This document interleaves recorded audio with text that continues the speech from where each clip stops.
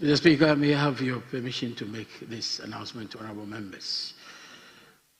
All members, this is to kindly inform you of the unavoidable absence of Right Honorable Speaker and to indicate that in accordance with Standing Order 12.2, in the absence of Speaker, the Honorable First Deputy Speaker will take the chair and handle all matters relating to proceedings of the House until Right Honorable Speaker resumes the chair.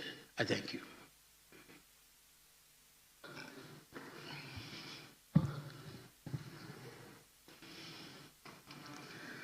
Honourable members, prayers. Almighty God, we humbly beseech thee to look the favour upon this Parliament of the Republic of Ghana. Grant that it may perform its high duty as in their sight. Give divine guidance to the President of the Republic. Endow members of Parliament and ministers of state with discernment and vision, integrity and courage, that through the labors of government, this land and people may be well and truly served, and their good purposes for the common human life be realized in our midst. O God, grant us a vision of our country, fair as it might be, a country of righteousness, where none shall wrong his neighbor, a country of plenty, where evil and poverty shall be done away with, a country of brotherhood, where all success shall be founded on service and honor shall be given to the deserving, a country of peace, where government shall rest on the will of the people and the love for the common good. Bless the effort of those who struggle to make this vision a living reality. Inspire and strengthen our people, that they may give time, thought, and sacrifice to speed the day of the coming beauty of Ghana and Africa. Amen.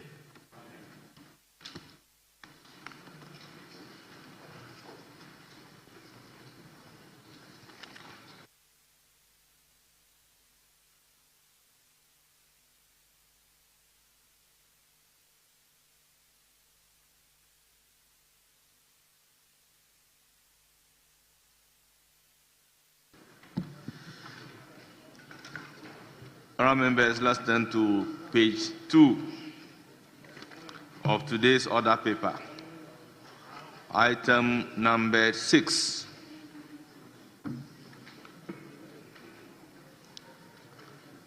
Correction of votes and proceedings and official reports. Honourable members, I have in my hand the vote and proceedings of Friday, 25th July 2025 for correction.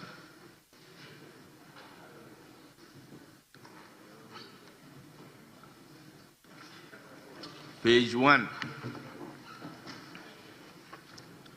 page 2, page 3,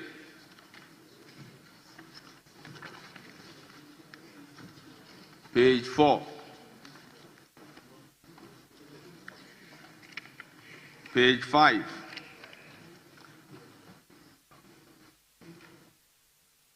page 6, page 7, page 8, page 9, page 10. Yes, Honorable Frank Afriye. Speaker, thank you so much.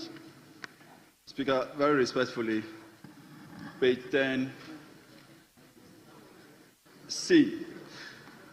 The standard rendition of the Ministry for Tourism, as we currently have, is a Ministry for Tourism, Culture and Creative Arts.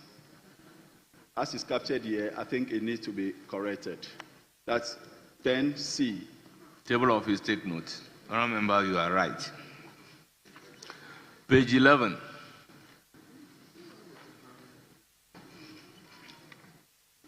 Page 12.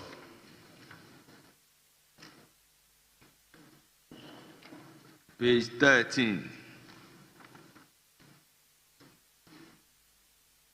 Page 14. Page 15.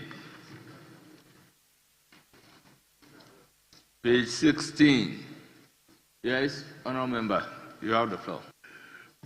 Thank you very much, Mr. Speaker. Mr. Speaker, I would like to take you to page 13.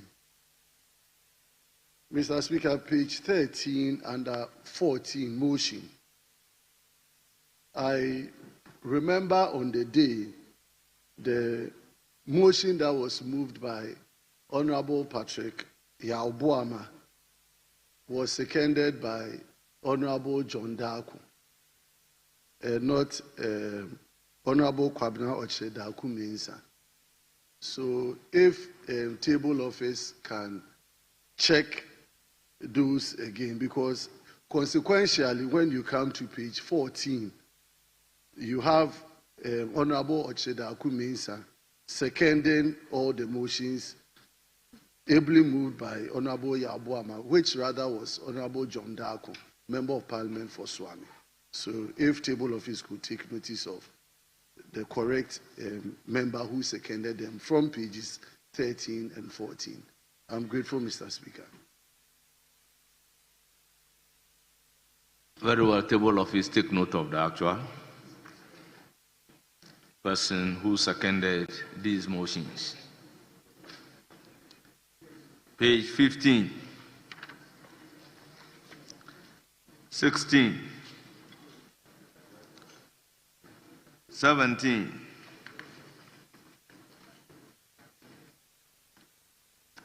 18, 19, 20, 21, 22, 23, 24,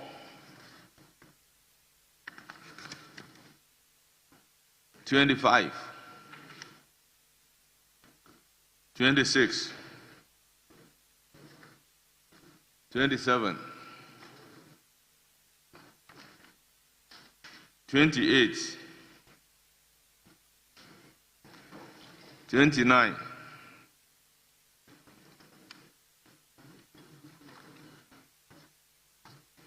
'Honourable members, the vote and proceedings of 25th July, as corrected, is hereby adopted as the true record of proceedings.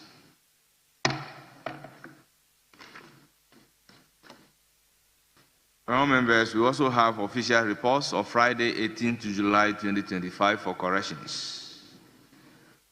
Honourable members, the floor is now open for correction of the official reports. Yes, Honourable Frank Afriye.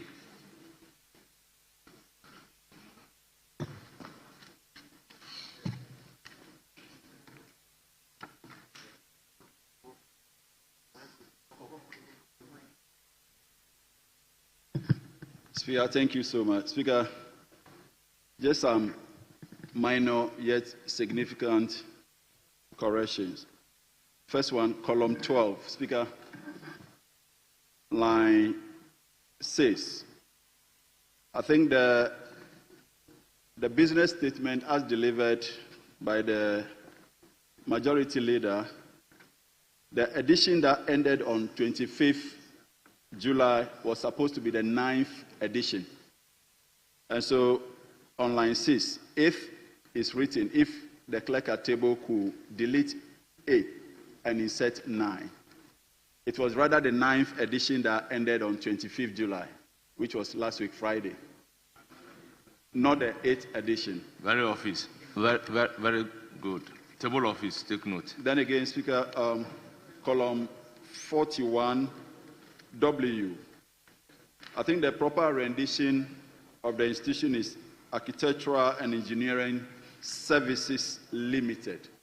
Over here is service. So if we could delete the singular and insert the plural. Yet again, let me kindly walk you to X. is supposed to be state interests and governance authority. So if they could add S to interest. Then the last one, Speaker, column 55, P. The annual statement by the audit committee of the Akim North.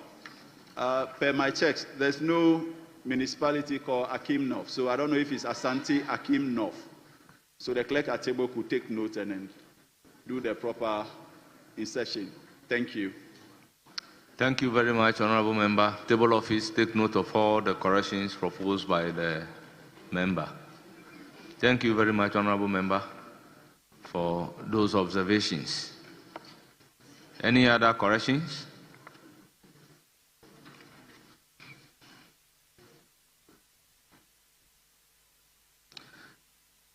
Honorable members, in the absence of any other corrections, the official report of Friday, 18th July 2025 is hereby adopted as the true record of proceedings.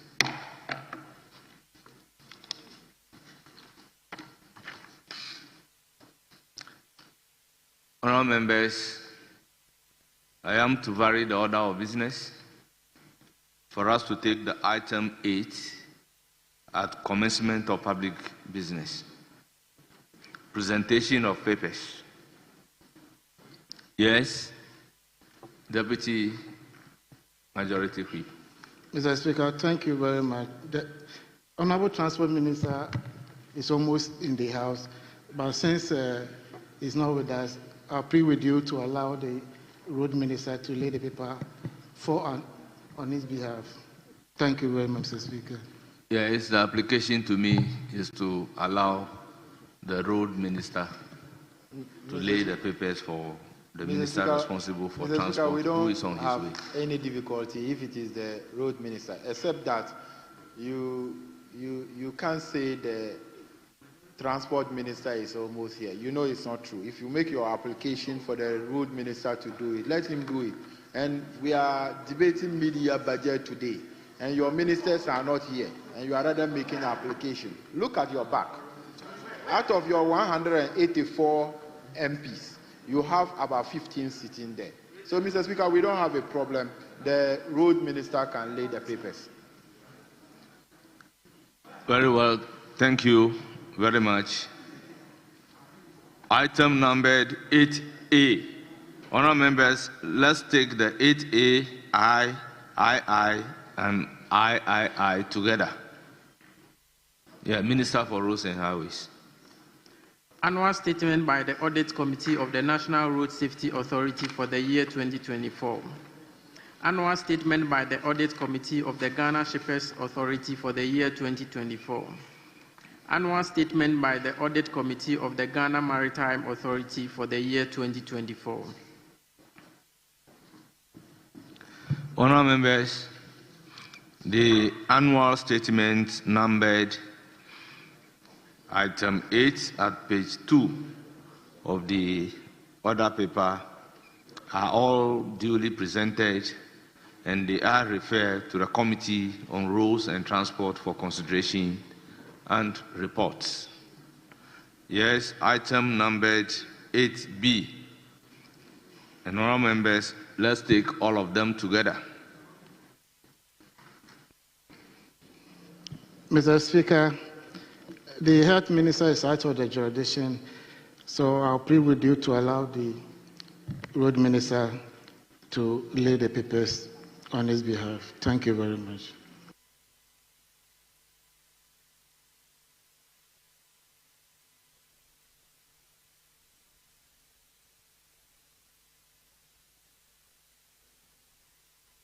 Yes, Honourable Minister for Roads and Highways.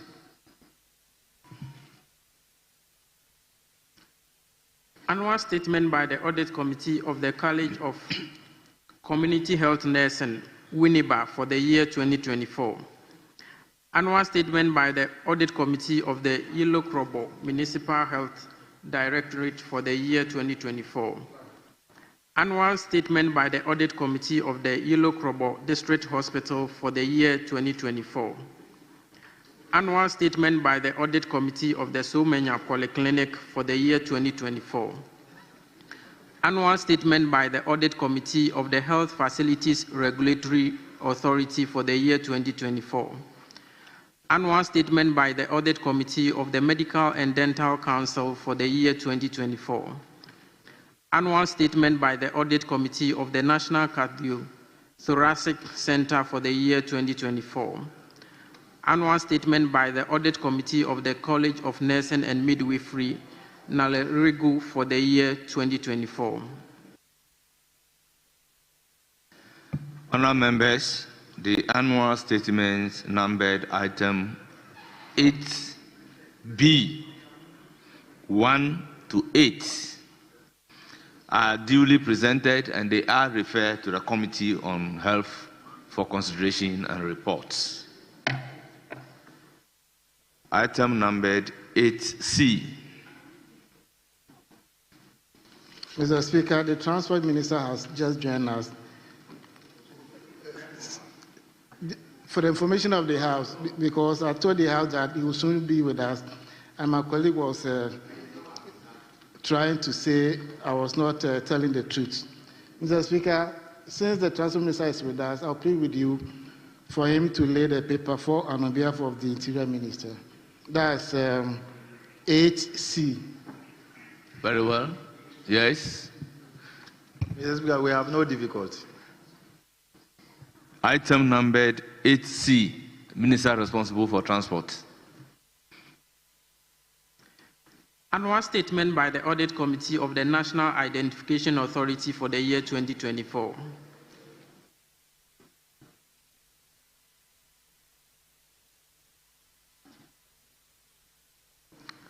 Honourable members, the annual statement has been duly presented and it is referred to the committee responsible for public administration and state interest for consideration and reports. Item numbered 8D. Mr. Speaker, going by the established protocol, I'll plead with you to allow the Transport Minister to lay the paper for Western Housing Ministry. Thank you very much. Yes, Honourable Minister for Transport. Item numbered 8D. Annual statement by the Audit Committee of the Ministry of Works, Housing and Water Resources for the year 2024. Honourable members, the annual statement has been duly presented and it is referred to the Committee on Works and Housing for consideration and reports. Item numbered 8E. Mr. Speaker, I plead with you for the Transport Minister to lead the last paper. On yes, behalf of Honourable Minister for Transport.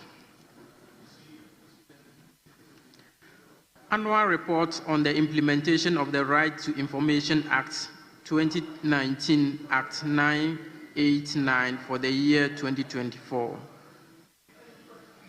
Honourable members, the annual statement has been duly presented and it is referred to the Committee on Information and Communications for consideration and reports.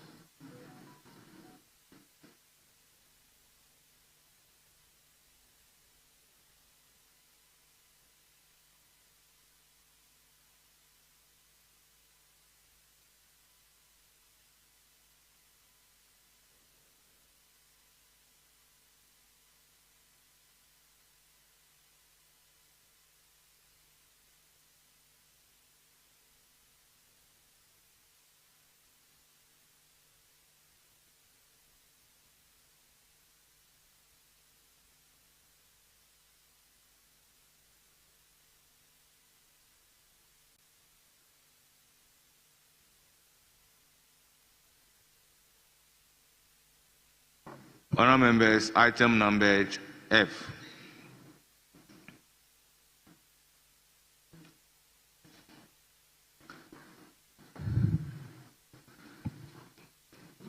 Honourable members, let's. Yes. Mr. Speaker, I think if it is the deputy whip by standing order 217, you can lay it. Very well.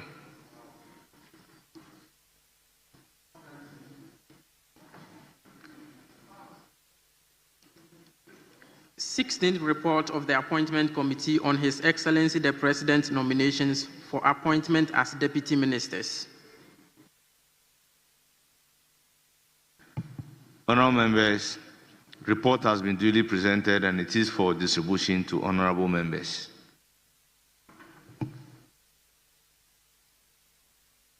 Yes, Deputy Majority Whip. Mr. Speaker, as agreed in the morning, we'll go back to statements. Very well. Item number 7. Statements.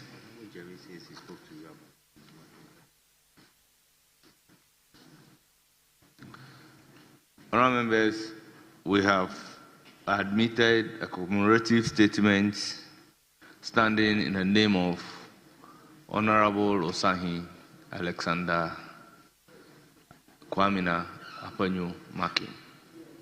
Honourable member, you have the floor.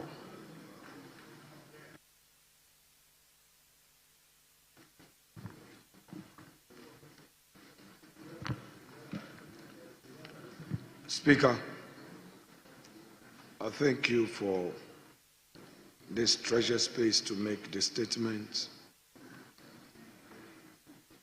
in accordance with the rules of this House. Mr. Speaker, World Hepatitis Day is celebrated every year on 28th of July, the birthday of Nobel Prize winner Baruch Samuel Lumba, who uncovered the hepatitis B virus and created the first vaccination. Hepatitis B is the inflammation of the liver, which is caused by a number of factors, including autoimmune conditions, alcohol abuse, and viral infections. Hepatitis B, hepatitis, let's break it down, is a theme for the year 2025, and it's a call to seek urgent action in order to get rid of systemic, financial, and social barriers, including the stigma of hepatitis, which restricts access to prevention, testing, and the treatment of hepatitis B or C. It is estimated that 304 million people live with hepatitis around the world, and out of this number, 1.3 million people die each year due to liver cancer or cirrhosis. Mr. Speaker, hepatitis is a major public health threat in Ghana, and approximately 4 million Ghanaians live with hepatitis and are not even aware of it due to the lack of healthcare facilities in rural areas especially.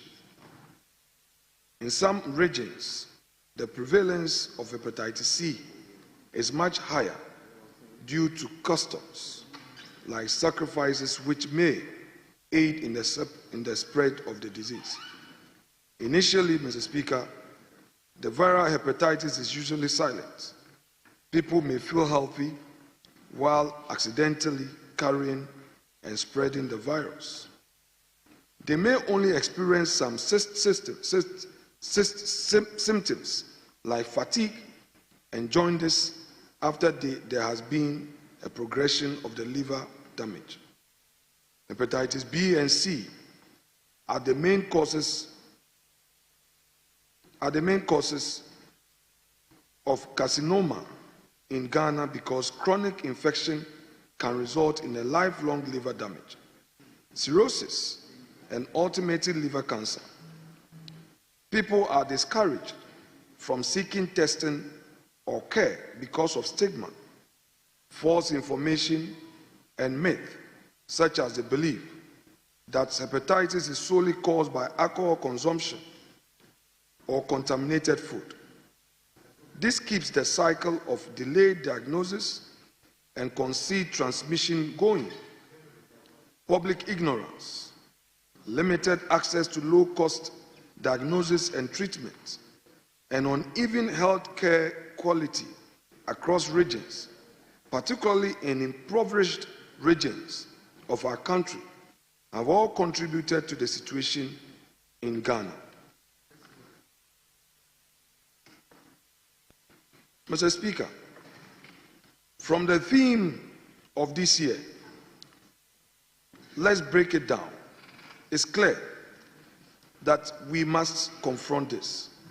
We must break down the walls of ignorance, stigma, inaccessibility, and above all, costs, which continue to deny many citizens the opportunity to access proper diagnosis, care, and treatment.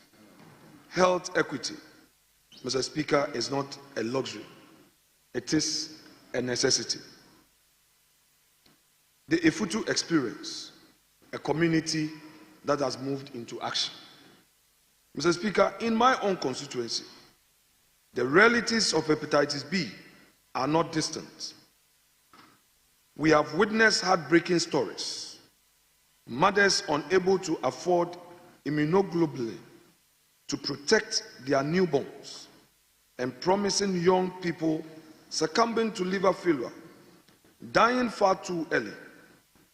As a member of Parliament, I could not sit back and watch this trend continue. In 2023, I commissioned a constituency-wide health survey on hepatitis B, conducted in partnership with medical professionals. The findings were deeply alarming, revealing elevated prevalence rates, particularly among youth and pregnant women. It became clear to me that the cost of inaction was far too high. In response to this crisis, we launched the HepaGuard project, which has now become institutionalized as the Afenyomakin Care Foundation. I personally supported this initiative with an initial commitment of 1 million Ghana cedis to facilitate screening and vaccination of the people of Efutu through this project. Mr. Speaker, this Afenyomakin Care started in 2023. Over 20,000 individuals have been screened and vaccinated in the Efutu constituency. Hundreds of individuals have been initiated on treatment. Dozens of newborns have received free hepatitis B immunoglobulin to prevent mother-to-child transmission. And Mr. Speaker, to consolidate these efforts, construction is currently underway for a dedicated hepatitis B and liver care center in Efutu, the first of its kind in the region. Further, every 27th of May, which also marks my birthday, has been designated as Hepatitis B Awareness Day in Efutu. Mr. Speaker, while community efforts like these are commendable, they are not substitute for national policy action. More needs to be done. The broader national picture. 1. Hepatitis B continues to be a silent epidemic in Ghana. According to the WHO, 254 million people live with chronic hepatitis B globally, claiming over 1.1 million lives in 2022, largely from liver cancer, as already stated. Sub-Saharan Africa carries a disproportionate burden. Over 91 million people in the region are infected, and in 2019 alone, 125,000 deaths were recorded from hepatitis B and C. Worse still, 90% of those infected do not know their status, and someone dies every 30 seconds from hepatitis B, hepatitis-related complications. These are not just statistics.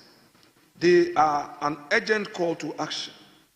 Mr. Speaker, here in Ghana, the statistics are no less sobering. According to the Ghana Health Service and WHO estimates, Ghana has an estimated prevalence rate of 12% for hepatitis B, with even higher rates recorded in some rural districts.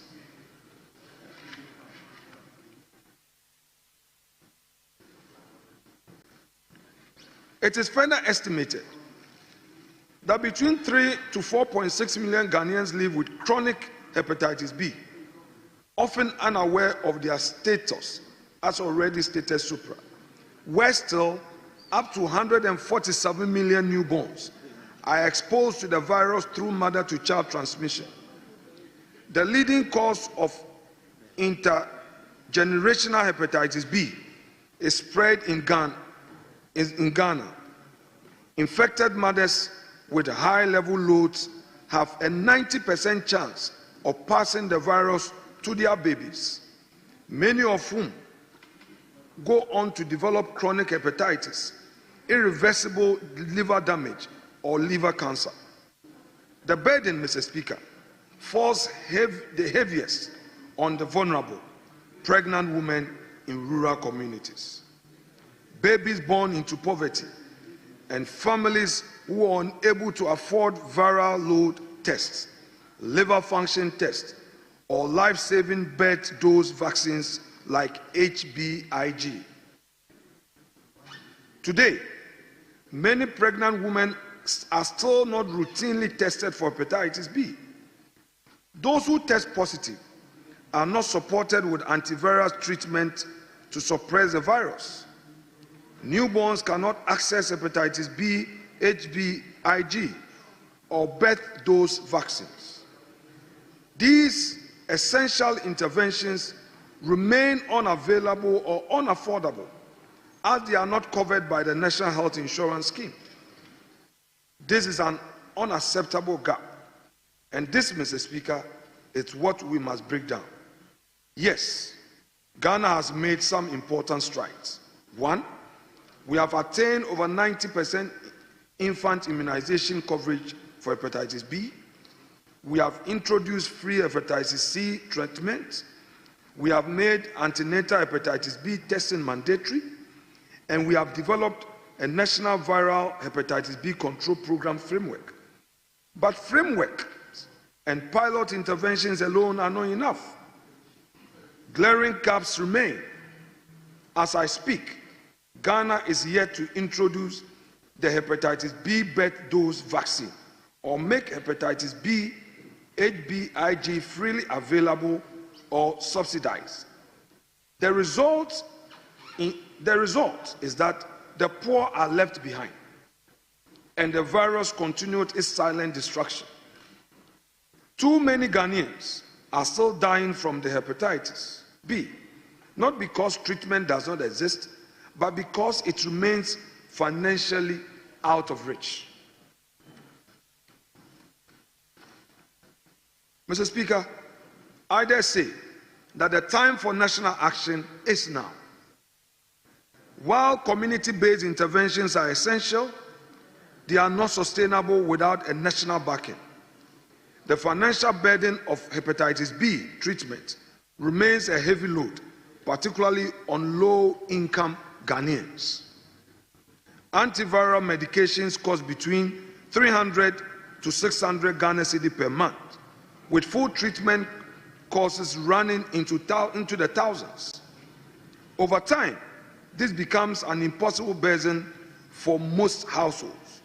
So most patients go untreated, not by choice, but by circumstances. I reiterate a call I first made on this floor in 2023. Let us include hepatitis B treatment under NHIS coverage. We have done it for certain chronic conditions. We can and must do it for hepatitis B. Let us also expand free community screening and antenatal testing, fund birth dose vaccine roll out and subsidize hepatitis B, HBIG, launch a national hepatitis B awareness campaign to fight stigma and misinformation, equip every regional hospital with dedicated liver care services.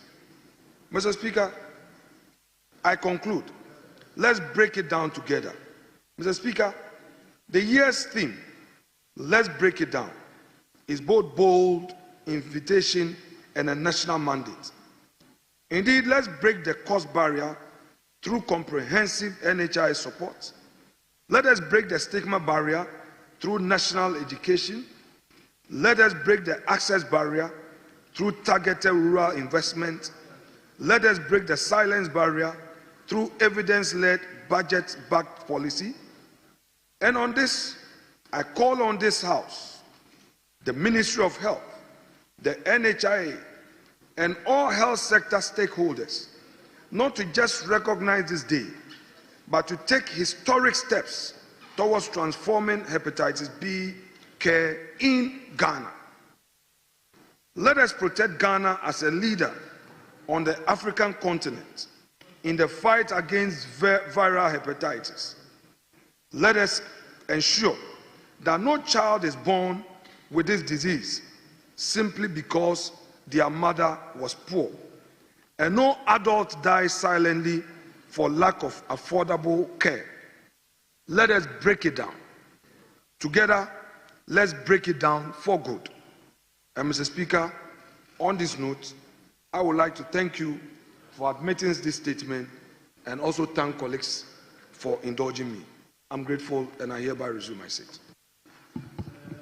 Thank you very much for making that important statement. Honourable members, I'll open the floor for comment. Yes, you have the floor. Thank you, Mr. Speaker, for the opportunity to contribute to the statement ably made by the Honourable Minority Leader. Let me commend Minority Leader for bringing this important matter before the House and commend the interventions he's making in Efutu to deal with hepatitis.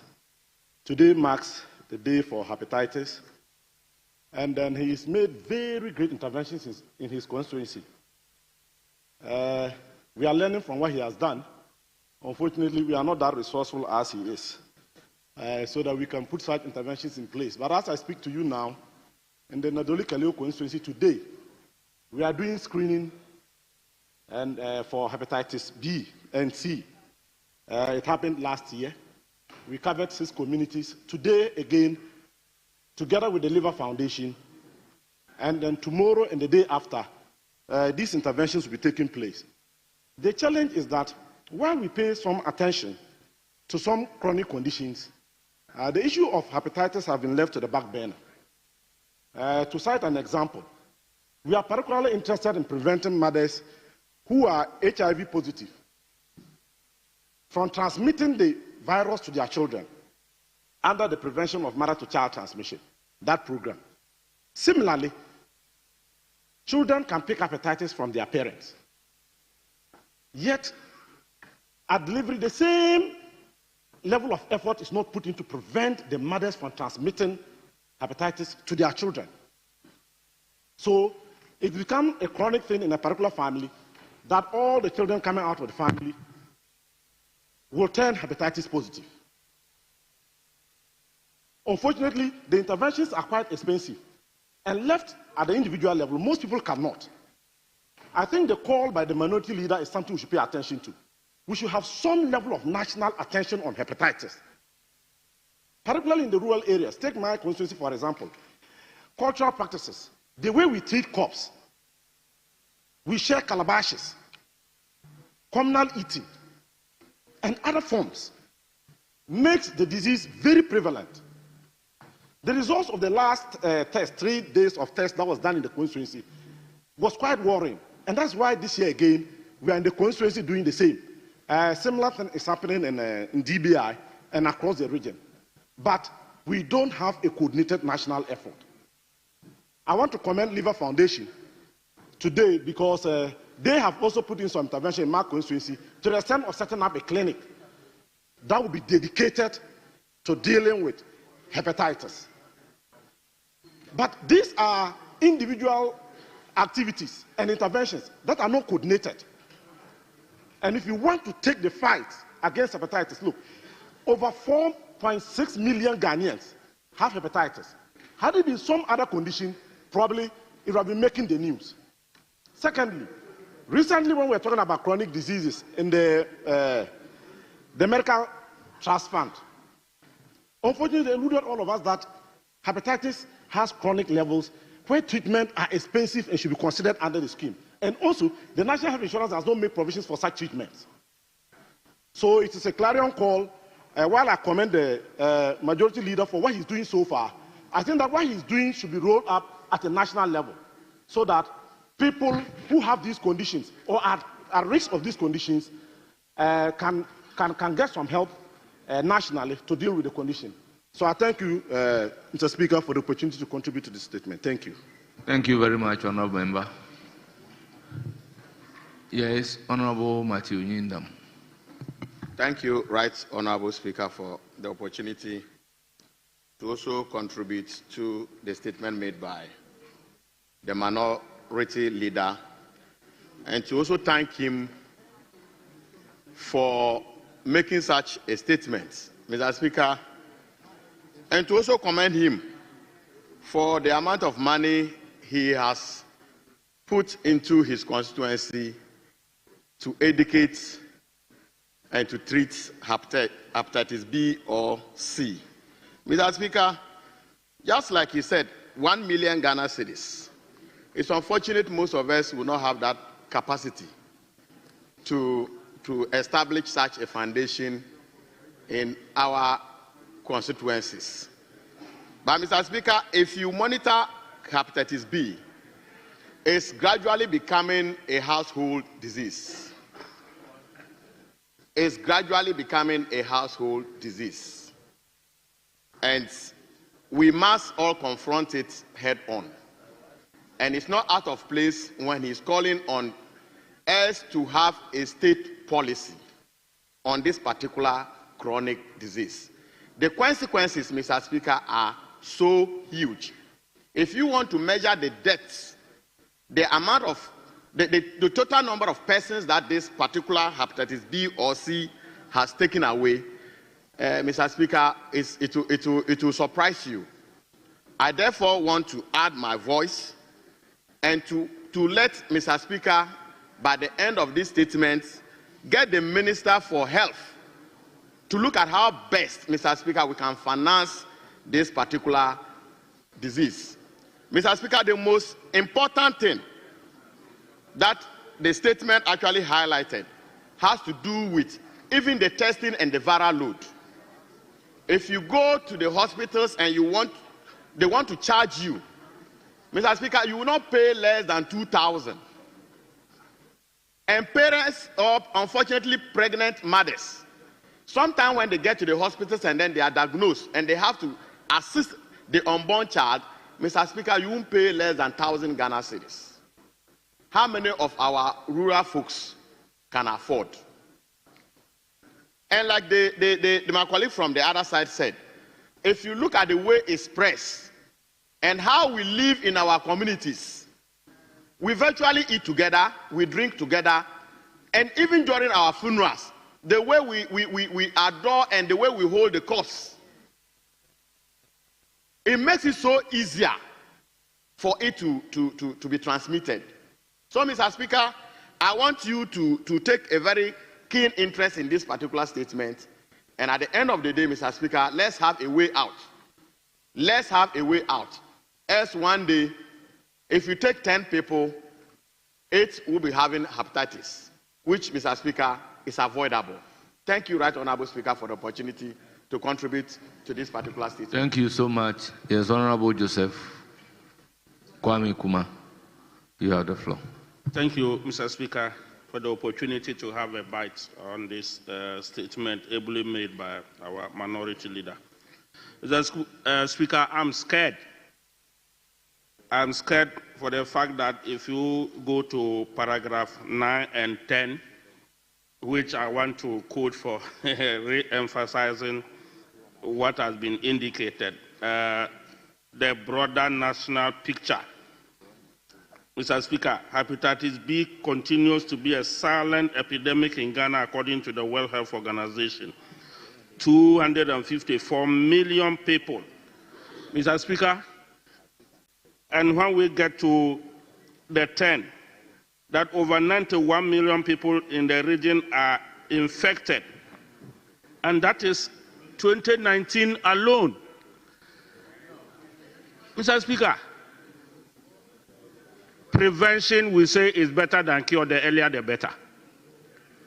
We have nothing more to say than to quickly refer this issue to the Health Committee, Mr. Speaker, for them to quickly let the Health Minister, let Public Health Authority engage in public advocacy so that we save our people.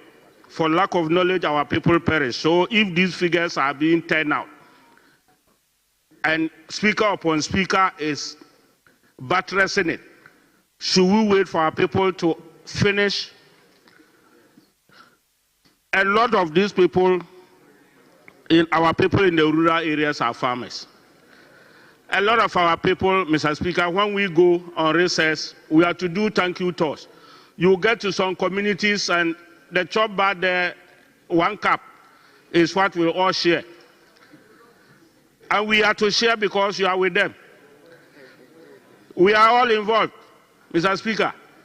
If we don't wake up to this call and treat it as a national security issue or a disaster, we are finishing. We are poor already. And so if the able-bodied people who are our farmers are to have this disease, then where are we? Our children are in schools, boarding houses. It's not easy. Mr. Speaker, please, I plead with you, make an urgent referral of this issue so that we save ourselves. Thank you very much for the opportunity. Thank you. Yes, Honourable Member, you have the floor. Thank you, Mr. Speaker.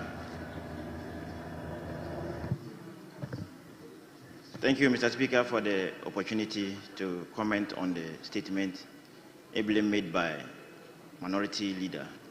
Mr. Speaker, this is a very important statement that, as a nation, we must take it serious. If you look at the socioeconomic impact of hepatitis B on the individual, the society, and then the country as a whole, it calls for urgent attention. Mr. Speaker, as the maker of the statement said, we have viral hepatitis and non-viral hepatitis. With the viral hepatitis, we have A, B, C, D, D and E. A, B, C, D, and E. And then non-viral hepatitis, these are drug-induced hepatitis, alcohol-induced hepatitis, and then we can have autoimmune hepatitis. Right, Honorable Speaker, the problem with hepatitis B and C is that it spreads faster than even HIV, especially the hepatitis B. It spreads faster than HIV.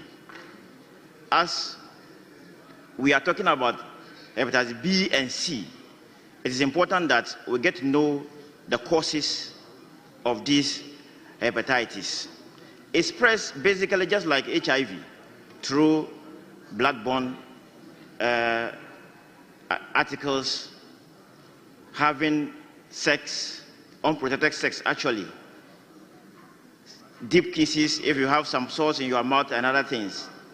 Honorable Speaker, sharing articles, especially the razor, contaminated one, brushes, and all those things.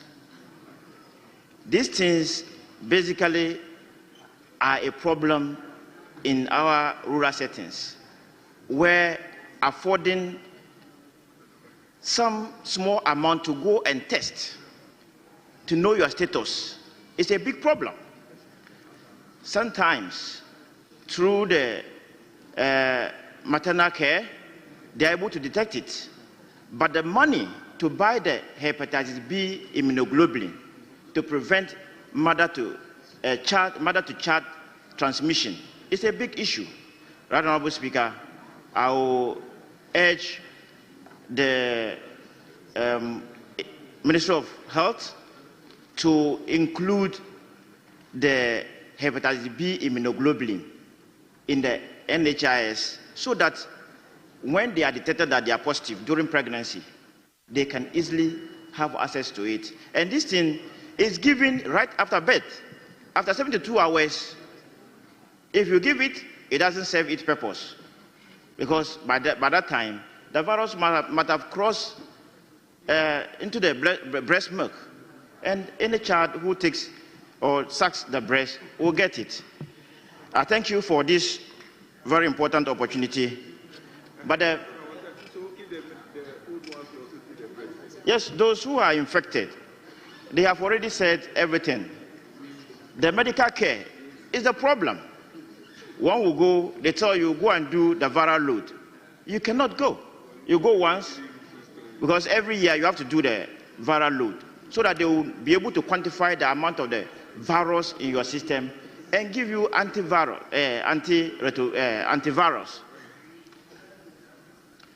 But the problem is the low settings. Are we able to afford these things? It's a big issue. And Honorable Speaker, some of us have done the screening. And if you see the number of people who you did not even expect to have this kind of virus, is so appalling. Just like the minority leader stated, I have made it a policy to also do the screening as I started every year, so that those that will detect will be able to, manage them. But another thing is vaccination. Getting access to the hepatitis B vaccination is another thing. It's costly because you have to take it 3 times if you are not infected. But the people cannot afford these things. Right, Honorable Speaker, seriously, we must include hepatitis B treatment and screening so that in Mahama care, so that it will make it easy for the people to access. Thank you, Honorable Speaker. Thank you. Yes, Honorable Dr. Grace Dankwa, Professor. Thank you, Mr. Chair, and Mr. Speaker, sorry. And thank you. I would like to thank the maker of this statement. Hepatitis B is actually a very important public health concern in Ghana. Currently, we have about 4.6 million people in Ghana with hepatitis B, and that makes 10.4% of the population. It causes about 14,000 deaths every year. And hepatitis B and C basically are the ones that are infectious. They lead to liver diseases such as liver cirrhosis, where the liver is filled with fat and the liver is not functioning, and eventually to liver cancer. And it is the #1 cause of liver cancer in Ghana.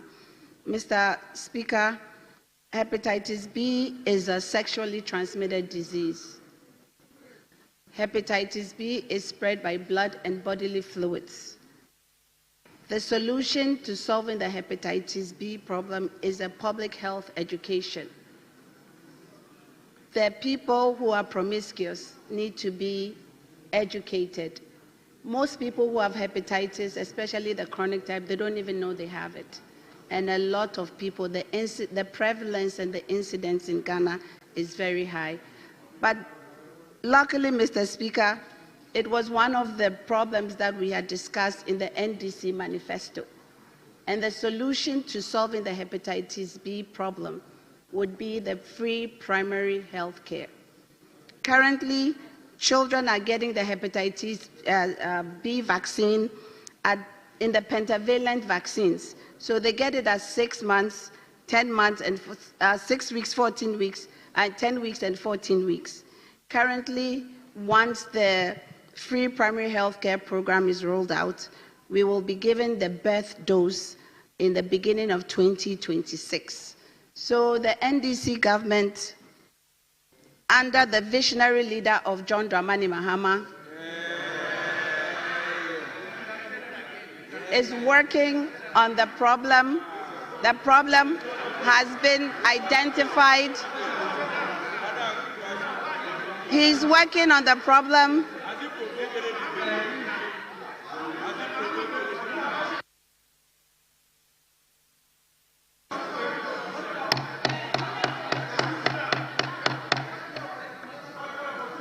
Honourable members, let's have some order. The problem has been identified. We are on course. We are working on bringing the birth dose vaccine, which is for the children that are immediately born. The infants, the newborns, will be receiving a dose in the beginning of 2026. Once the free primary health care program kicks in, we will do national surveillance. We will add the hepatitis B vaccine for adults.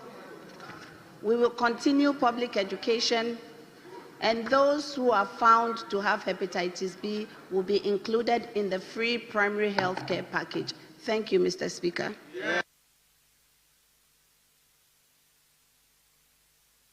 Thank you so much. Honourable leaders, honourable members, based on very well, Sir Honourable Jerry Shai. Speaker, I thank you very much for this opportunity. Speaker, let me take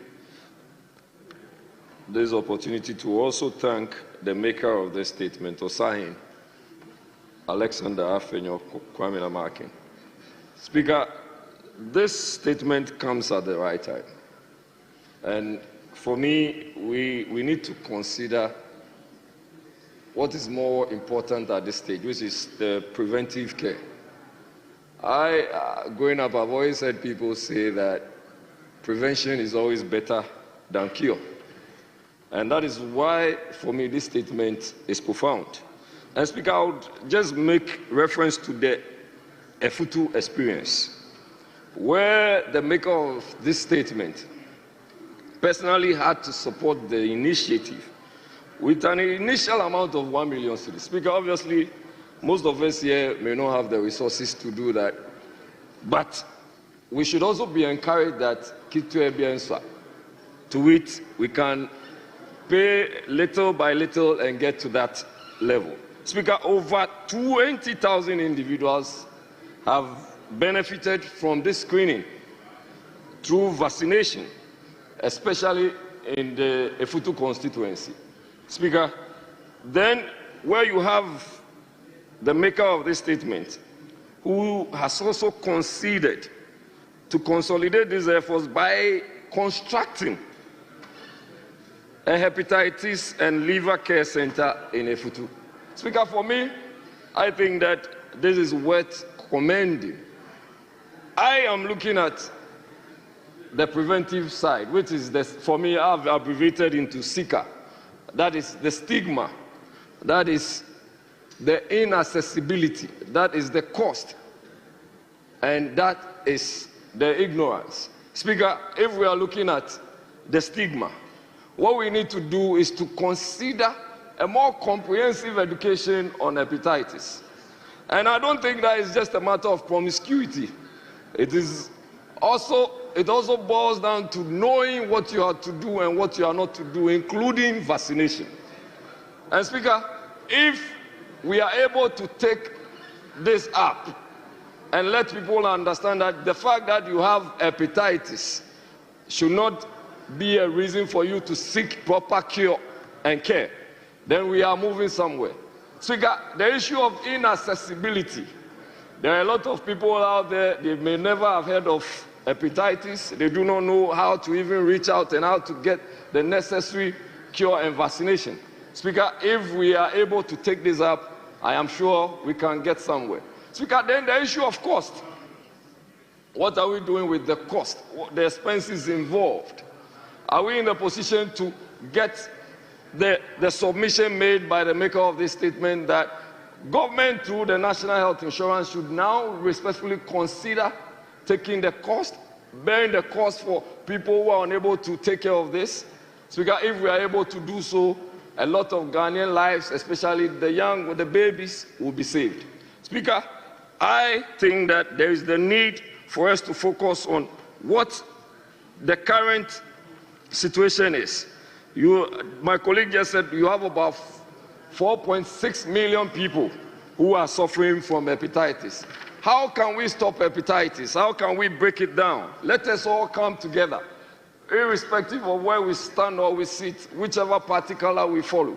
Let us appreciate that hepatitis should be the thing of the past. Let us help in preventing hepatitis. Let's start now. Start from your homes. Start from educating your children. Start with educating your children. Start with educating people who are nearer to you. Let them understand that hepatitis can also kill. It can affect your liver. It can take lives as much as possible. Speaker, with that, I am sure we can move forward as a nation and have a lesser number of people suffering from hepatitis, and at most have it removed from this society called Ghana.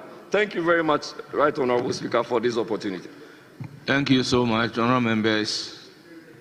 The statement made by the minority leader is a very important one. I would therefore direct that the statement be transmitted to the minister responsible for health. But at conclave, we agree it's going to be 3-3. Is that not what we agreed upon? Plus leadership 1-1. Including the leadership here is 3. We have the last slot. I'm saying that including the leadership here is 3, but I have taken 3 here.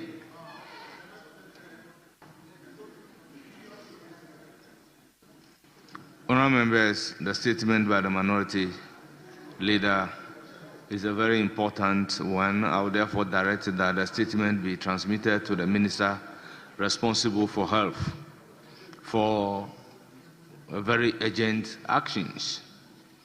In fact, the numbers are very scary. I also urge every Ghanaian to adopt a very good health practices so that we can avoid the complication from some of these diseases. So, clerk at table accordingly direct you to transmit the statement to the minister responsible for health. His intervention is very important in this regard. Honourable members, we also have 2 statements. One, standing in the name of Honourable Akwesi Konedu, MP for Menchia North,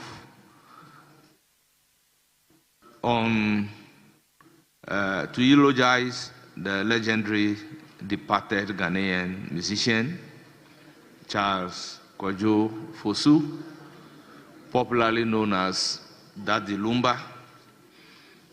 Same statement is coming from Honourable Adelaide Ntim, MP for Nsuta Kwamai Biposu, on the passing of the legendary musician Charles Kojo Fosu. I urge the House to bear with me so that we can take the statement jointly. So I'll first give the floor to Honourable Akwesi Konedu. Thank you very much, Right Honourable Speaker. Mr. Speaker, I rise today with a heavy heart, yet a deep sense of reverence and pride, to pay tribute to one of Ghana's greatest musical legends, Charles Kojo Fosu, widely known as Daddy Lumba. His passing on the 26th of July 2025 at the Bank Hospital in Accra, after a short illness, marks the end of an era in Ghana's rich musical history. He was 60 years old, hailed from Ekwo in Suta in the Ashanti region. Nonetheless, it is believed that he had lineage and could be traced to Pakoso, a town I come from. Interestingly, Mr. Speaker, unbeknownst to many, he was once rumored to have aspirations to become the chief of Pakoso, highlighting his roots and potential influence in the community. Mr. Speaker, Daddy Lumba was not just a musician, he was a maestro, an icon whose influence transcended generations and borders. Widely regarded as the greatest musician of all times, his contribution to high life music is unparalleled. Through a remarkable career spanning over 4 decades, he produced 30 albums and composed more than 200 songs, many of which continue to enjoy airplay today. His ability to touch on a wide array of themes, including love, heartbreak, forgiveness, wealth, death, betrayal, beauty, resilience, demonstrate the depth and breadth of his artistry. What made Daddy Lumba truly extraordinary, Mr. Speaker, was his linguistic dexterity and poetic use of the Akan language, particularly Asante Twi.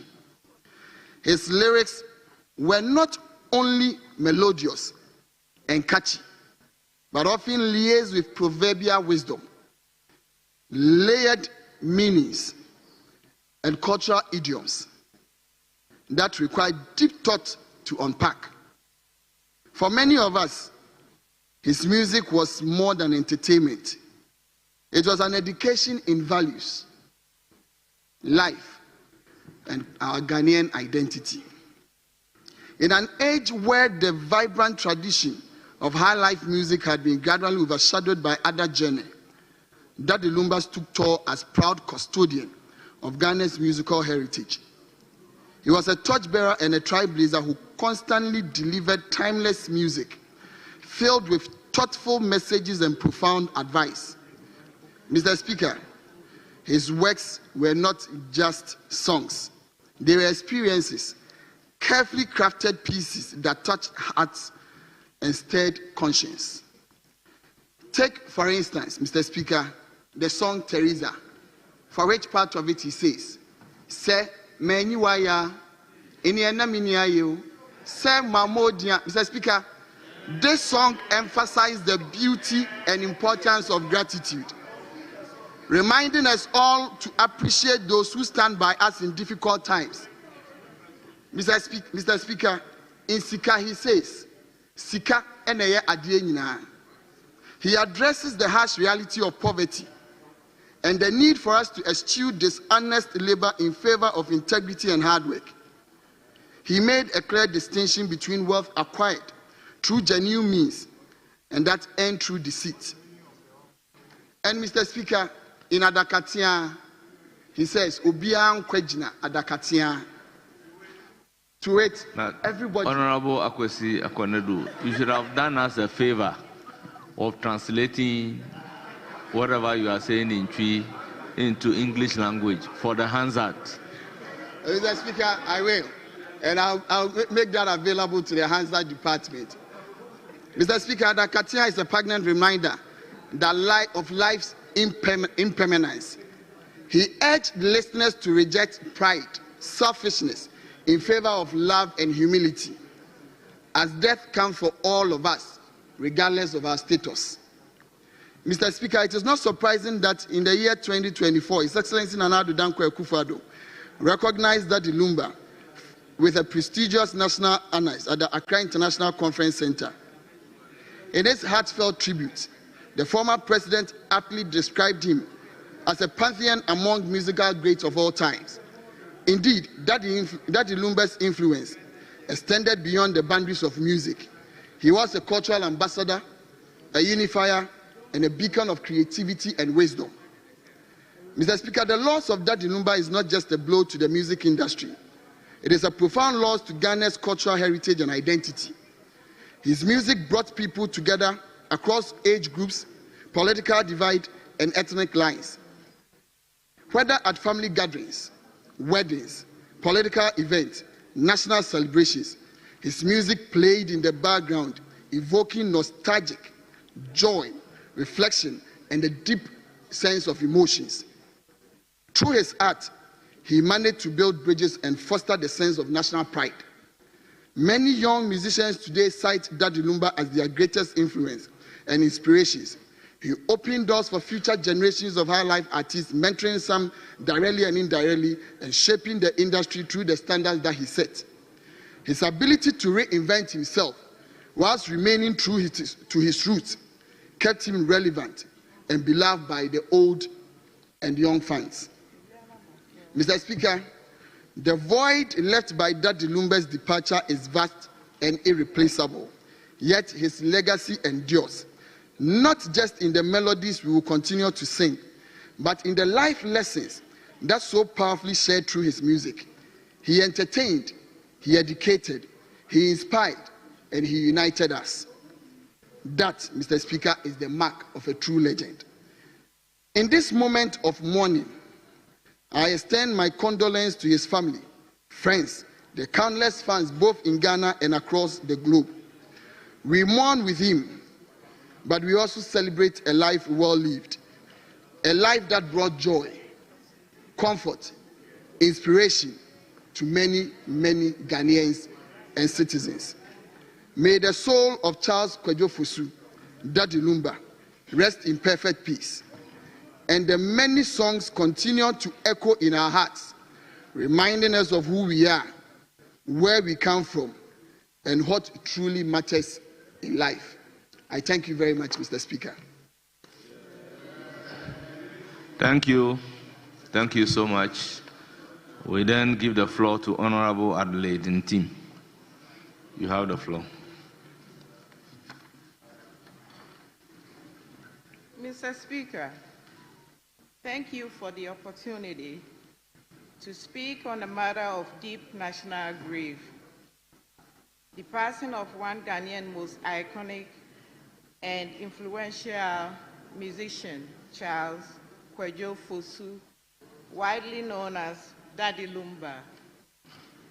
Mr. Speaker, Daddy Lumba was born from Insuta, Ekuo, in the Central District, representing the Insuta Kwamai Biposo constituency of the Ashanti region.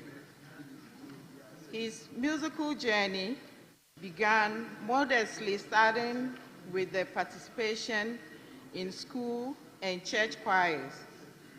It later took him to Germany, where he teamed up with Nana Echampong to release the groundbreaking track Yayaka Aquentium, a song that launched a career lasting over 3 decades. Mr. Speaker, Daddy Lumba was more than a singer. He was a cultural icon. His music spanned generations, touching on themes of love, life, hardship, and celebration. He voiced the everyday experiences of Ghanaians, becoming a household name across the country and beyond. Mr. Speaker, his contributions to Ghanaian music industry are invaluable. He was a pioneer of high life and hip life genres, mentoring many prominent artists. His sound evolved, yet his authenticity always remained intact. Mr. Speaker, on behalf of the grief and people of Insuta Kwamai Biposo constituency, the entire Central District, and especially the paramount chief of the Insuta traditional area, Nana Asamoah Gyamfi Setre II, I call upon this House and the nation to mourn with us. Mr. Speaker, Ghana has lost a legend, but his legacy endures. I humbly appeal to the Honorable House and the government to consider awarding national honors, including a state-assisted funeral,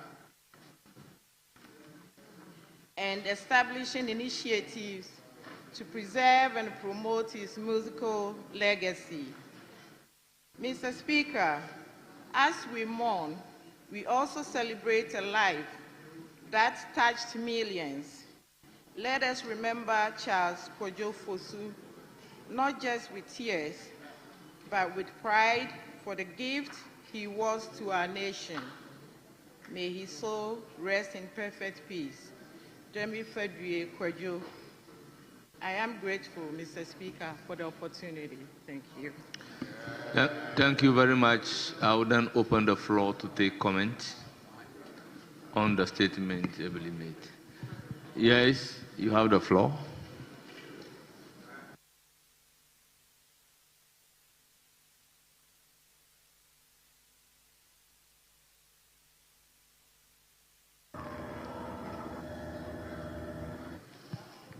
Thank you very much, Right Honorable Speaker, for the opportunity to comment on the statement ably made by my two colleagues eulogizing Ghana's most influential musical legend in recent history, Charles Kojo Fosu, popularly known as Daddy Lumba. Mr. Speaker, the news of the sudden demise of Daddy Lumba came to many as a surprise, taking into consideration the fact that most recently he celebrated his 60th birthday, and very little would one have considered that he would pass on to the next world. Mr. Speaker, as had been indicated by the makers of the statement, the musical contribution of Daddy Lumba spanned about 4 decades, which means that Daddy Lumba launched himself into Ghana's musical space at a very early age of about 20 years thereabout.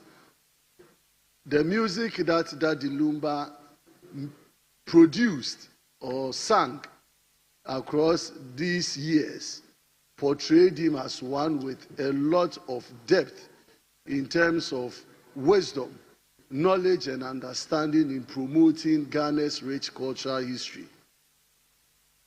When we heard of the first song, Meyaka Kwentum, with Nane Champo, those of us who were then in our primary school to secondary school days realized that this was a song that we could really relate to. But, Mr. Speaker, one song that I'm fondly remember Daddy Lumba of, and this house have to take particular notice, is a song, Yano Sekwa. Mr. Speaker, I don't know if you've heard it before. Yano Sekwa, Yano Sekwa, Susuban Paso Nada, Yano Sekwa. Mr. Speaker, to wait. The majority is always laughing with the minority. But we are unable to appreciate the love and the bond that we have to stay in this house together. So, with the demise of Daddy Lumba, Mr. Speaker, I want to urge this house to remember Daddy Lumba with this song that we have to unite as a house and as a country. That when we deal, we should deal with ourselves in honesty and not in betrayal. Mr. Speaker, with that said, I want to pay glowing tribute to Charles Kojo Fosu for his contribution to music in this country. And as has been proposed, I believe that the state ought to give him the needed honors and then give him a befitting funeral so that subsequent generations and the musical talents that are unfolding would also learn from the lessons that Daddy Lumba has given us. Mr. Speaker, with this, I want to thank the makers of the statement for what they've done in remembering Charles Kojo Fosu, our darling Daddy Lumba. Thank you for the opportunity, Speaker. Any further contribution? Yes, you have the floor. Thank you very much. hepatitis.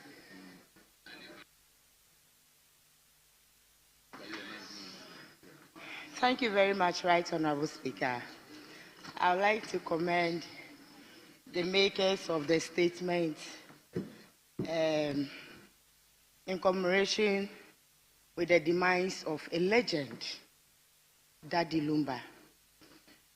His music is not only played at parties, weddings, but it's a message to the entire nation. It's a message of hope, message of unity. One of his popular songs that is always played in my constituency, Teresa. Wherever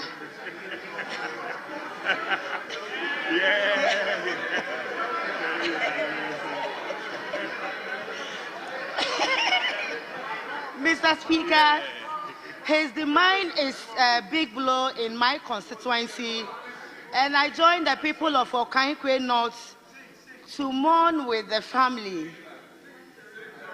Sing Teresa for us. Semanyiwaya, Onyana Minyayo, Sema Modia, Miabonia Yefo. So wait. Teresa, go on.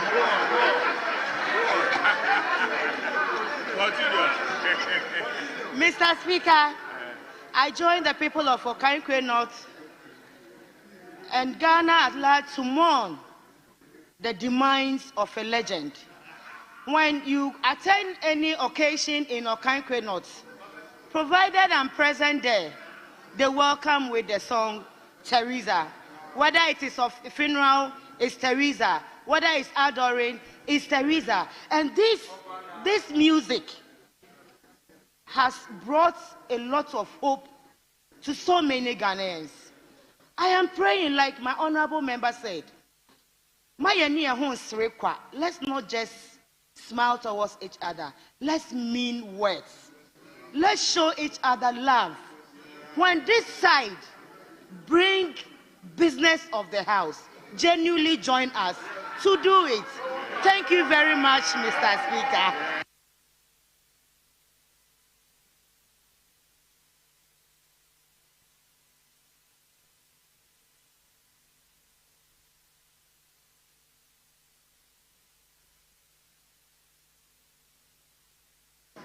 Yes, Honorable Matthew Nyundam. Thank you, Right Honorable Speaker. Today is a very sad day that a man I so loved and cherished is no more. Mr. Speaker, I extend my condolences to the family and to the nation and to the music industry. Mr. Speaker, Dada Lumba never dies. Because if you take the music industry, the music of Dada Lumba will stay forever and ever. Mr. Speaker, I am very sure, and I will not be afraid. I will say, for that, if you take the country as a whole, everyone at least will like one or two of Dada Lumba's music, and I can see it from the faces of my colleagues. If you are sad, Mr. Speaker, just play Dada Lumba's music and you'll be fine. If you are quarreling with your wife, just play Dada Lumba's music and you'll be fine. Mr. Speaker, even if you want to go and do galamsey, play Dada Lumba's music and you'll be encouraged. Mr. Speaker, the man is a legend. If you want to know with your wife, you have a problem, just play Odo me pewa sempa o na abwa hia pem pem pem pem pem pem pem pem pem pem pem Odo me pewa sempa o na abwa hia na mpira di pantia me pewa sempa o Oya na wanchira the pantia. Daddy me pawase mu bebre. Your wife is good to go. Mr. Speaker, Munke Babia de Pakoshe Akoshe to Krum. Mr. Speaker, this is for the Galamsey people. Munke Babia at the Pakoshe Akoshe to Krum. So you know that you know where to go and harvest. Mr. Speaker, so for that Lumba, if you're a young man, Mr. Speaker, if you're a young man and you want to make life, listen to that Lumba's music. I'm telling you, if you play that Lumba's music, Mr. Speaker, you'll be good to go. Let's all use this opportunity. Although he's no more, let's learn, let's play his music. Let's try as much as possible to pick the West. Just like others have said, we are in this house together. We are in this house together. When we are laughing, let's express genuine laugh. Let's do it together. We should not pretend. We should not pretend. Because you don't know when. It could be tomorrow, it could be tomorrow next. So, Mr. Speaker, I want to thank you and I want to encourage you. I know you are a Lumba fan because looking at your face, I can see one or two music in your face. When you get home, try and pick one or two, and I'm sure that you will be okay. Because sometimes when you sit there, you can be, Mr. Speaker, you understand what I mean. So on that note, I want to thank you for the opportunity. And once again, I want to express my condolences to the family. And like one of the statements said, we should treat him as a legend, as a nation. Let's see how we can give him a befitting barrier. It's so important because people like Dada Lumba, you cannot get them much. Let's see how, as a state, as a nation, we can eulogize our heroes. Thank you very much, Mr. Speaker.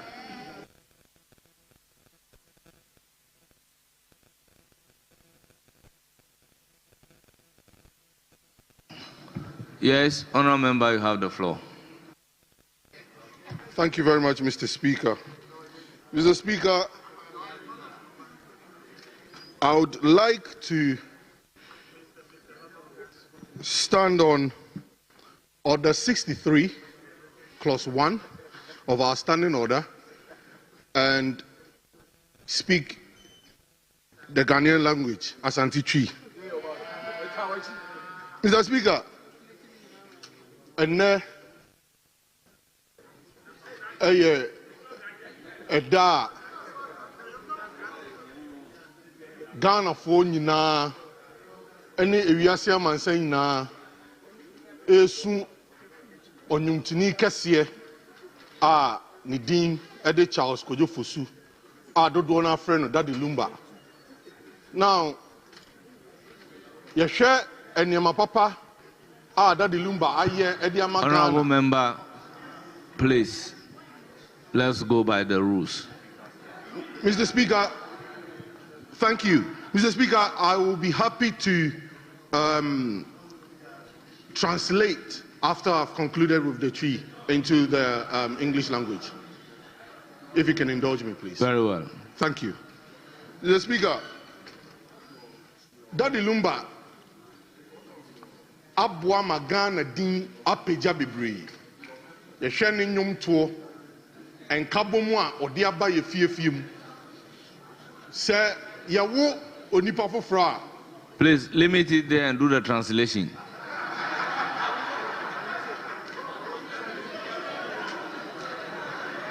Very well, Mr. Speaker. Very well, Mr. Speaker. Mr. Speaker, to wait. Daddy Lumba is a great musician. He has sold Ghana across the borders of the world. Now, as a musician from Ghana, I believe and I know that Daddy Lumba has actually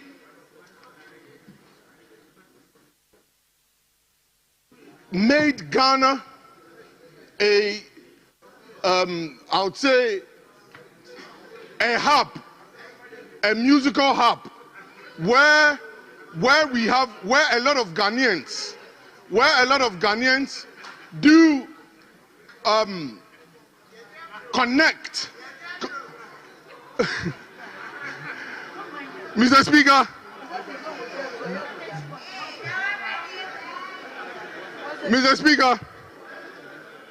Speaker, I'll summarize it up and say that Daddy Lumba is a great musician. He has connected Ghana to the world, and so I pray that the government of today helps the family to have a befitting burial for him, and then help musicians in Ghana to protect their intellectual, what is it called? Can you help me, please? It's their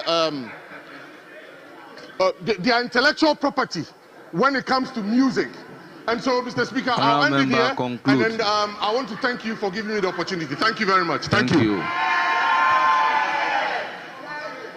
Honourable members, because we don't have the facility, everything that has been said in Twi but not translated into English is ordered to be expunged from the record. Yes, Honourable Member, you have the floor. Thank you, Mr. Speaker.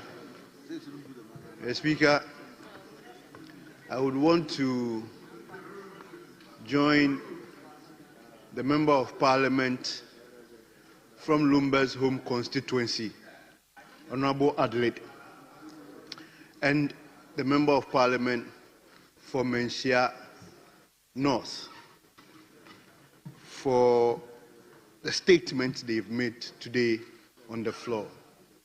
Mr. Speaker, it is with great heart and deep sorrow I want to join the teeming Ghanaians who are today mourning the passage of the legend, the icon, the Speaker, the star of Ghana, Charles Kwadwo Fosu, a.k.a.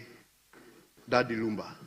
The Speaker, in fact, I am one of the members of the fan club of Daddy Lumba. And my favorite song of all time, the Speaker, if you would permit me, I would want to take a few lines. Semenya ubone, now you yem se o time ya, the uchrimia, and ya ubu, the uchrimia, utamia, se uchrimia, and the ubu. The Speaker, to it out there, to it. The Speaker, to it, if I have not done any wrong to you, I have not offended you in any way, I have not wronged you, the Speaker, and you hate me, then you are lying. The Speaker, the track goes on to even say how he is fortified in the word of God. The Speaker, this is the man we are celebrating today. As a young party boy, MPP young man, very fan of the party, the Speaker, one of his major campaign songs, Na na na oye we now, na na dear, he's born to succeed. Na na kufuado ye we now. The Speaker, where you will even enjoy that one most is where you go, hey no sunoi, kukurudu.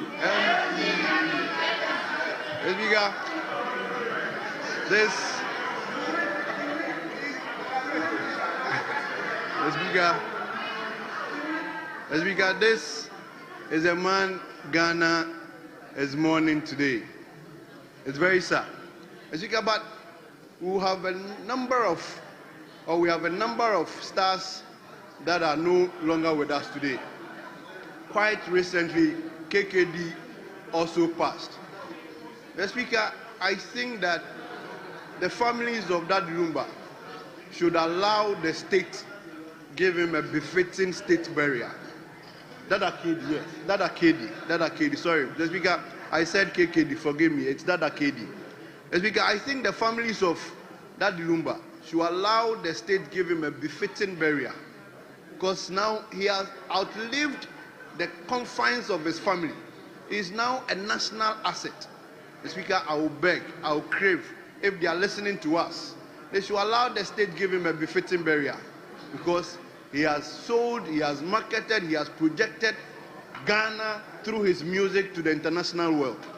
Mr. Speaker, I think that finally I would want to beg that the nation should have a high life museum where we have all our high life musicians, art and their works being displayed there.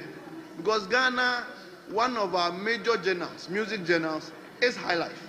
Mr. Speaker, we do not even have anything in this country that depicts the fact that that is our music journal. Mr. Speaker, we should use the passage of Lumba to make sure that we set up a music journal, high life studios or high life museum, so that Ghana and everybody who comes to Ghana can have a share of that. Mr. Speaker, to conclude, I want to take the lines again. Now you Honourable member, no singing. Conclude. Please conclude. I'm concluding. So time here. Honourable member, conclude. Can you resume your seat? Yes, leadership. Mr. Speaker, I will yield to Honourable. Very well. Yes. Honourable Nitiwood. Mr. Speaker, I want to thank you very much. So when news broke out that we had indeed lost Daddy Lumba, I am almost certain that there are many people in this chamber who shed a tear, including myself.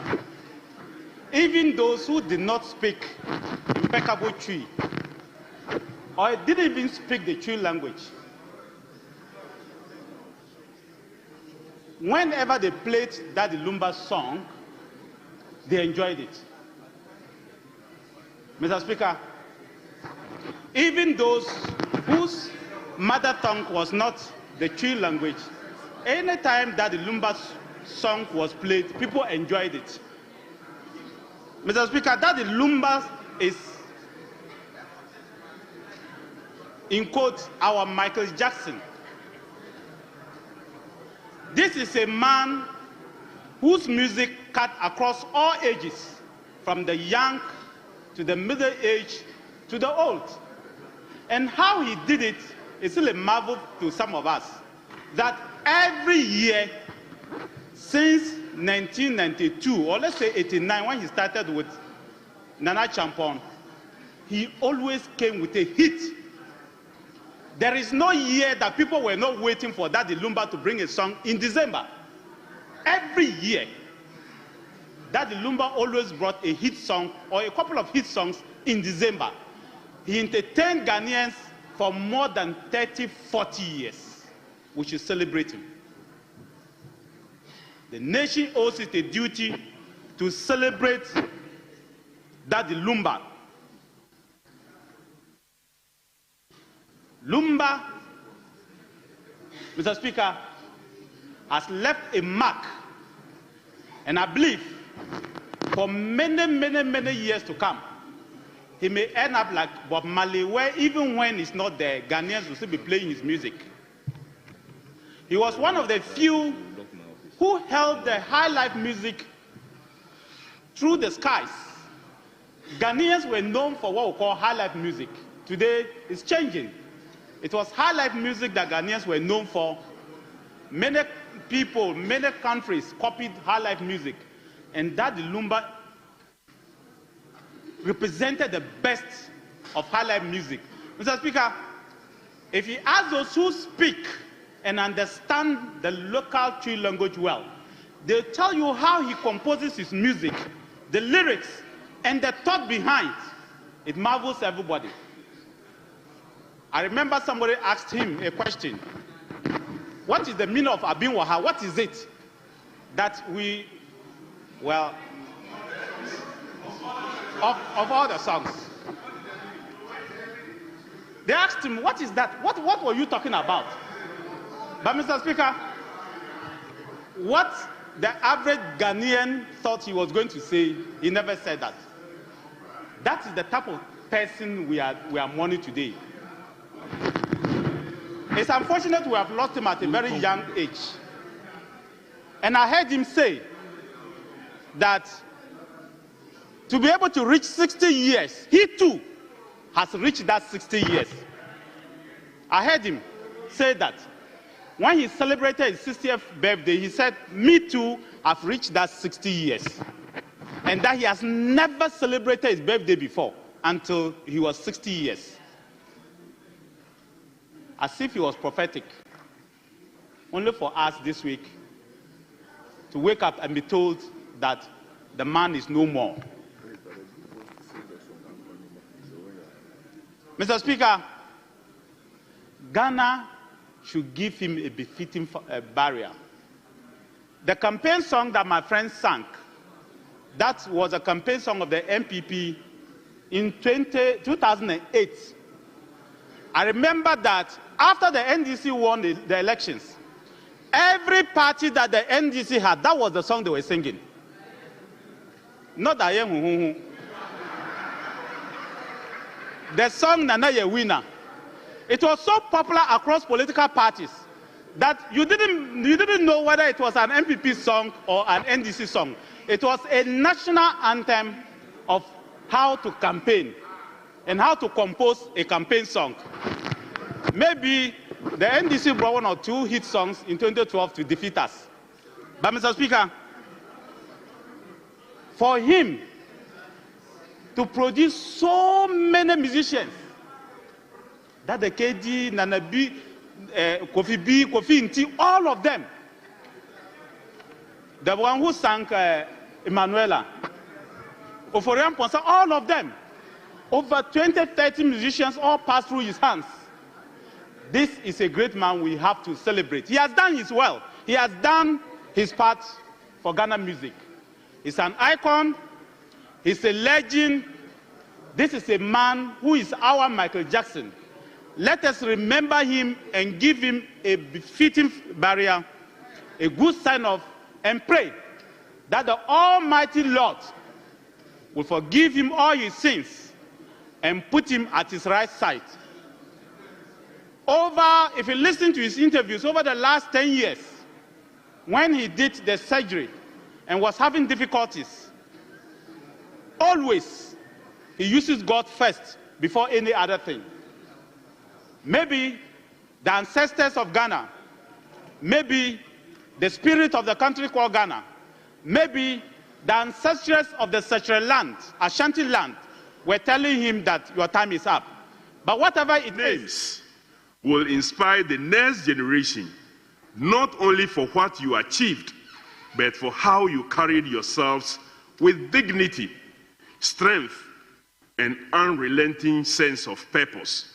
There was so much sense of purpose, Mr. Speaker, in these players, as they played, as I said earlier, 120 minutes back to back, but they continued to show strength. Mr. Speaker, these results required unity both on and off the pitch. And I acknowledge the entire technical team, ably led by head coach Kim Lass. And Kim Lass, if you are here, I salute you.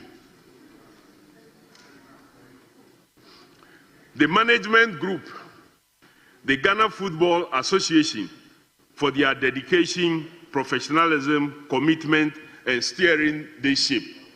One person, our former colleague, Honorable Betty Crosby-Mensah, who is my technical advisor, played a key role, Mr. Speaker, in getting this through, and I recognize her at this moment. I further extend, Mr. Speaker, on behalf of the Ministry and Government, our deepest appreciation to the Ambassador of Ghana to Kingdom of Morocco, Her Excellency Mrs. Charity Gbedawa, and the entire diplomatic mission. Their exceptional hospitality and logistical support were instrumental to the comfort and morale of the team and delegation. Indeed, considering the investment, Mr. Speaker, that is being made in Morocco and the number of events that will be happening there, that mission deserves a further recognition and support. We also celebrate the Ghana supporters who traveled at their own expense and stood firm in the stance from start to finish, creating a home crowd atmosphere for the team throughout the tournament. Their passion and selfless commitment were a vital source of motivation for the Black Queens. Mr. Speaker, the performance of the Black Queens must serve as a national rallying point. This is the moment for state institutions, corporate Ghana, and the general public to move beyond symbolic praise and commit to sustained investment in women's sport. The Queens have not only proven their worth as athletes, but as ambassadors of Ghanaian potential. This is not just about football, Mr. Speaker. It is a powerful message that when we invest in our women and give them the platform, results will follow. For too long, women's football in Ghana has existed in the shadows. The Black Queens have broken that ceiling. Through sweat, unity, and excellence, they have earned the nation's attention. Mr. Speaker, the Ministry of Sports and Recreation remains committed to enhancing the welfare, training conditions, and development pathways for all national teams, including the Black Queens. This performance is a springboard for renewed investment in women's sports infrastructure and capacity building. The government will continue to provide a platform and resources for our female athletes to excel at the highest level. Mr. Speaker, I invite all honorable members and indeed every Ghanaian to rise and salute the Black Queens for the courage, discipline, conviction, and displayed throughout this tournament, Their journey ends with a bronze medal today, but it lays the foundation for gold tomorrow.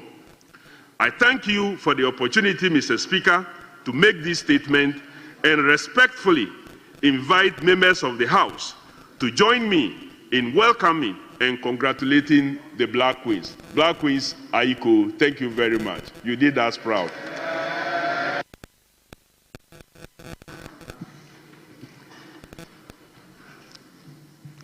Thank you very much, Honorable Minister for Sports and Recreation.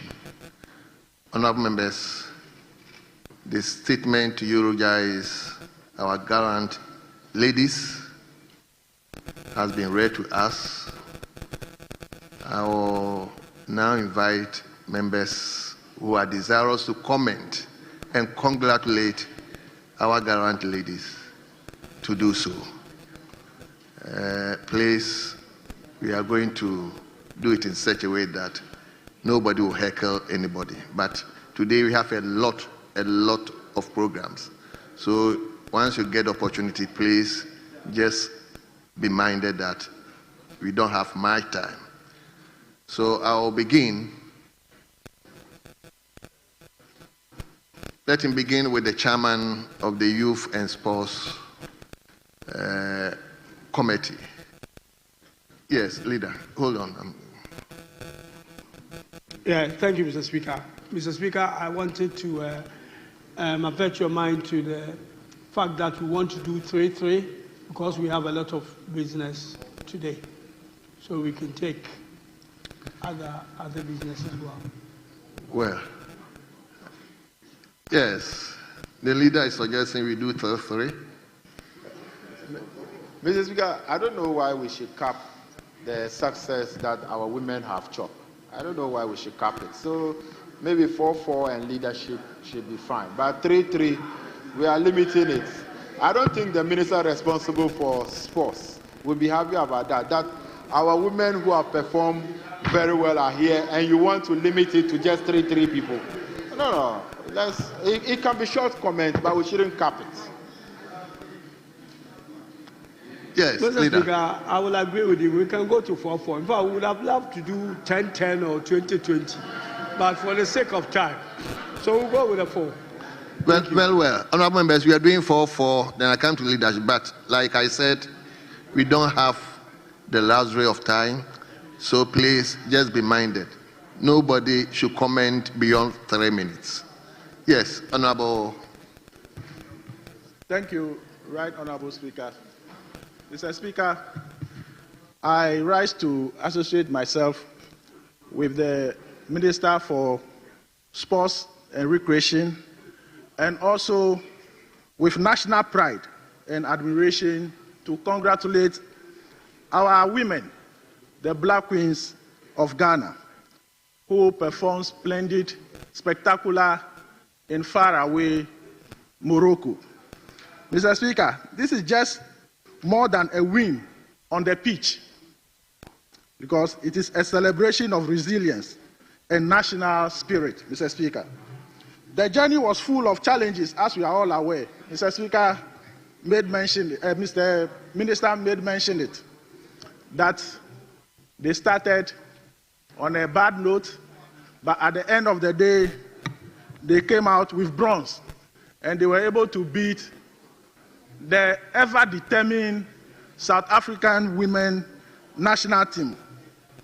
Mr. Speaker, the Queens have done Ghana proud, and let it be said that they were the first national team to qualify Ghana to the World Cup some years back, and they continue to make Ghana proud. Mr. Speaker, as we speak in this chamber, in faraway Nigeria, the President, Mr.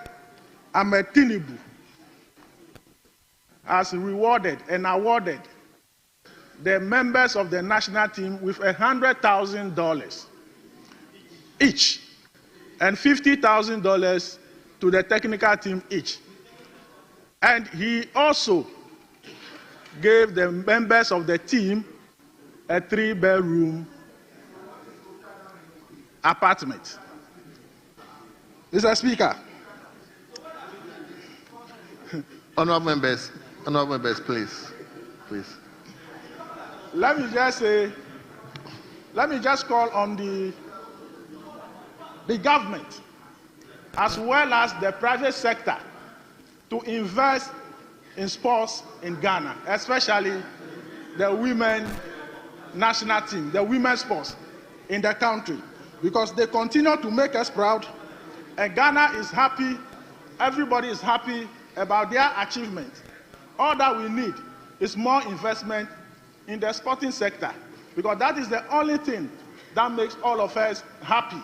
If the economy is bad and our national teams continue to win their tournaments or their matches, Ghanaians and the youth are always happy. So let me take the opportunity once again to congratulate our women, the technical team, and everybody, the supporting union, including the minister, who has done a yeoman's job. It's true that Ghana is working. It's true that we are resetting Ghana. For over nine years, this is the first time we have qualified for the semi-final, and we have gone ahead to win bronze medal. Mr. Speaker, I thank you. Congratulations, our women. May God bless us. Continue to make Ghana proud. Thank you very much, Mr. Speaker. Thank you very much. Let me go to Honorable Isaac Boama. Thank you very much, Right Honorable Speaker. And let me join in commending the Minister for Youth and Sports, Honorable Kofi Adams, for making this statement, acknowledging and praising the Black Queens of Ghana for this feast they have chalked. Mr. Speaker, ordinarily, Ghana football stood as one of the best football countries in the world. And when you come to Africa, there was no way when you talk about football, Ghana wouldn't be mentioned as one of the top 3. Now, from the Black Stars to the Black Queens, when women's football started developing in Africa, Ghana's Black Queens remained one of the best female football teams in the whole of Africa. In fact, the only country that Ghana had difficulty beating ordinarily was Nigeria. So normally when we play African football, Ghana will qualify, will play all the games, and then either we win or we lose against Nigeria. Those were the days when we had goalkeeper Memuna Tusulemana, we had Ajwa Bayo, and we had Albert Asaki, all of them playing quality football in this country. And so it came as a big worry to us as a people when we saw Ghana football diminishing to the extent that even qualifying for such tournaments became a problem. And so ordinarily placing third, we wouldn't have been here celebrating. But because we are falling so low in terms of football, it is important that the achievements of the Black Queens today ought to be celebrated. And I'm very happy particularly for this female team because I watched them. I watched their progression through the group stages. I saw how tirelessly they fought for the quarterfinals in qualifying. And then the semi-finals, I was really hoping, since we won by penalties in the quarterfinals, I was expecting that we would succeed in winning against Morocco during the semi-finals. But unfortunately, we lost, and here we are with bronze. It is interesting to note that 2 of our female players got called into the top 11. You know, after every tournament, they nominate team of the tournament. And 2 of our players were nominated, Grace Asantewa and Portia Abuache. And it is important that we congratulate and acknowledge them. Though football is a teamwork, anytime you have your members at the end of a tournament, getting 2 of them to be appreciated as part of the team of the tournament, we need to appreciate. Mr. Speaker, in winding up, I want us to do a lot more investment in women's football. Because the team that we see today, they are a group of people who have come from various football teams, but there are very little support for female football across the country. The Regional Football Federation don't have the support. The football female teams that play in the regions, they don't get the support. And so, Mr. Speaker, since we don't have much time, I want to join in congratulating our female team, and we wish them well in the future. Thank you for the opportunity, Right Honourable Speaker. Honourable members, let me call. I mean, today is the Ladies' Day, so let me go to Honourable Ladi. Thank you very much, Mr. Speaker, for giving me the opportunity to associate myself with the statement ably made by the Minister. Mr. Speaker, I'm so proud of the Black Queens. It's been a long time. We've waited and looked on, and today you have actually made us proud. Not for yourself, not for only we women in Parliament here, but all women in Africa, girls in Africa, and the whole world. The Black Queens, when I started, the first day I watched, and it looked like it was not going to be in our favor, I became very sad. I was like, no, not again. Then I realized that you went back, picked up the pieces, made sure that it never became like, oh no, we can't do it. You agreed, you teamed up. The teamwork that you have been taught to build, you put it together. Your officers, your leaders, and I learned that even in this chamber, for now in the gallery, we have your assistant coach who is with you. And I know that you picked it together because listening to the names, you were not playing a game like it is for Ama, it is for Sewa, it is for Hawa, or it is for Yakubu. You played it as a team. And you never agreed. You fell, but you didn't remain. You got up and you picked it up.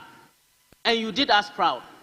I'm continuing to hope and pray that as the minister has come and read this statement, we'll put our heads together, ensure that we also support you in our little way, and that you will appreciate and will continue to forge ahead.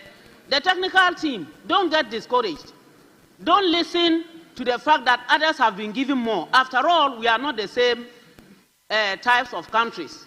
We are individual countries. If you got bronze today, there's nothing that can tell us that we will not be able to get gold one day. So let's continue praying, let's continue working, let's continue edging forward. Let us be determined and ensure that one day, even if it is not you, you would have encouraged others to come up, and then we will get that gold medal. Thank you very much, Mr. Speaker, for the opportunity, and let me also thank the Minister, and I say well done to you. Thank you very much. Yes. Let me go to Trouble. Thank you very much, Mr. Speaker. Mr. Speaker, I want to use this opportunity to congratulate the Black Queens of Ghana. Mr. Speaker, they have made us proud, and I'm very, very happy that our Black Queens of the nation is here today. Mr. Speaker, as a nation, we must support them. I hear the Nigeria President Tinubu has congratulated their queens, donated money to them. I'm also encouraging our President, His Excellency John Dramani Mahama, also encourage our Black queens. They have really, really made us proud. I equal to them, Mr. Speaker. Thank you for the opportunity. Thank you very much. Yes.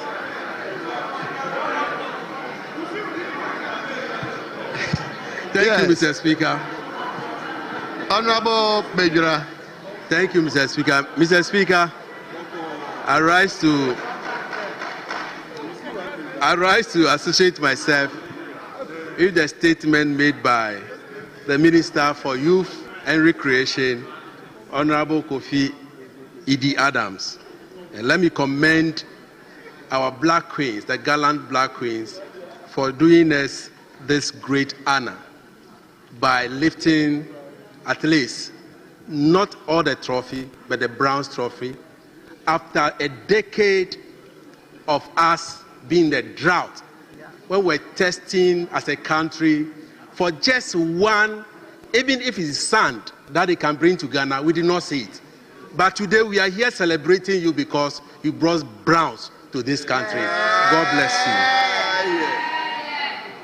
you. Right, Mr. Speaker, this did not come on a silver platter.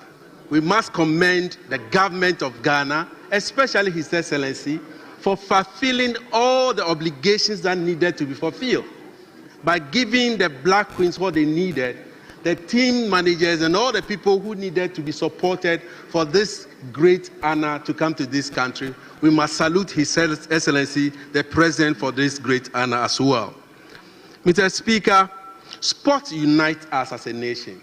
In fact, when you travel outside this country and they ask you, where do you come from? And you mention Ghana, the first thing they say, oh, that great football nation. Indeed, Ghana is a great football nation. The likes of the Abedi Peles, the likes of Mohamed Polos, and as many people who has done us this honor. Mr. Speaker, I've been told that during the tournament, our young sisters received a lot of honors. Some were given the best player of the day. Some were given the best player of the tournament. This alone shows that we have a future for this nation. Mr. Speaker, having said that, when our sisters were walking, I was talking to a colleague here. Are they women or they are young girls? I see them as young ladies.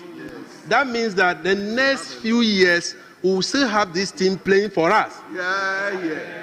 And I want to commend them to this house, that we should have a fund. This house must also support them and give them something today before they leave this place.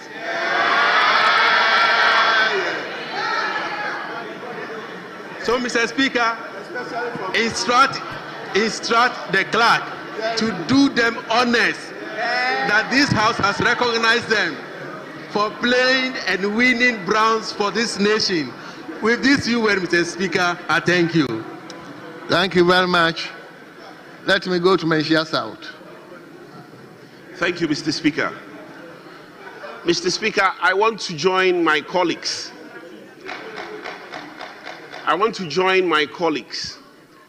In commending our glorious Black Queens. They have done really well. They've brought joy and excitement to the nation. I say to them, Aiko. Mr. Speaker, whilst commending them, I also want to commend the minister for his contribution, for all the things he did to make this real, and the government. We commend them. But Mr. Speaker, it's important that going forward, we reduce the politics involved in such occasions. Mr. Speaker, there is always the risk of people taking partisan lines the moment we bring in politics, which takes away from the shine that this occasion brings. Mr. Speaker, it is on this note that very respectfully, Mr. Speaker, I would want the minister to reconsider the statement, particularly where he says that the feat is unprecedented.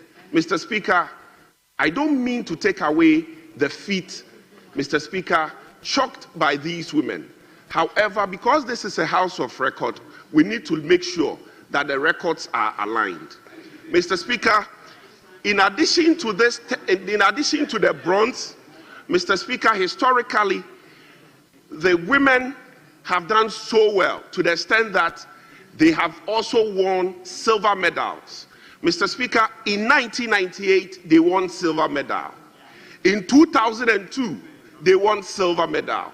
Mr. Speaker, and also in 2006, they won a silver medal. It may thus seem that this feat then may not be unprecedented. And so, Mr. Speaker, let the record reflect that very respectfully, this is not the first time such glory has come. Mr. Speaker, at this point, Mr. Speaker, in concluding, I am calling. In conclusion, honorable members, Speaker, honorable members, honorable members, please, please, Speaker, honorable members, let's conclusion, give him a hearing, please. I beg of you. Mr. Speaker, in conclusion, I am calling on the minister, Mr. Speaker, to advert his mind to the Affirmative Action Act. Mr. Speaker, by ensuring that these glorious Black Queens, Mr. Speaker, have parity in terms of their earnings. As much as what the Black Stars are earning, Mr. Speaker, we should also give them something closer. That's right. Mr. Speaker, the Affirmative Action Act, which was passed by this House, luckily for us, the minister is a member of this House. Mr. Speaker, we need to enforce it. The situation where the Black Stars will earn so much money, but the women earn very little, Mr. Speaker, is unfair and breaches the spirit and letter of the Affirmative Action Act. And so, Mr. Minister, very respectfully, the Black Stars are given huge bonuses. Let's give our women huge bonuses for the group stage.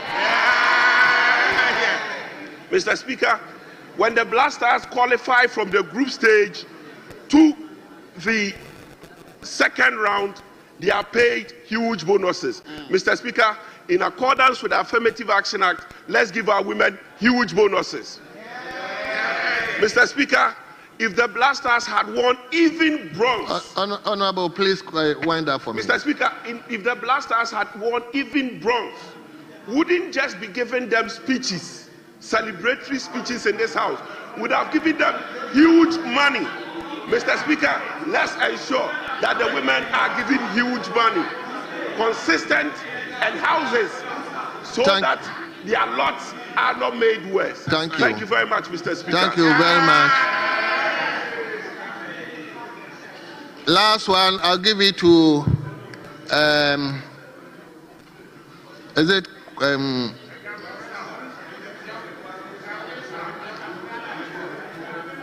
Equiapem South.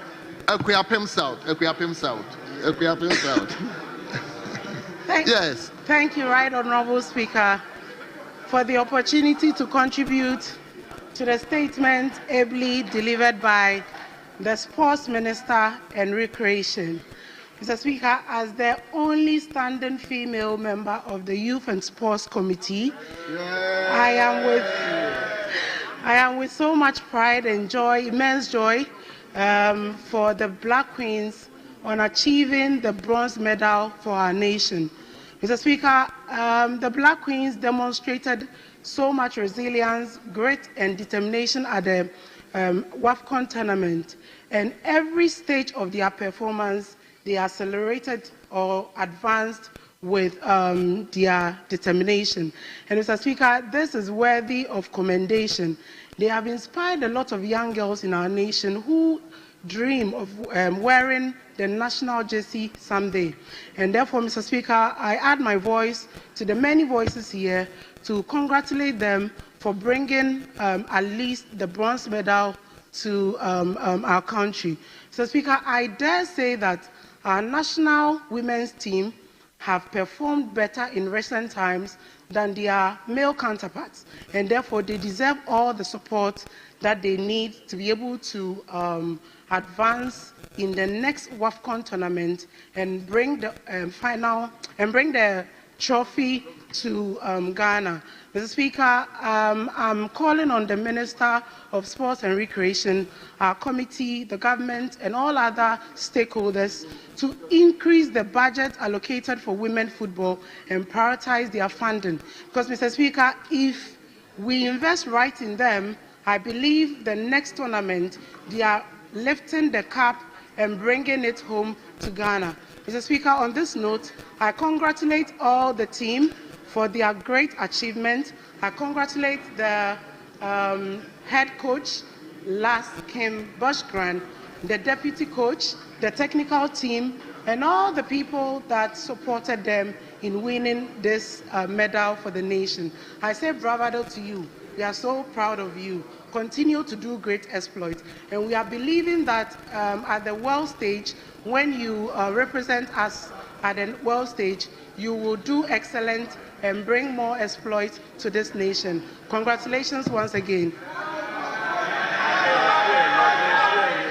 Thank you very much. Honorable members, it's unfortunate. We will take the last one from the former Minister for Youth and Sports, then I come to leadership. Thank you so much, Mr. Speaker. Mr. Speaker, let me thank my successor, Honorable Kofi Adams, for the statement and also for bringing our queens to this August House. Mr. Speaker, let me join the millions of Ghanaians who have extended congratulatory messages to our female national team, the Black Queens, for their remarkable performance in the Women AFCON 2025, the Women African Cup of Nations in Morocco. Mr. Speaker, defeating the defending champions, the South Africa, to the third place in the tournament, which brought the very best of the continent, of all the players in the continent, mean no achievement. The players, the technical team, the GFA led by my good friend, Mr. Ket Edwin Okreku, the ministry led by the minister, and the directors, they all need to be commended for their wonderful work. Mr. Speaker, once there is coordination between the GFA and the government, any time there is coordination between the GFA, the government, and corporate body, you see success. And I want to urge corporate institutions to support not only the Black Stars, but the Black Queens as well. Mr. Speaker, the Black Queens' performance in the Morocco did not just happen by accident. It's as a result of many factors, including meticulous planning by the FA, and also promotion of women football. I have been fortunate to be with the, I've worked very closely with the FA, and I know what they put in terms of women, promotion of women football, and I want to commend them for that. Mr. Speaker, the government have also done our best. The government upon government have contributed by supporting the women football. Just last year, we all witnessed the Black Princesses being the champions of Africa in the African Games, which was held here in Ghana.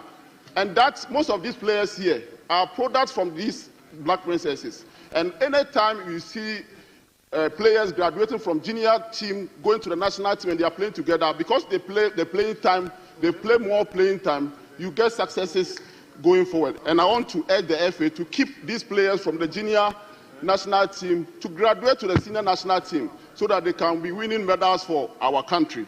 Mr. Speaker, also, we shouldn't also forget that when COVID happened, for the first time, His Excellency President Nana Addo Dankwa Akufo-Addo ensured that all Premier League, Mr. Speaker, all women Premier League players were put on stipends, and they were paid stipends, and most of these players are beneficiaries of those stipends. The numerous astroturfs that His Excellency Nana Addo Dankwa Akufo-Addo also constructed across Ghana, most of the premier clubs, premier clubs, are playing on these astroturfs, and that is the result of these successes that we are talking. And I want to urge them that the government should continue to make sure that the initiative of getting every district a befitting sports facility should not be a thing of the past. We should ensure that it comes to place. Thank you so much, Mr. Speaker, for the opportunity.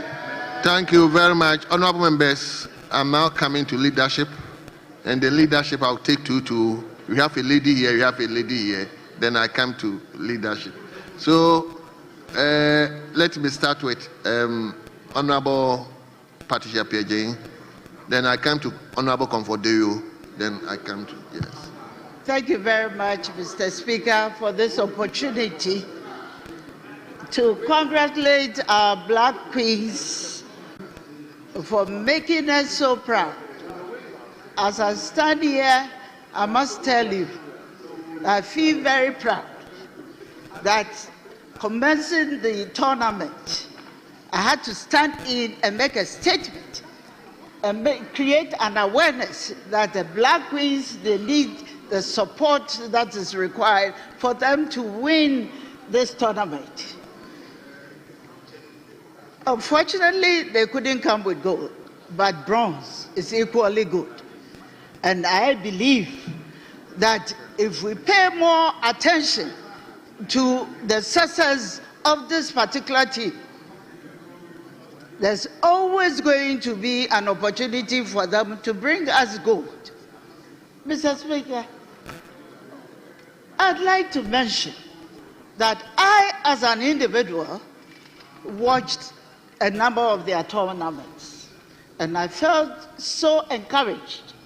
And I felt that we have to indulge the entire Ghanaian team, especially the sports ministry, to pay particular attention to the development of the Black Queens, because their performance was simply splendid. It was an issue of a national pride. It was an issue that we believe made our country and each and everybody, everyone in Ghana stand so tall to show that we are Ghanaians. They are our ambassadors. And I'm appealing to the ministry and to the government that at their next tournament, it doesn't have to take us to come here and make an appeal before they are properly and carefully supported financially. We need to encourage them morally. We need to encourage them spiritually.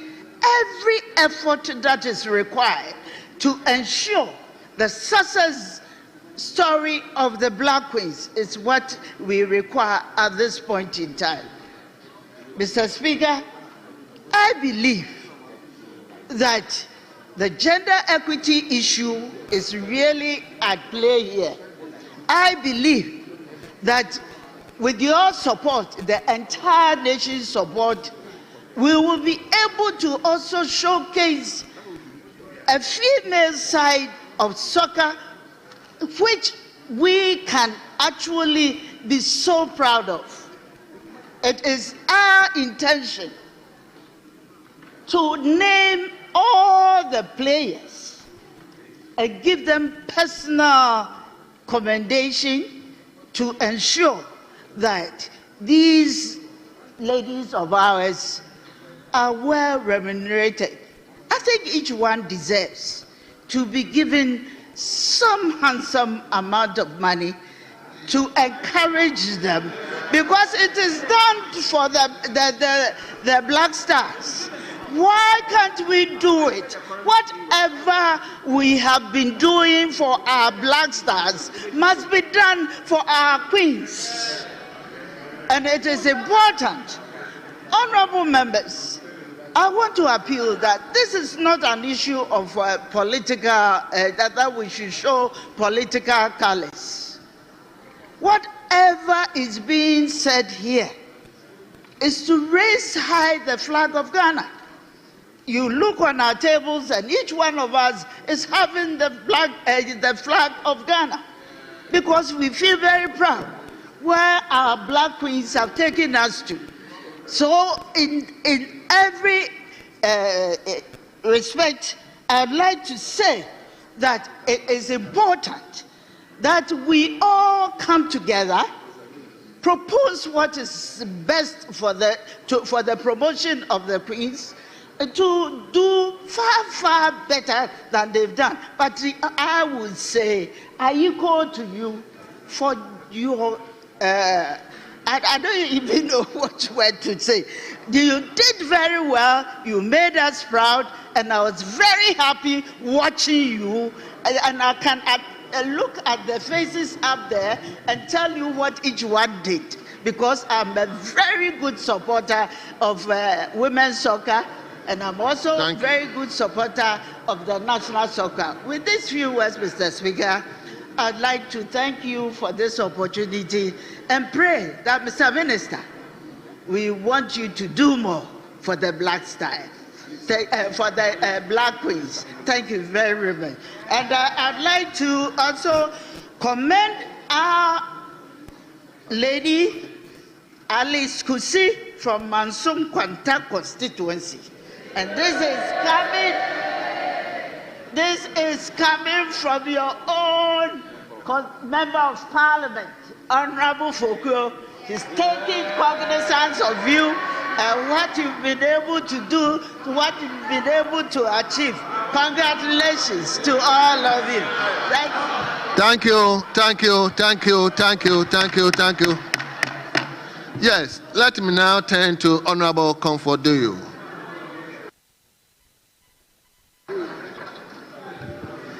Thank you, Mr. Speaker, for the opportunity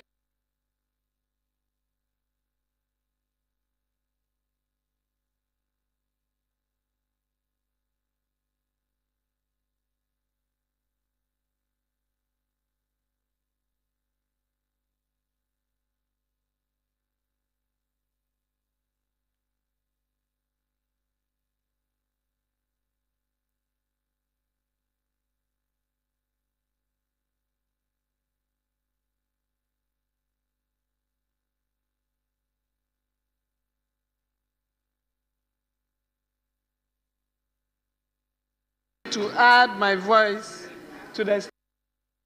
Let me tell you today, don't wait for anybody.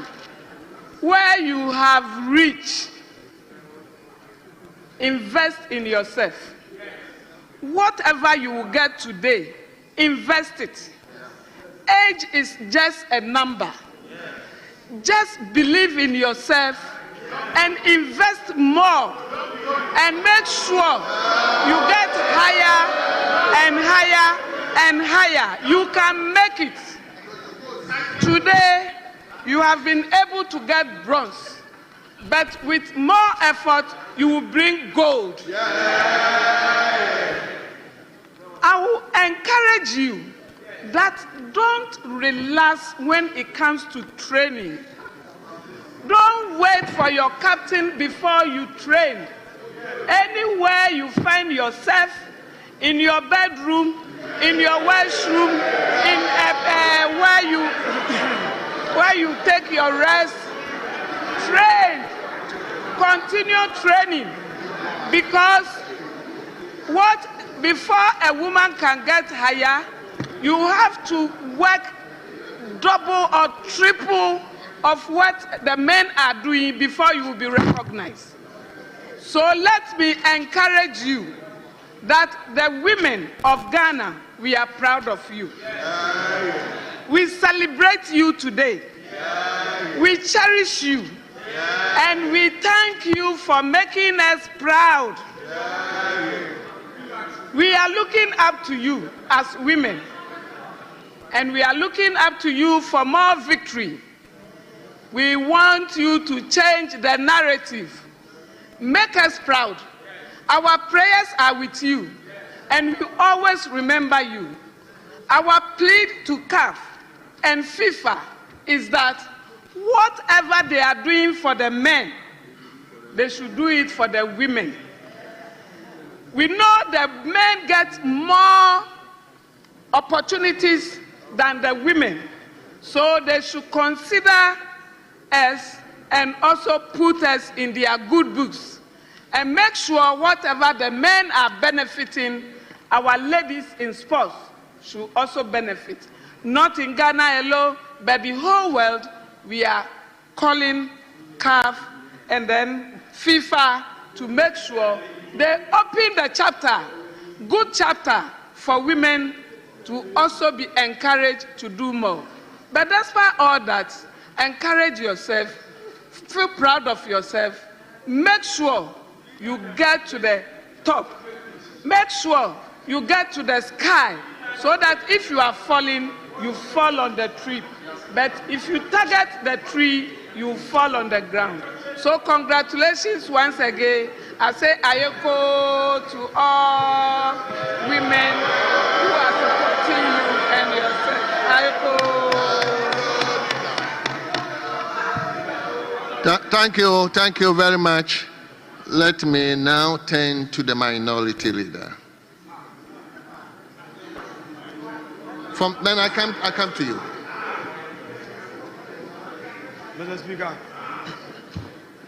Mr. Speaker, permit me to stand on behalf of the Minority Caucus to also add a voice, a collective one, in response to the statement by our respected colleague and minister responsible for the subject matter on this floor.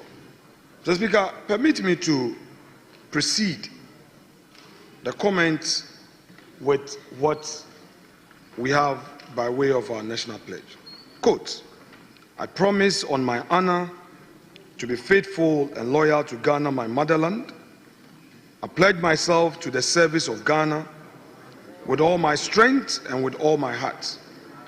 I promise to hold in high esteem our heritage won for us through the blood and toil of our fathers. And I pledge myself in all things to uphold and defend the good name of Ghana, so help me God. Mr. Speaker, our black queens lived up to this pledge and they deserve every commendation. Mr. Speaker, since we started the 9th Parliament, this is the first time that we are seeing our national flag being displayed in this chamber. And it's a sign that through football, we can come together as a nation. Mr. Speaker, what they have done is commendable. Let me, again, on behalf of the caucus, commend their coach. We saw on the TV how our young ladies celebrated him. Congratulations to you, coach, the entire technical team. I say Ayiko, and the GFA, led by its president, I say to you also, Ayiko. Mr. Speaker, our colleague who was nominated and approved for the sector, if things had gone bad, I'm sure by this time his name will be out there, people calling for his head. My respected colleague and brother, Kofi D. Adams, congrats, you've done well, and I wish you well. Mr. Speaker, it is important to state that this is a moment of shared national pride. This is not a partisan issue. is the reason why Honorable Mustafa, who previously occupied that seat, had the opportunity to make a national statement in his own comment by saying that we do not have to make this a partisan matter. Some foundations were laid and it's been continued. Indeed, our ladies have demonstrated that they have that resilience power of our country in them. And that is what made them excel. Mr. Speaker, playing against a host team doesn't come easy. And they held their own with Morocco 1-1 till the penalty shootout. Mr. Speaker, again, our friend and colleague Vincent Kowasifwa, the ranking for the Youth and Sports Committee, Mr. Speaker, I am aligning with his earlier submissions some days back when he called on all of us to do away with the partisanship and move with one voice to support our queens. Mr. Speaker, many years ago, the queens were training in Winneba, the Winneba Sports College. And those were the days where the black queens had come to the limelight and were training and were making our country proud. Sometimes parents may not want their female ones to get into football sports. But Mr. Speaker, today, everything is open. We should encourage them to move in that direction if indeed that is their talent. I add my voice again on behalf of the caucus to what our respected colleague, Honorable Kujo Comfort-Doyo, said, that it is our hope that in future they won't just come with anything less, but they will come with a goal. There is every promise, and I think Honorable Doyo is right in saying that. Mr. Speaker, whilst at it, let me encourage our minister to push for more of sports infrastructure, to push for more. And if he needs the support of this house is ever ready, at least our side. We're ready to provide the necessary support in terms of advocacy. All we can do is advocacy to support you in sports infrastructure. We don't have to relegate women's sports to the background. Women in sports must be encouraged in all spheres, not only football. Mr. Speaker, that said, the minority caucus often refers itself as mighty minority. But Mr. Speaker, on this occasion, it is clear that so far we've been hearing words of commendation, but the actual tangible of cash support is yet to come. We are humble but proud to say that we are the first to publicly acknowledge the industry of the Black Queens by donating 100,000 Ghana cedis cash to the Black Queens.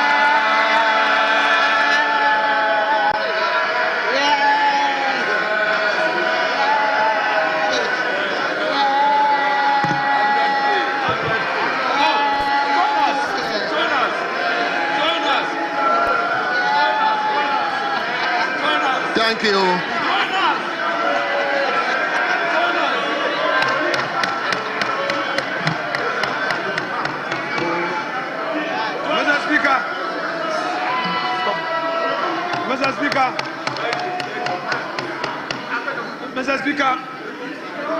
Mr. Speaker,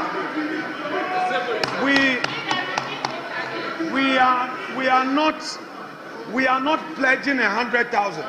We are giving a cash support of 100,000 Ghana cedis now. And the Deputy Minority Leader, being the senior woman amongst us, has been handed the cash to meet the team outside and hand over to them so that, Mr. Speaker,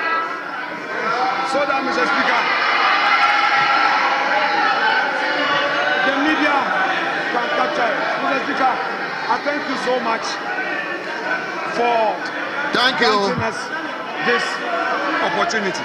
Thank you so much. Honorable members, please. Honorable members, please, silence, please. Let me now turn to... Mr. Speaker, the minister asked for... No, I will. Mr. Speaker, the minister asked for evidence. No. Mr. Speaker, the minister asked for evidence. It's here. We don't just talk, we act. Mr. Speaker, 1, 2, 3, 4, 5.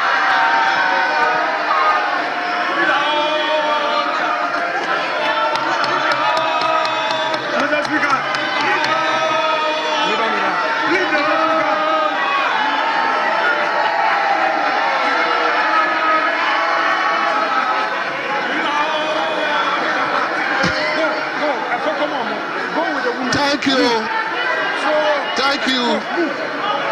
Thank you. Mr. Speaker, we want all our women to move out and hand over the money to them. No. Honorable leader.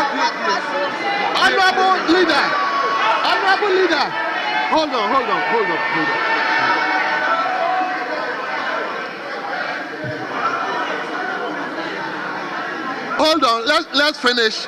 Let me now invite the majority leader. Honorable Deputy Majority Leader. Honorable Deputy Majority Leader. Yes. Let's have the concluding comment, please.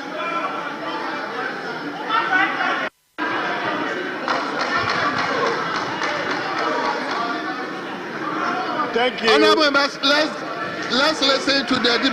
Thank you. Thank you, Mr. Speaker. Thank you, Mr. Speaker, for the opportunity to add my voice to what has been said. Honorable members, please. Honorable members.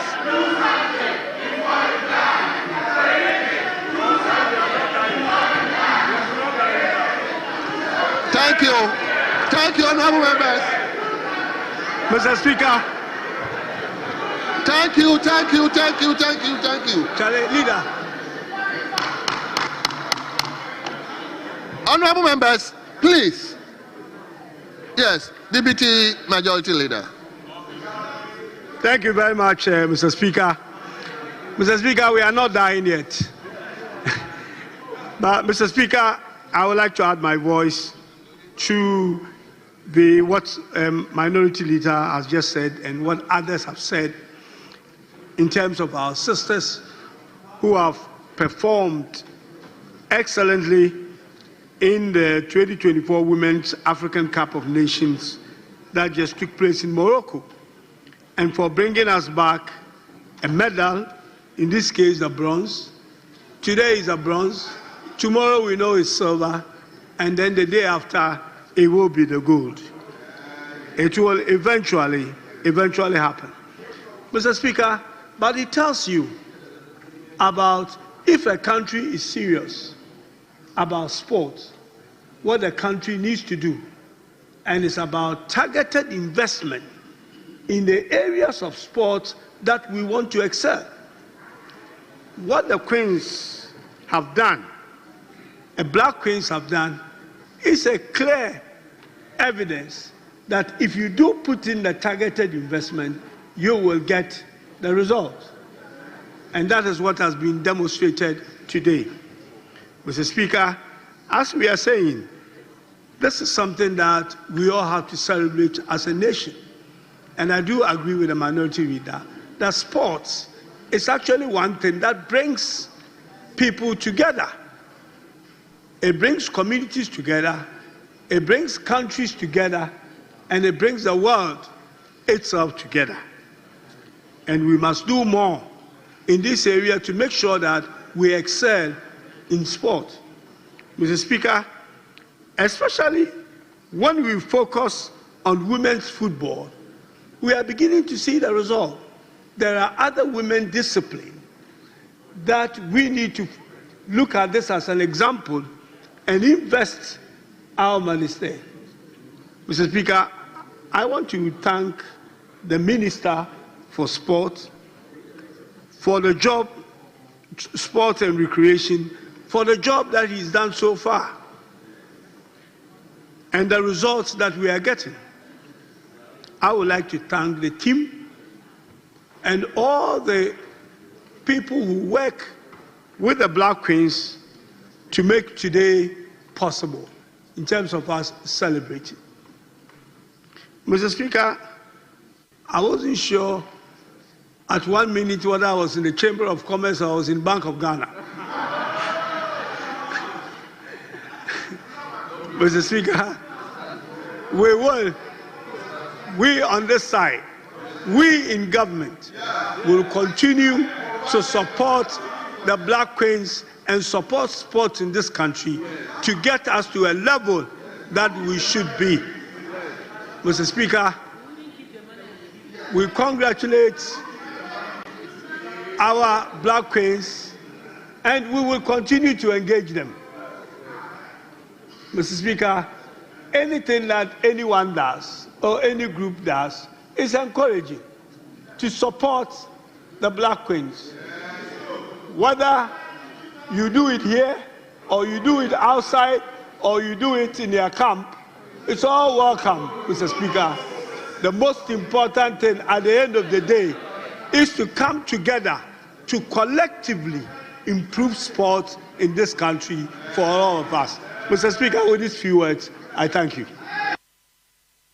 Honourable members, let me give the Minister 1 minute to wind up, then we... Thank you very much, Mr. Speaker.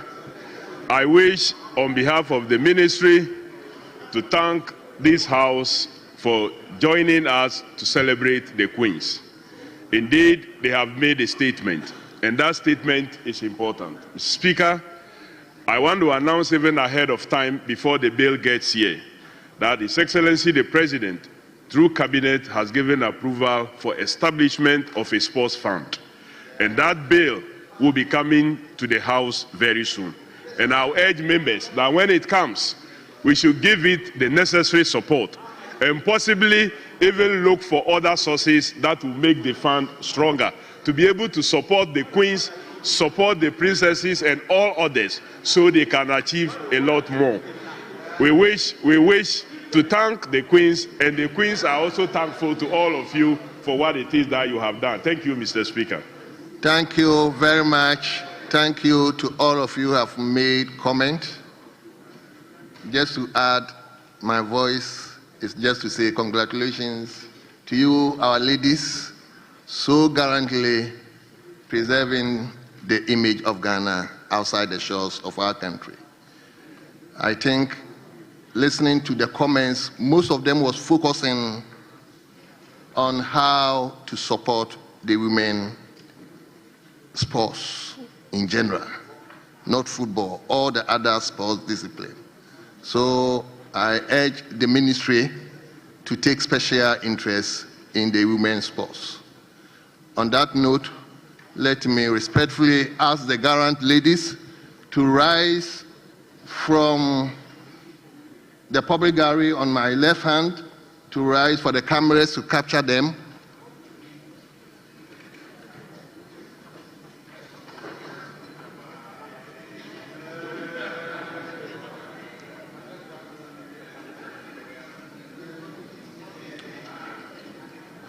Yes, so they are in the public gallery. We are proud of you, and we hope you are going to do more for Mother Ghana. So on that note, let me also announce that they are here with their ESCO members, led by the GAFA president himself, I've seen him here, as well as Nana Safo Odro. They are all here to lend support to the ladies. You are all welcome.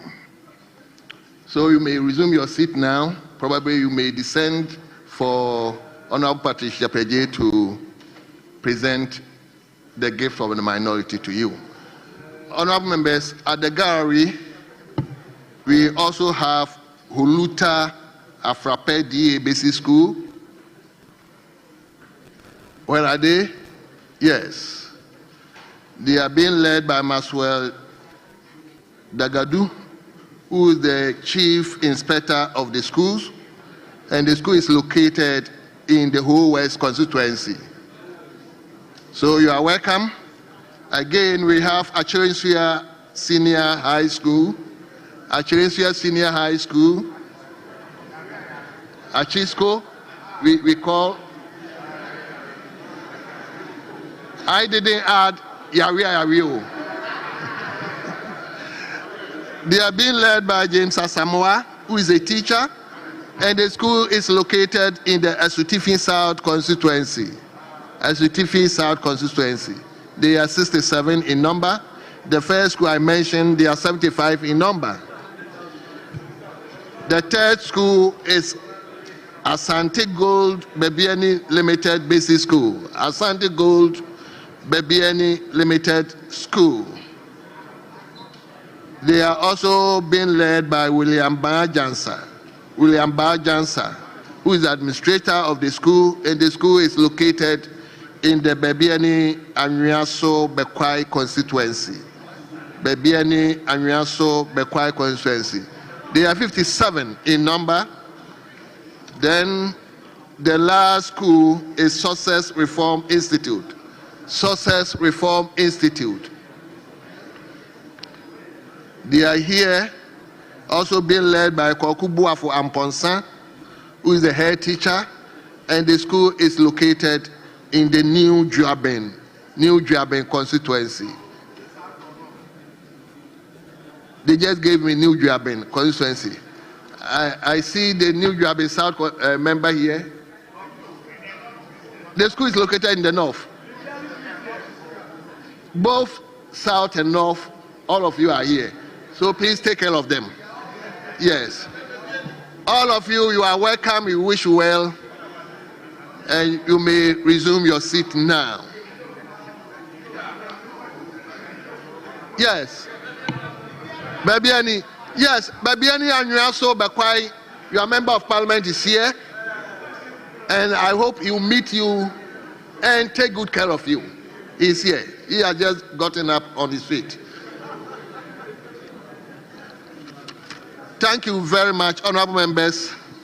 We now, leadership, are we taking the appointment committee report now? Yes, Mr. Speaker. We'll go to item number 10 on the other paper, Mr. Speaker. Thank you. On page 3. Thank you. Very much. Thank you. Honorable members, let me invite you to page 3. Page 3. Item listed 10. Let me now invite the chairman of the appointment committee, the first deputy speaker. I beg to move the motion numbered 10 at page 3 of today's order paper that, notwithstanding the provisions of Order 1041 of the standing orders, which requires that a motion shall not be debated until at least 2 sitting days have elapsed after the notice to move the motion is given. The motion for the adoption of the 16th report of the appointment committee on His Excellency the President's nomination for appointment as deputy ministers may be moved today. Mr. Speaker, I so move. Thank you very much. Yes, let me invite the Deputy Minority Whip for secondment. Mr. Speaker, I second the motion. Honorable members, this motion is procedural, so I'll put the question, and the question is as many as are in favor of the motion listed 10 in today's order paper say aye. Aye. All those against say no. Honorable members, the ayes have it. The motion is hereby carried. We move to motion 11. Chairman. Honorable Speaker, I rise to move the motion numbered 11 also at page 3 of today's order paper, that this Honorable House adopt the 16th report of the Appointment Committee on His Excellency the President's nomination for appointment as Deputy Ministers. Mr. Speaker, in doing so, I submit the committee's reports. Right, Honorable Speaker.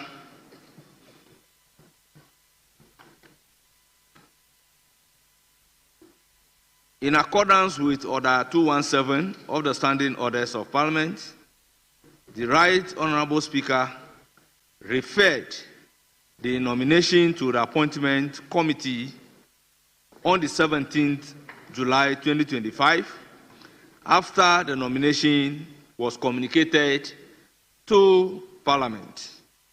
Right Honorable Speaker, your committee met and accordingly vetted all the 4 nominees, translating into this particular report. Right Honorable Speaker, the nominees are Ms. Dorcas Tofe, MP, Deputy Minister Designate for the Ministry of Transport. Mr. James Jechi Kwesin, MP, Deputy Minister Designate for the Ministry of Foreign Affairs. Mr. Mohammed Adams Sukparu, MP, Deputy Minister Designate for the Ministry of Communication, Digital Technology and Innovation. And Professor Grace Ayensu Dankwa, MP, Deputy Minister Designate for the Ministry of Health. Right Honorable Speaker, the committee did a thorough work. Several questions were posed to them and answers were provided. Right Honorable Speaker, I will urge the Hansard Department to capture the entire report as having been read, as I indicate the conclusion and the recommendations to the House. Right Honorable Speaker, in accordance with Article 79(1) of the 1992 Constitution of the Republic of Ghana and Order 217 of the Standing Orders of Parliament, the committee duly considered the nominations submitted by His Excellency the President. Following a thorough evaluation of the nominees, qualifications, professional experiences, and responses to questions, the committee finds that each of the nominees has demonstrated competence, insight, and readiness to assume their respective roles. The committee, therefore, by consensus, recommend to the House the adoption of each report and the approval of the following nominations for appointment as deputy ministers. Speaker, 1 is Ms. Dorcas Tofe, Deputy Minister for the Ministry of Transport. 2, Mr. James Jechi Kwesin, Deputy Minister for Ministry of Foreign Affairs. 3, Mr. Mohammed Adam Sukparu, Deputy Minister for the Ministry of Communication, Digital Technology and Innovation, and Professor Dr. Grace Ayensu Dankwa, Deputy Minister for the Ministry of Health. Right Honorable Speaker, we urge the House to unanimously approve these nominations. I so move. Thank you very much, honorable members. The motion has been moved. Let me invite Honorable Habib, the Minority Deputy Whip, to second the motion. Thank you, Mr. Speaker, for the opportunity to second the motion. The chairman of the committee, the appointment committee, that is the first deputy speaker, has highlighted a lot of work that the committee did. The committee received CVs from the 4 nominees. The committee went through the constitutional requirements in vetting them and to be able to ascertain whether they are qualified or not to be deputy ministers of the various ministries as they were designated for. Mr. Speaker, as the Constitution made it clear, even including being the President of the Republic, the benchmark is being a member of Parliament. And Mr. Speaker, all the 4 nominees are members of Parliament. Ms. Dorcas Tofi, the Deputy Minister Designate for Transport, is a second-term member of Parliament of this House. Mr. Jason Kwesi, Deputy Minister for Foreign Affairs Designate, is also a second-term member of Parliament of this House. Mr. Mohammed Adam Sukparo, Deputy Minister Designate for Communication, Digital Technology and Innovation, is also a second-time member of Parliament of this House. Professor Dr. Grace Ayensu Dankwa, I think is a first-time member of Parliament of this House. Mr. Speaker, as much as the chairman presented, this report is by consensus. The minority will not in any way stand or try to impeach the government constituting its government. Mr. Speaker, it is long overdue. We all know what the president and what was going through the president of the Republic, His Excellency John Dramani Mahama, had. And it took him more than months to be able to bring these 4 names to constitute, to be able to make up the 60 ministers that he has promised. The president promised Ghanaians that he was going to give us 60 ministers and deputy ministers. Mr. Speaker, today is the 29th of July, more than half of the year into his administration, and yet the 60 ministers are not in place.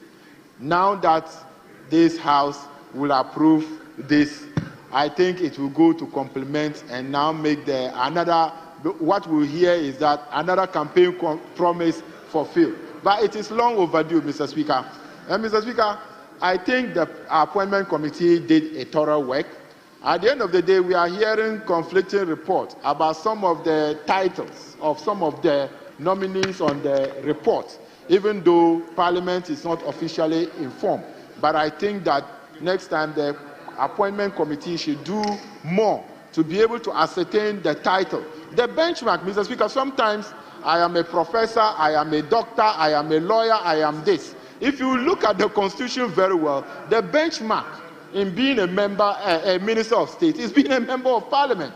And what is the requirement in being a member of Parliament? So sometimes the big titles you attach to your name, it is not what you actually have to. If you don't have the title, you don't need to force it. What you can deliver on your work, on your mandate, is what matters. The titles are not really important. So, Mr. Speaker, some fake titles are too many now in the system. And for that matter, we need to look at it properly. And when we are addressing people, we address them very well. Mr. Speaker, we have a lot of people. The first deputy speaker is a lawyer. He has never said he is a professor of law or a doctor of law. He's a lawyer. And that he is doing it very well. The able and the leader of the 87 Infantry Battalion, the mighty minority, Osahini, is a lawyer of good standing. And that you will know. But sometimes when you haven't attained a title, you see, professorship, my little understanding, if you are not in academia, from your PhD, it's a promotion from PhD. Professor, it's just a promotion from PhD. If you are not, and you are still in an acting capacity or an acting professor, it is not a problem. So, Mr. Speaker, what I'm saying is that because, Mr. Speaker, the report, we heard how they went through, many of them were questioned about their academic portfolio. At the end of the day, we are hearing universities issuing things and other things. Yes, this report, we all agree that we are approving the 4 nominees. But I am encouraging and appealing to members of Parliament and other civil organization people that the requirement, the title, that is not what matters. Mr. Speaker, you might be a professor in health. When you come on the floor of Parliament and we are talking about health matters, it is not that professorship that you put in there. It is how you understand things that you will be able to do. And Mr. Speaker, you might be a professor of agriculture, but we are not, or education, and we are not always going to be talking about education on the floor of Parliament. So the fig titles are too many now in the system, Mr. Speaker. Mr. Speaker, and I'll urge the House that we should approve the President nominee, that is the Minister Designate for Transport, Ms. Dorcas Toffee, the Deputy Minister Designate for Foreign Affairs, the Deputy Minister Designate for Communication, Digital Technology and Innovation. And I don't know, Mr. Speaker, and these fake titles in the system, it's a result that some people want to imbibe the MPP. They want to imbibe the MPP that we are professionals, we are academics, and we know the birth of your party. So you don't have to always try to steal titles when the need doesn't rise. So, Mr. Speaker, I second the motion and I urge the House to approve the President nominee on the Deputy Minister portfolio. Thank you, Mr. Speaker. Honourable members, let's be tolerant. I mean, if somebody says something that is not good, I will be on point to ask the person to withdraw. Please, let's be tolerant, please. So, honourable members, the motion has been moved and it has been seconded. It is now before the House for consideration. Leadership, how many do you think we can take? Okay, Mr. Speaker, two each is my suggestion. 2 each, or again I will go with the Deputy Whip to do 3 each. Yeah, 3 each, and then leadership. Because of the honourable members, please, we have a lot to do today, so let's all appreciate what we are doing. It's not a. So let me start from, but please, again, don't go beyond 5 minutes. I don't want to cut anybody. So, thank you, Mr. No, Speaker. because I'll come to you. Let me deal with honourable. Yes. Thank you, Mr. Speaker, for the opportunity to support the motion on the floor. Mr. Speaker, I wish to first of all thank His Excellency John Dramani Mahama for fulfilling the promise of getting us at the long run to the 60 MPs that, ministers that were promised. Mr. Speaker, there is no need to rush. If you rush, you will crash. And so if His Excellency John Dramani Mahama saw it worthwhile to hang on for 6 months, and in the 7th month, he comes in with the 4th people to make up the 60, so be it, and we still hope for the best. Mr. Speaker, all 4 appointees demonstrated that they were worth it. And whether we accept it or not, they exhibited it during the vetting. Mr. Speaker, Honorable Dorcas was one of the women who is an appointee and came before us. She exhibited her worth. She was on point. She made us to understand that she knew where she is going to and that she can work. And she also knew very well that she's going to be a deputy minister and not a minister. She is someone who is going to actually support her minister to do the work. When it came to her personal issues, she made it clear that yes, and I quote her partially, she says, Chairman, I have suffered. I have really suffered, but I don't want to talk about it. And I hope that nobody suffers like me, but it was nothing pleasant. She made it clear. Once I have gone through it and I'm now okay, I'm quite fine, and I don't want to talk about it. That is someone who is worth leadership. And I congratulate her for her performance on that fateful day. Mr. Speaker, Honorable James Kwelson responded to his questions explicitly, and also ensured that he stayed within his remits. He was also asked about the issue of what happened to him. We were all in this chamber when we saw the back and forth of his... He is the only MP so far that we have seen to have been sworn in 2 times because of what happened. Eventually, we all trooped and went to Offensive North, and he has come back. Asin North, and he has come back as a member of Parliament. He also stated the same thing. Mr. Speaker, he went on to say that we should look at the issue of dual citizenship and not completely throw it off or see it to be like some kind of an evil thing or something not the best. And I think that it is worth looking at, and that we should all be very conscious of that, and beware that if you suppose that someone has a problem today, it could be you another time. Mr. Speaker, with Honorable Sakwaru was explicit. He made all of us laugh. He was down to earth, and he went through, and we all realized that he was successful. Now came the almighty Professor Dr. Grace Ayensu. Mr. Speaker, this is a lady who had to stand her ground. She was determined. She exhibited her wit, her knowledge, her resilience, her patience, her tolerance, and made everyone understand that yes, after all, she can go through whatever she has been going. She wasn't only a prof per the name that she has, per the title that she has been put there as prof, neither is she a doctor by gaining that doctorate, but she is someone who is down to earth and someone who is worth it, and she actually exhibited. Thank you. Mr. Speaker, once we do not have time, I will say and urge this House that we should together, just as has been put by the committee by consensus, ensure that they go through. Thank you. And I thank you very much for the opportunity. Thank you very much. Yes, let me go to Honorable Marty Yinda.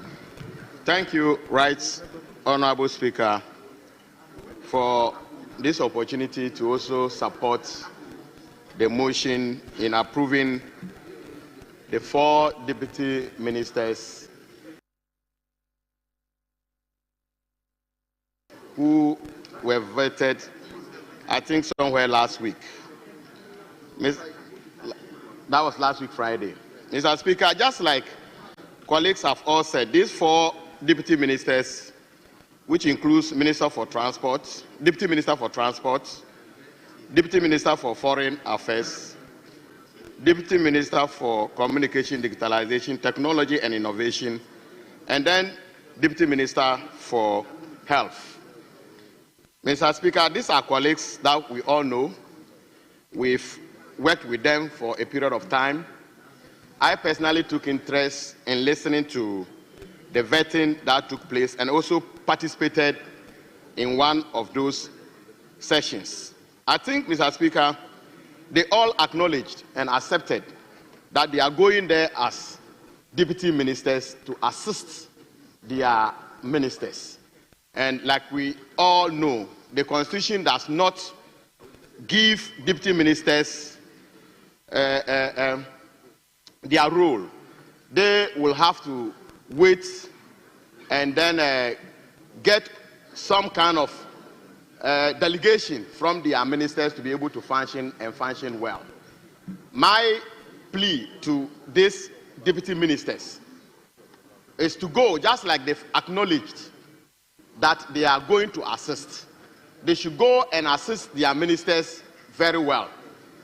Today, they get the approval, and we will not be too happy to hear that they are struggling with their various ministers.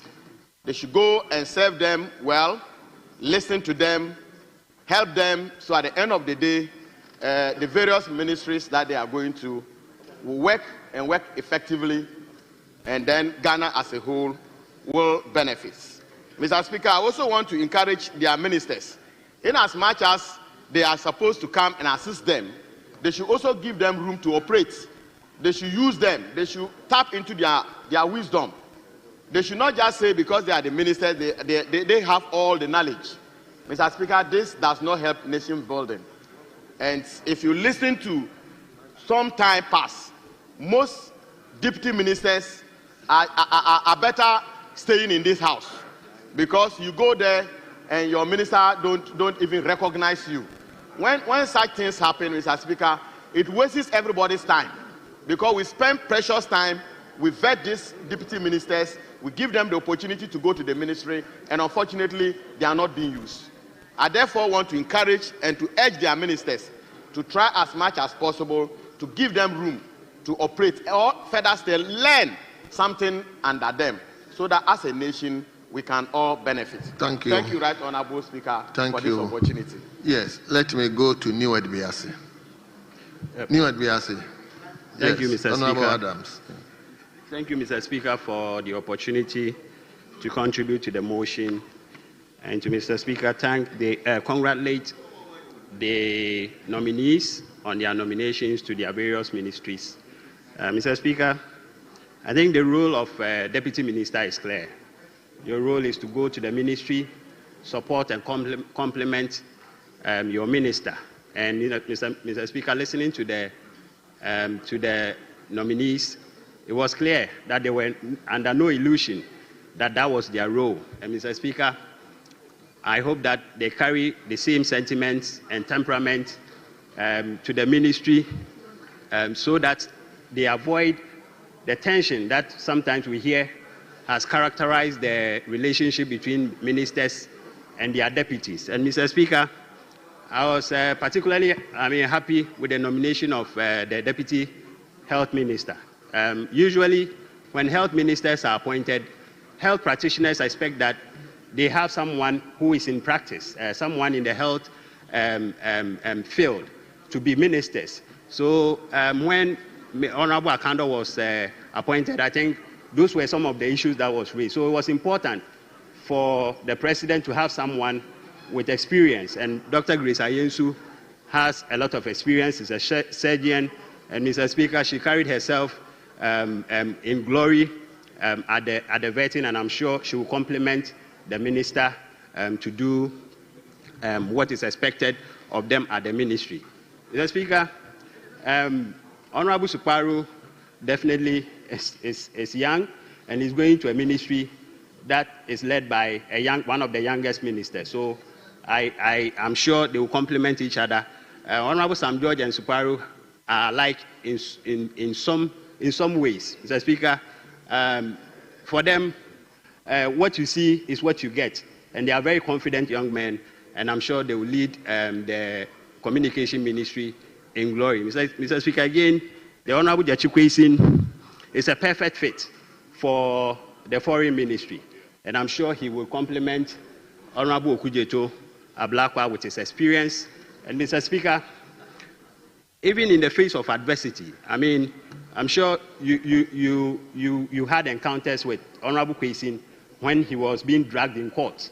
Mr. Speaker, even in those moments, he was calm and collected and was very, very patient with the processes. And I'm sure that's the kind of temperament we need at the foreign ministry at a time of a turbulent international politics. So, Mr. Speaker, his appointment also was in fulfillment of the promise by the president during the by-elections to his constituents. So we also have to thank the president for keeping his promise to the people of Asin North. Mr. Speaker, Honorable Dorcas promises to bring renewed energy and refreshment to the foreign ministry, and I'm sure she will do just that. So, Mr. Speaker, I want to congratulate them and implore the House to support this motion. Thank you, Mr. Speaker, for the opportunity. Thank you very much. Yes. Yes. Nobody from this side. Let me go to... Yes. Thank you, Mr. Speaker, for the opportunity to contribute to the motion on the floor.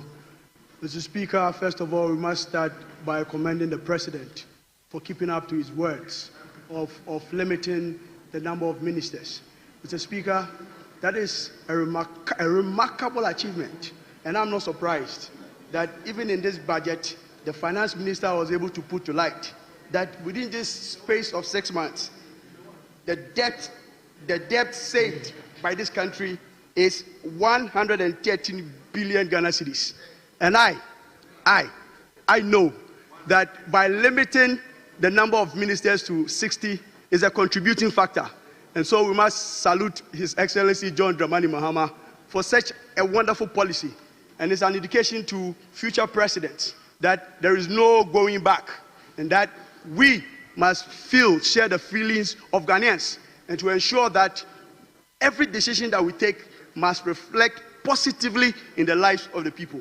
Mr. Speaker, on the nominees, I think, like has been said already, they fit perfectly. And then it tells us a story that no matter how difficult it gets, you must be tough. In the case of Jatu Kwesi, my brother has said it all. He went through the worst times. Mr. Speaker, we know as members of Parliament, leading about 70,000 constituents, and to be dragged to court almost every week. Mr. Speaker, it's not easy, but he stood firm, he was calm, and he prevailed. And Mr. Speaker, even during his vetting, he told us that no matter how long it takes, just stay calm and things will work out. For Afutofe Dorcas, Mr. Speaker, she happens to be a neighbor in Zuma, which is Chomoro and Avalodura, and she did so well. And even with the mentioning of the number of vehicles, electric vehicles, Mr. Speaker, that was imported in the country, and the number, which was 10, with only 4 working, it shows an indication that, Mr. Speaker, whatever policy we are implementing, we must ensure that we go through it thoroughly to ensure that the taxpayers' money is put to good use. And for my brother, Suparu, I believe that he will do a wonderful job. And for Dr. Yusu Grace, also from the Western region, we know that her contribution to the health ministry will be positive and yielding for the country. Thank you, Honorable. Thank you. Thank you so much. Should I come to leadership? Okay, let me give the last one to. Thank you very much, Mr. Speaker. I would also want to, Mr. Speaker, congratulate the nominees and also congratulate, in fact, the committee for expeditious work that the committee did. Mr. Speaker, looking at the various appointees, Mr. Speaker, it is conspicuous that His Excellency John Dramani Mahama saw the ability and the capability of them before appointing them. I wouldn't want to waste our time by mentioning their names, but at least let me talk about the ladies amongst them, how they were able to expressly come out to answer the questions that were put to them. And also, Mr. Speaker, the tenacity they showed in answering questions. Mr. Speaker, in our part of the world, if somebody, especially a woman, is assertive, it is taken as insolence. And this is what came up, especially with something from one school that came up, that one of them was, that insolent in school, even at that time. But, Mr. Speaker, she was able to come out to explain herself, to show to the whole world that it wasn't that she was insolent, but she was assertive and even became a school prefect of the school. Mr. Speaker, let me use the opportunity also to commend entertainment prefect. Yes, a prefect of the school. An entertainment prefect is a prefect of a school. Mr. Speaker, let me also use the opportunity to commend the ranking. In fact, he used the opportunity to clear some ideas that were in the minds of people, especially in respect of Dr. Professor Grace Ayensu Dankwa, and it is commendable. That is very commendable, where he took the opportunity to apologize to doctor that even if there was a perception of he maligning her or something, he apologized and the apology was taken in good faith. Save that, Mr. Speaker, some of us think that at that particular point in time, that private issue that was with the school shouldn't have come to the fore. But Mr. Speaker, in all, I would want to humbly join all members here to approve the nominee by His Excellency John Dramani Mahama. Thank you very much, Mr. Speaker. Thank you very much. Let him now come to leadership. Okay, leadership, yes, Honorable.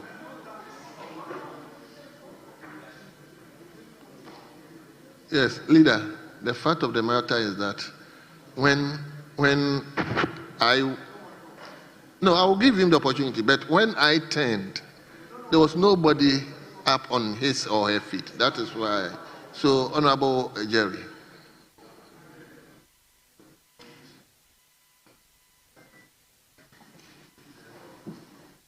Thank you, Mr. Speaker, for this opportunity to support the report ably presented by the Appointments Committee, the nomination of our 4 members of Parliament who have been recommended to take the position of deputy ministerial position.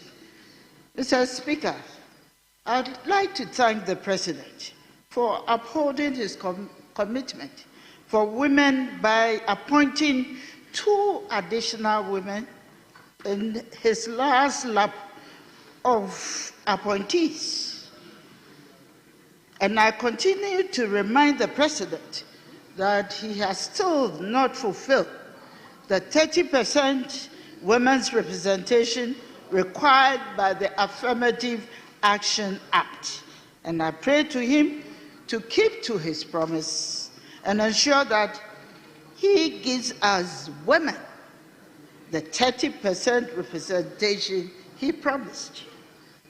Mr. Speaker, we in the Appointment Committee voted and we had the opportunity to have a good discussions with all the nominees. And I would like to congratulate our Honorable Member, Ms. Dr. Stofe, on her appointment as a Deputy Minister for Transport. Ms. Stofe is a philanthropist, a woman of substance, and very passionate about the well-being of constituents, especially the Jomoro constituents. Mr. Speaker, the nominee appeared before the Appointments Committee with admirable composure, clarity, and conviction. She demonstrated an impressive depth of understanding of issues confronting our nation's transport sector, ranging from the challenges of urban congestion and public transport, from the modernization of railway infrastructure and maritime development.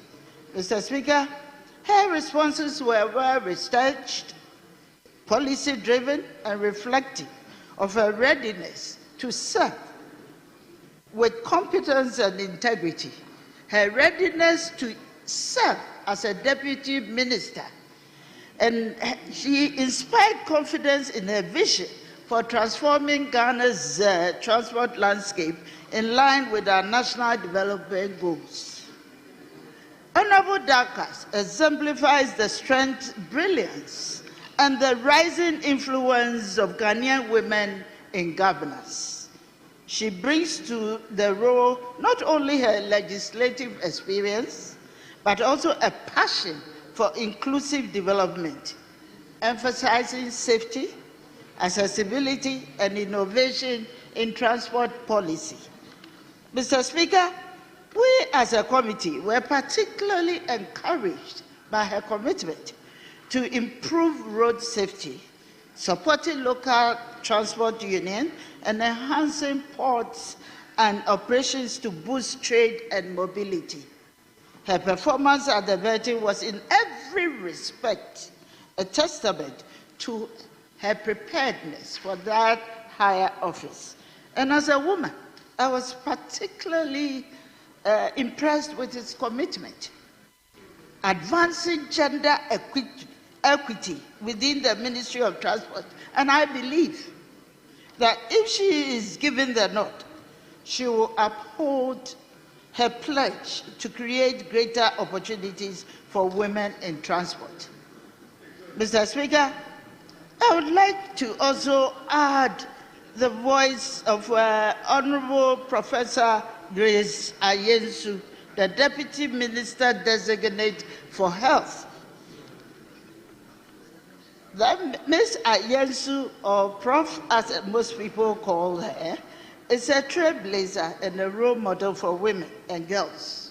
He really exhibited that given the opportunity, he will rise and ensure that his presence in leadership will affirm the commitment to gender equity and the vital inclusion of women in the national decision-making.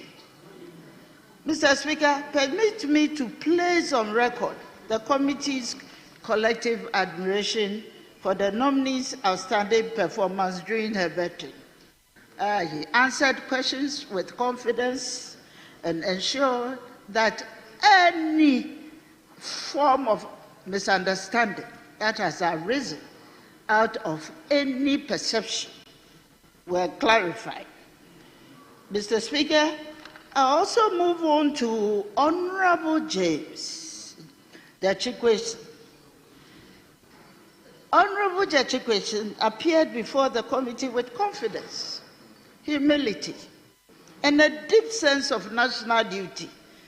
He exhibited a remarkable grasp of the core pillars of Ghana's foreign policy: regional integration, economic diplomacy, diaspora engagement, and multilateral cooperation. My only regret was that Honorable Dachikwe was totally disconnected with the Ghana education, the details of the Ghana education curriculum, and therefore was not very well abreast with what happens over here. And I must say his responses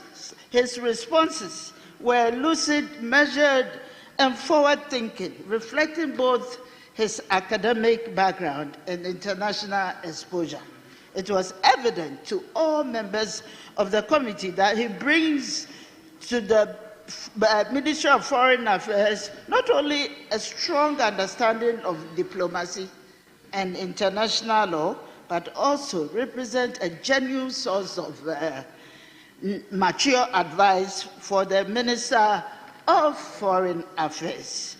Mr. Speaker, at a time our sub-region is grappling with security threats, migration crisis, and shifting geopolitical alliances, Honorable Kwesi Mature's worldview and calm statesmanship will be of immense value to the ministry and to Ghana's positioning in the world stage. Then I come to our last nominee in the person of Honorable Subaru. He conducted himself with exemplary poise and maturity without the vetting process. His performance was not only commendable, but also inspiring, especially considering the complex and fast-evolving nature of the digital economy. Mr. Speaker, I'd like to end here and accordingly add my voice that we in the committee, with consensus, will approve, recommend to the House to approve the 4 nominees who have been appointed by His Excellency the President, Honorable John His Excellency, the President, Honorable the President, thank you very much. Yeah. So, with these words, I recommend that the House will support in approving the nominees accordingly. Thank you Mr. very much. So I'll take the minority leader and then the deputy majority leader, then we bring it to a close. Yes, leader. Well, Mr. Speaker, thank you so much. Speaker, I rise to speak to the report, which is the 16th report of the Appointment Committee.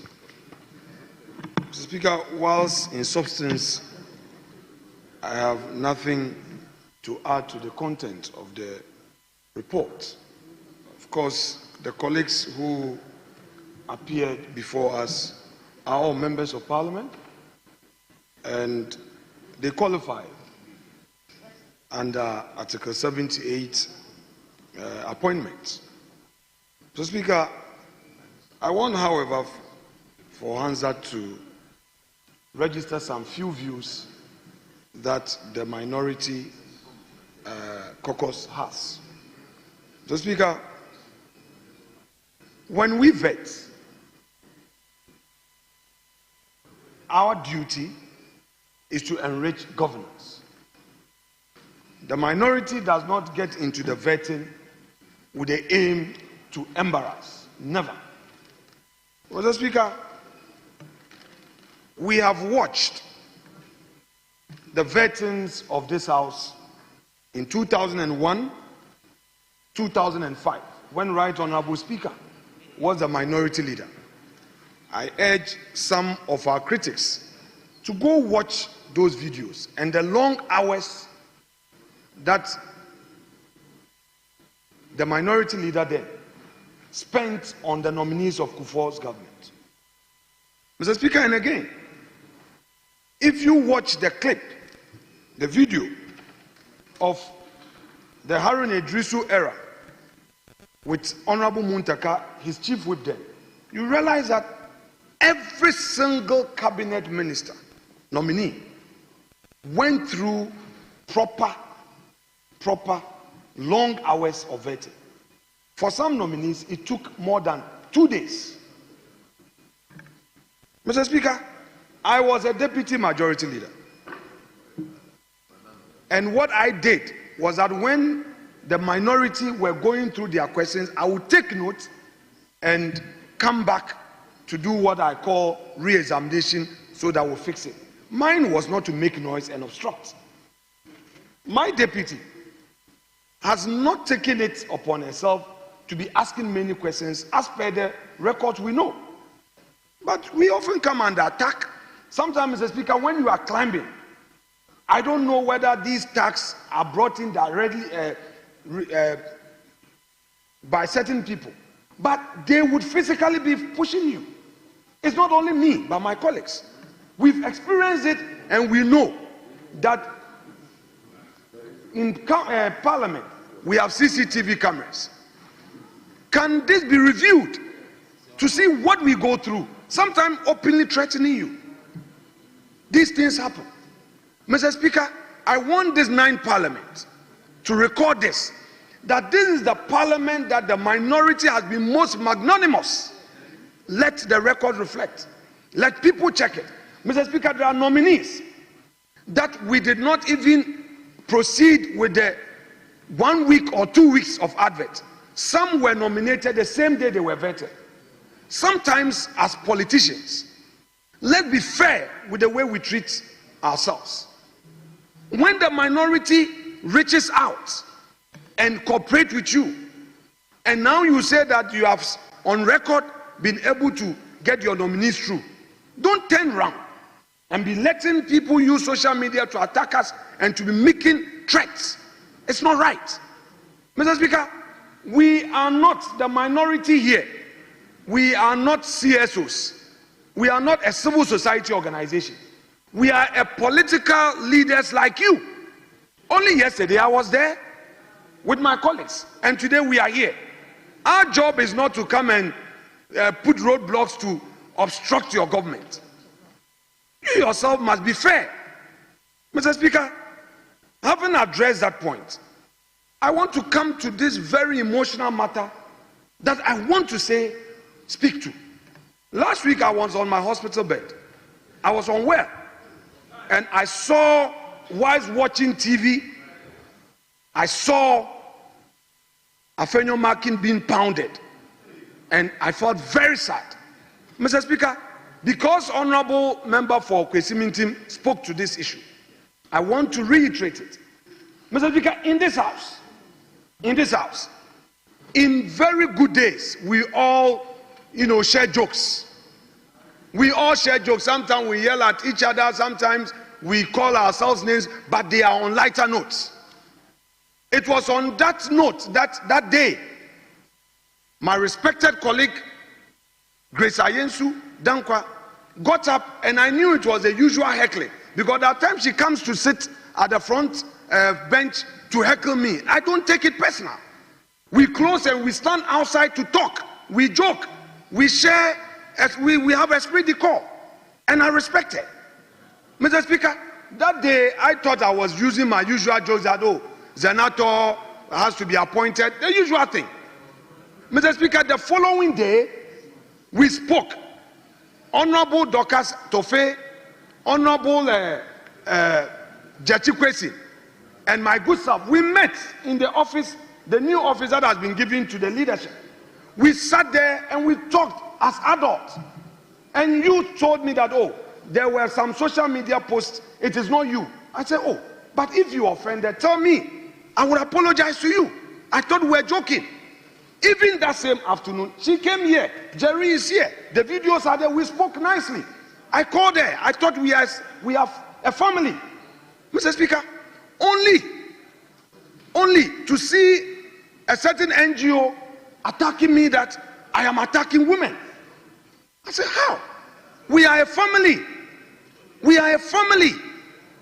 Those who know me in this chamber, we do the politics all right, but I have character.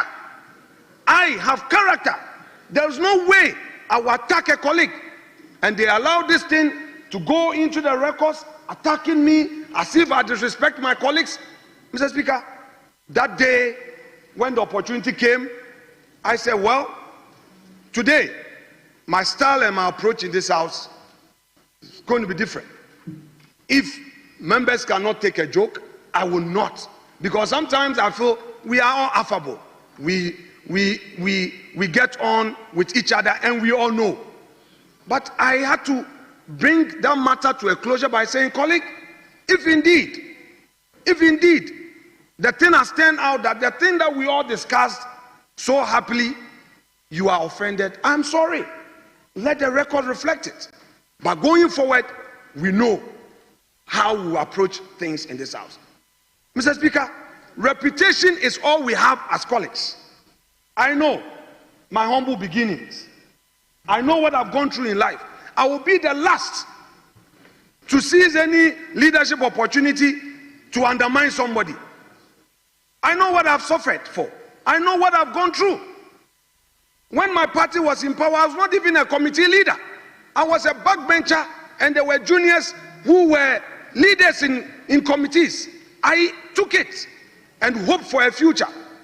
So I will be the last person to undermine anybody, because if you move patiently with hard work, heavens will open up to you. That is my belief. As a Catholic Christian, I'm not perfect, but I will never undermine a colleague, particularly so when it's a woman. I'm a husband. Would I be happy if somebody does that to my wife? I am a father. Would I be happy if somebody does that to my daughter? So I will not do that. I will not, Mr. Speaker. I am so much emotional on this matter, but I pray that having bring closure to this, it will not repeat itself. Mr. Speaker, that said, the honorable nominee, Honorable Grace Ayensu Dankwa, is somebody I admire. I admire because if you look at her own records, she started as an art student.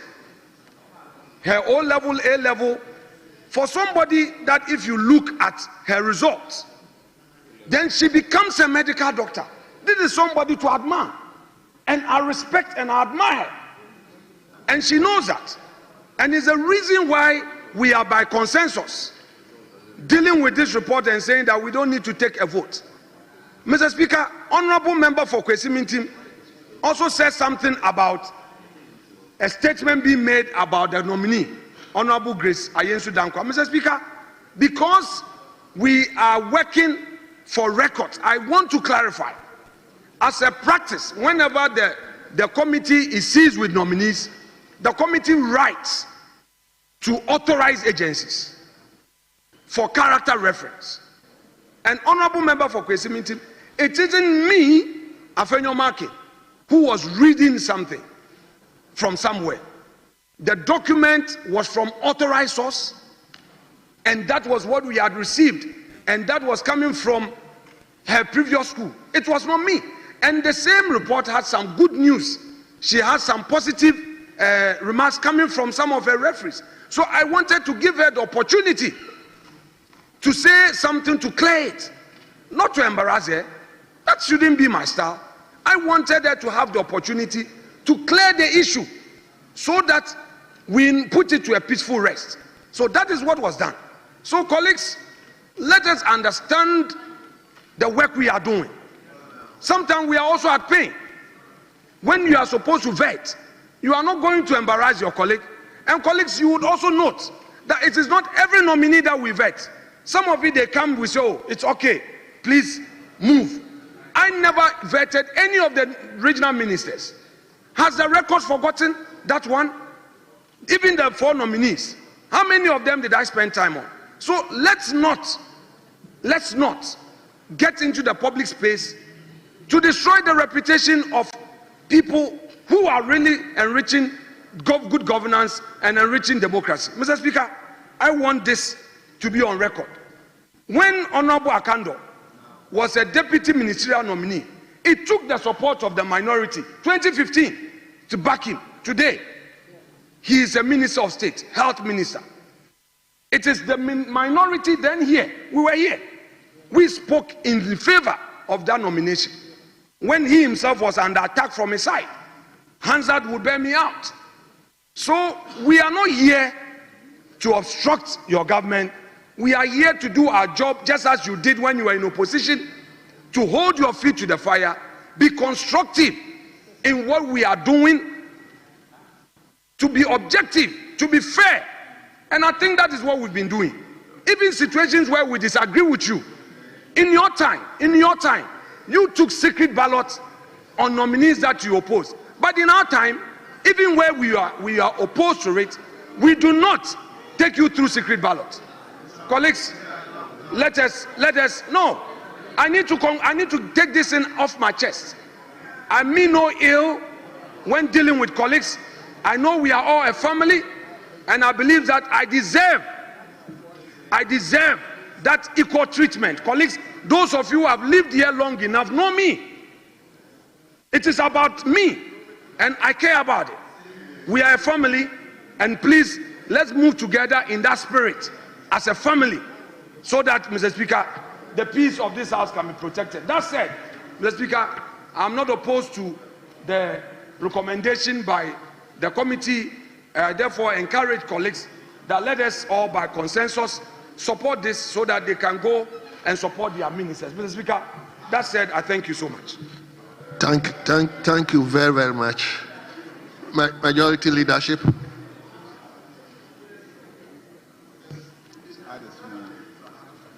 Yes, Honorable Ricky. Thank you, Mr. Speaker. And thank you very much, Chairman of the committee, for the report. Mr. Speaker, 4 members of this Parliament, Ms. Dorcas Toffee, Mr. James Jechukwesin, and Honorable Leader, go ahead. Thank you. Honorable Matthew, I gave you the opportunity to comment on. We are past that stage. Tell him to sit down. We are past that stage. Mr. Speaker, Honorable Adams Suparo and Honorable Grace Ayinsu Dankwa, Mr. Speaker, they were vetted on the 25th of July, and they all discharged themselves very well. Mr. Speaker,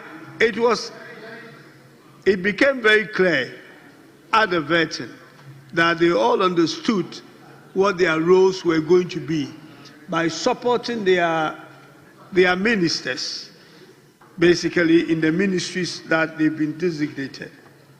Mr. Speaker, as it has been said by those who spoke before me, they discharged themselves very well and demonstrated some knowledge. Of course, they don't know it all, some knowledge of the areas that they are going.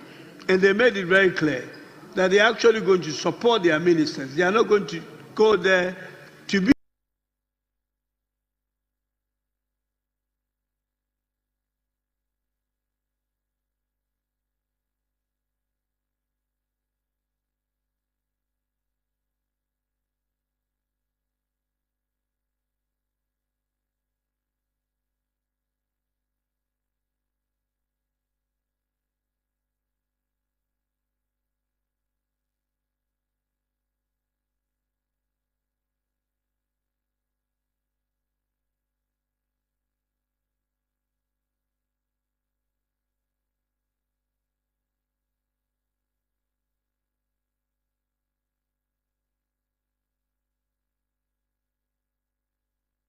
policy makers.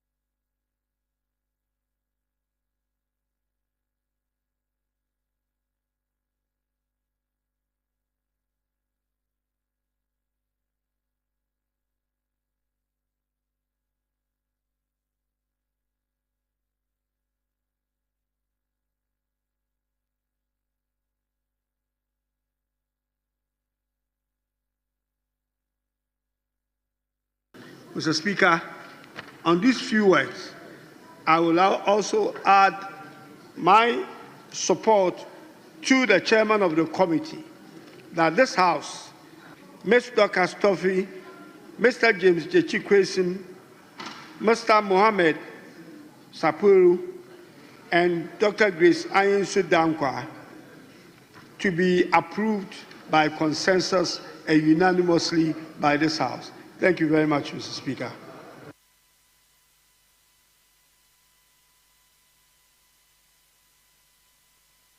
Well, honorable members, at the conclusion of the debate, as many as are in favor that motion listed 11 in today's order paper be adopted, say aye.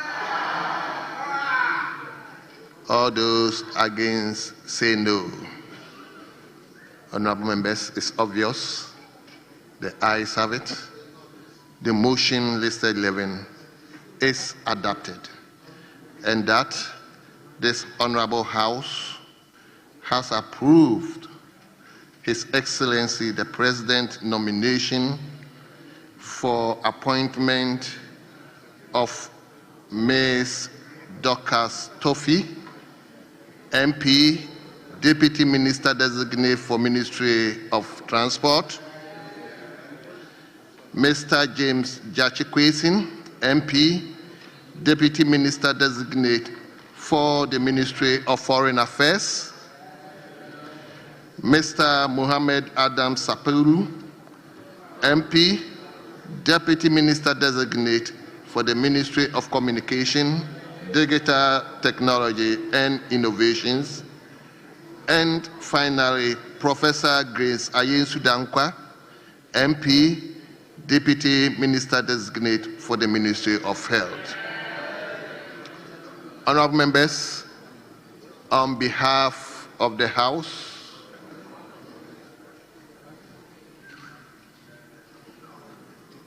yes, Chairman. Mr. Speaker, thank you very much for giving me the opportunity. Mr. Speaker, on behalf of the nominees, Honorable Dorcas Tofe, Honorable James Jechikwesi, Honorable Mohammed Adams Suparu, Honorable Professor Dr. Grace Ayensu Dankwa, thank the committee for doing a very good, thorough work in vetting them and recommending to the House unanimously for approval. And I also thank the House on their behalf for unanimously approving them. Right Honorable Member, let me exclusively thank the Minority Leader, Togbi Usahi Alexander Kwamina Afanyomaki, and to say that at vetting, we should not be cross-examining, but we should be vetting the people. We should not be re-examining, but we should rather vet them. So once again, I thank everybody who is involved in the exercise on behalf of the nominee, as well as on behalf of His Excellency, the President of the Republic of Ghana, His Excellency John Dramani Mahama. Mr. Speaker, I thank you for the opportunity. Thank you very much, Chairman. Honorable members, on behalf of the House, let me also extend our congratulations to our own colleagues. They have made us proud, and we wish them well. On that note, we thank you once again. Yes, honorable members, I think we have so many things to do at the moment. Let me yield the seat to the first Deputy Speaker. I hope you will do it in turns. I'll come back. So, yes. So, leadership, are we doing the debate now? Yes. So, we will turn to the debate, and all the rules are already there. Yes. So, okay.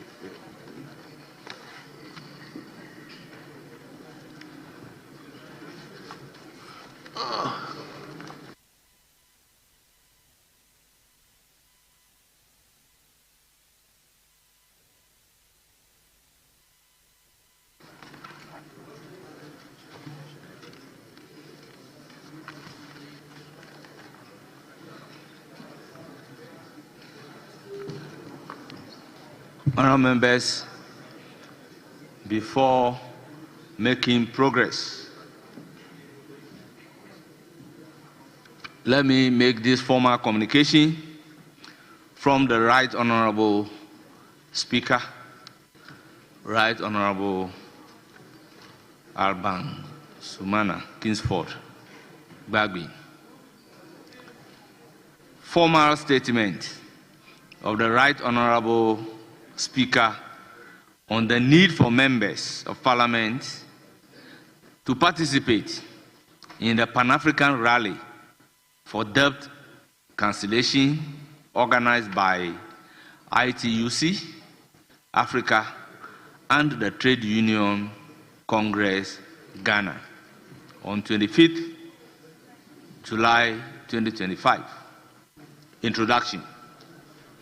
Honourable members of the House, I bring to your attention a significant invitation extended to this House by the African Regional Organization of the International Trade Union Confederation, ITUC, Africa, in partnership with the Trade Union Congress, TUC, Ghana.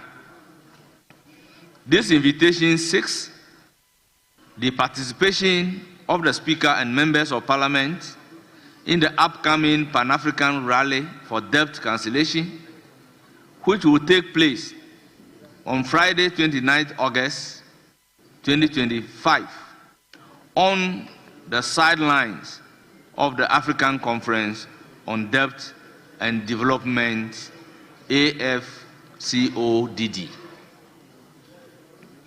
The event is being held under the theme Reparations and Reparative Justice for an African Financial Architecture and Transformation.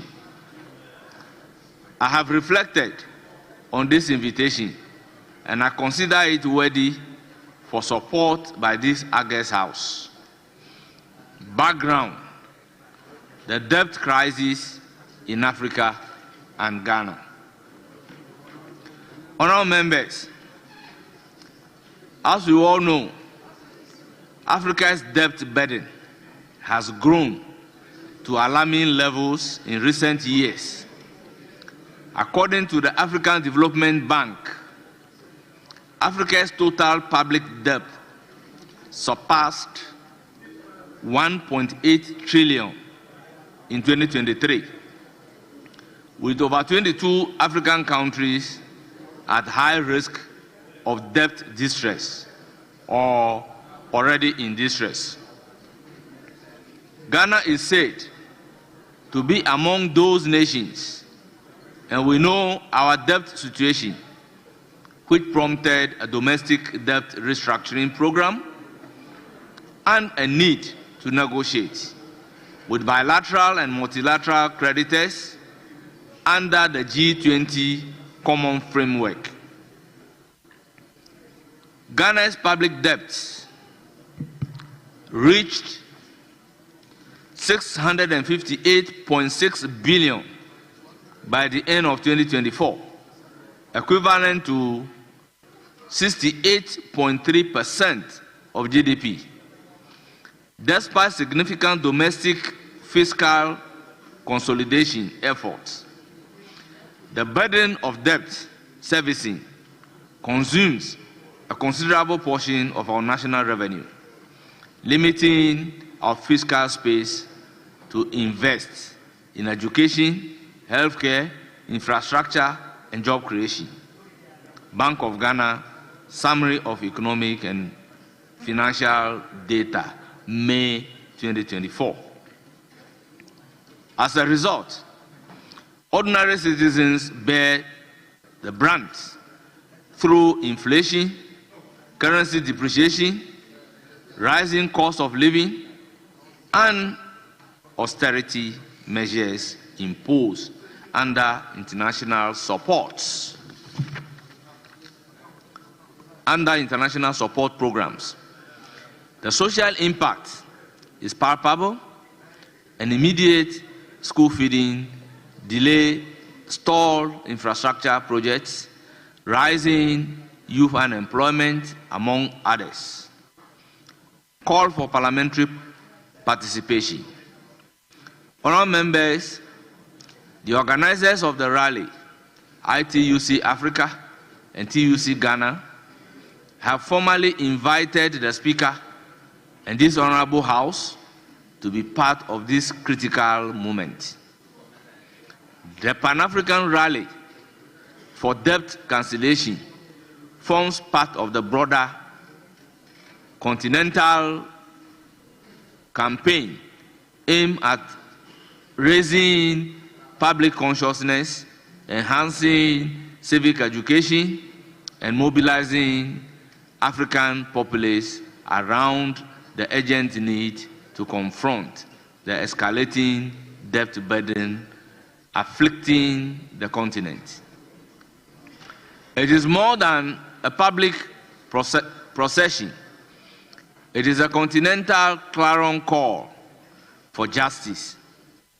It recognizes that the current debt architecture is unsustainable and structurally unjust, often entrenching dependency rather than enabling development. The rally presents an opportunity to deepen public awareness and education on African debt crisis, and by so doing, mobilize citizens and institutions across the continent to demand more tangible reforms. This will potentially propel conversation and action towards building a new Africa financial architecture rooted in equity, sustainability, and justice. The rally, in the form of peaceful procession, is scheduled to begin at Obra Sport, come in Nkrumah Circle, and proceed through some principal streets of Accra, eventually converging at the Black Star Square. Conclusion, I invite you, honorable members, to show your support towards this cause. May we present a strong message of solidarity and leadership from Ghana's legislature, reinforcing our collective commitment to addressing the root causes of Africa's debt crisis and pursuing meaningful transformation. Honourable members, our participation in this rally will reaffirm the resolve of this Parliament to advocate for economic justice, transparency, and sustainable development. Let us, therefore, lend our collective voice and presence to this noble cause, one that speaks directly to the aspiration of the people we represent. Honourable members, I thank you for your attention. Yes, Majority Leader. Thank you very much, Mr. Speaker, for the communication. I do agree with the Right Honourable Speaker that debt cancellation is a matter that Africans must be fighting for. And we as legislators must lend our support to civil society groups as they rally to the clarion call for debt cancellation. Many of our countries are struggling with mounting debts, and in most cases, most of our incomes get spent on servicing not even our main debts, but the interest on our debts, even before we come to the debts themselves, leaving no room for investments in infrastructure, investments in social services such as education, healthcare delivery, and critical needs of our societies. If only the developed world could cancel some of the debts, I believe some room will be created for our economies to do better. And so I will urge colleagues to listen to the Speaker's call on us to join civil society and march and demonstrate our support for the call on the developed world to begin to cancel the debts. Ghana benefited from debt cancellation in the past, and indeed it helped the government at that time. And I believe that at this critical stage, when this government has demonstrated a commitment to fiscal discipline and is working so hard to live up to its debt obligations, the international community and the creditor world should actually begin to think about giving us some leverage by cancelling some of the debts. So I thank the Speaker for his communication to us. Mr. Speaker, on that note, I think that the House wants to continue with the debate on the motion on the mid-year budget and the approvals that are needed. Yes, Leader, we agree that we take the motion 12-13 before we come to the debate. Motion 12-13 and 13. Yes. Okay.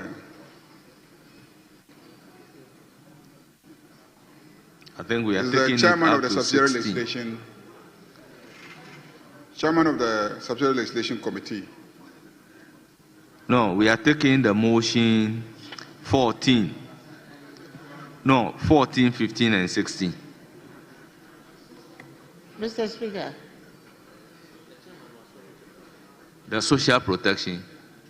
Mr. Speaker, Yes. I thought we came into an agreement. You Yes. know, our members are poised to take the debate. And we had an understanding Well, at that conclave, we are I was- going to do the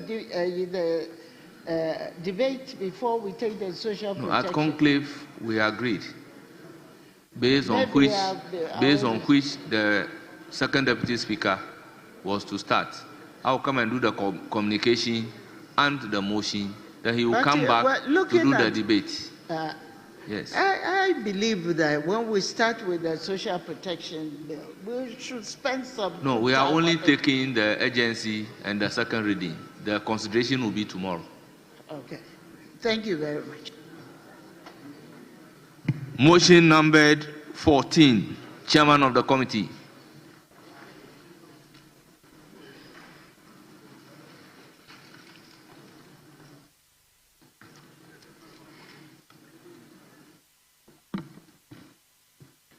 Mr. Speaker, I rise to move the motion that notwithstanding the provision of Order 1041 of the Standing Orders, which requires that a motion shall not be debated until at least 2 sitting days have elapsed, after the notice to move the motion is given, the motion for the adoption of the report of the Committee on Gender, Children and Social Welfare on the determination of the agency of the Social Protection Bill 2025.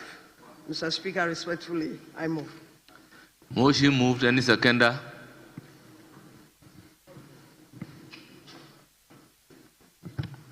Thank you, Mr. Speaker. Yes, I second. Honourable members, motion moved and seconded. It is for the consideration of the House.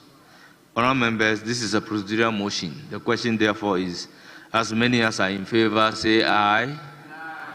Those against say no. The ayes have it. The motion is adopted.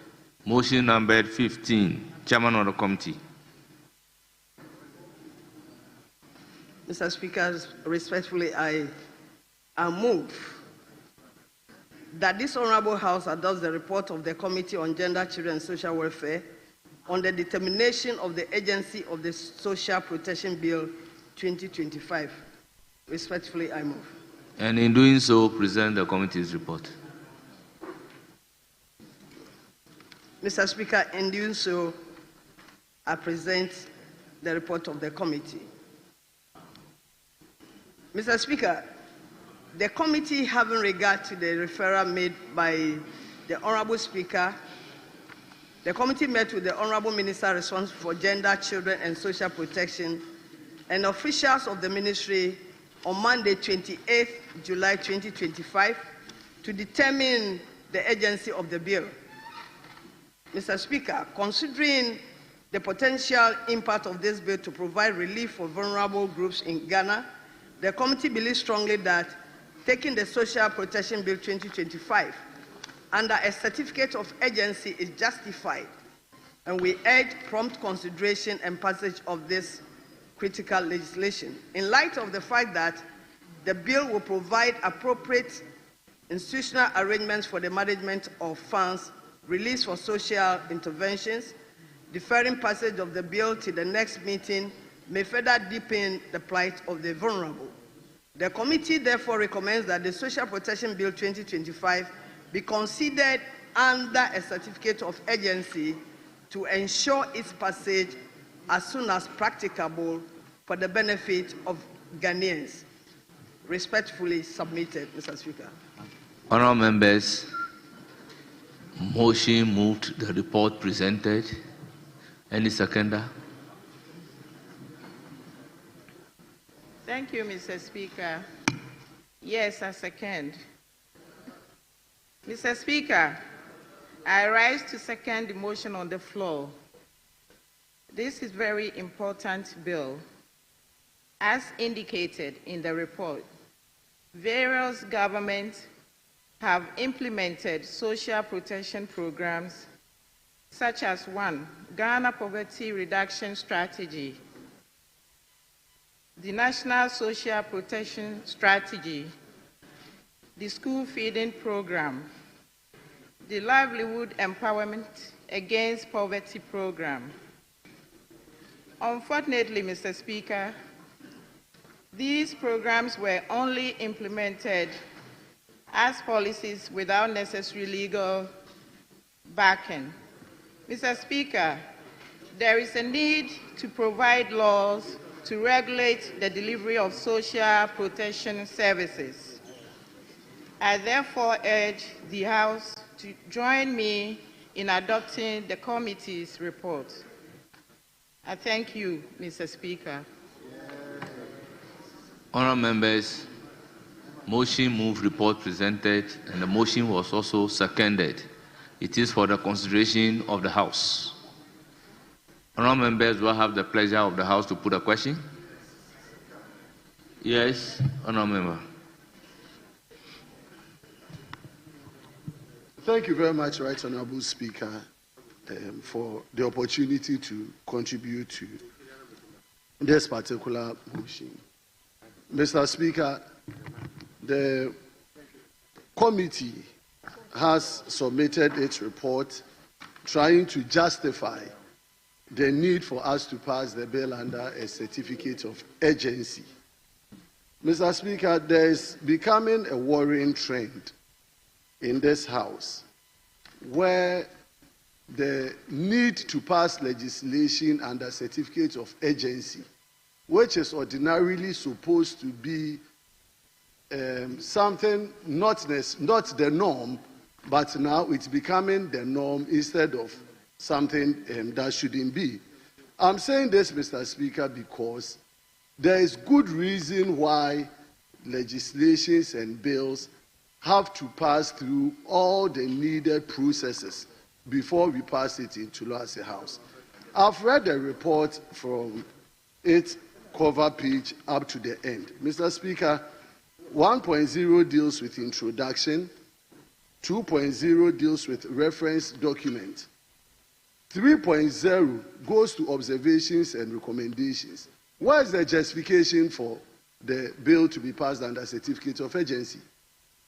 Where is the justification in this report that calls for the bill to be passed under certificate of urgency? And so when we come into this House and we are being made to just go through motions to pass bills under certificate of urgency, when we have not necessarily justified the need for the bill to be passed under certificate of urgency, then it's worrying.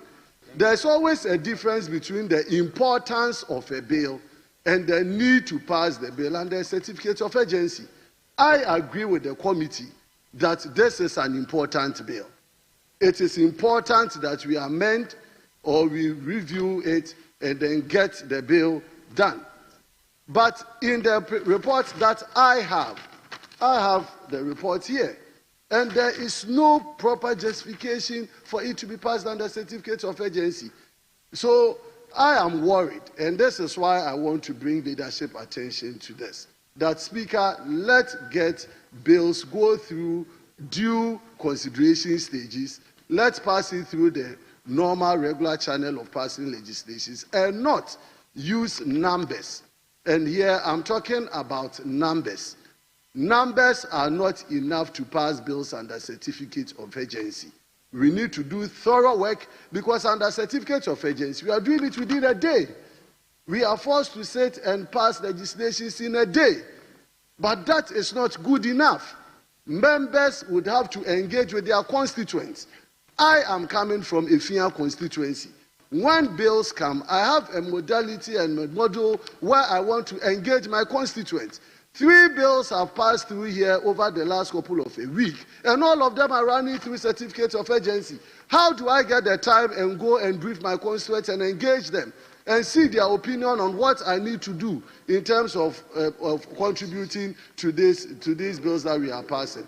With that said, Mr. Speaker, of course, This is a house. The house has to make determination based on all of us, our collective views. And so I defer it to the House. Yes, I agree it is important for us to look at the bill, but I am not of the view that this should necessarily be passed under certificate of urgency. With that, Mr. Speaker, I'm so grateful for giving the opportunity. Honourable members, ordinarily I'm not supposed to do this, but I need to bring it to the fore that sometimes these things are occasioned by the convenience of the House.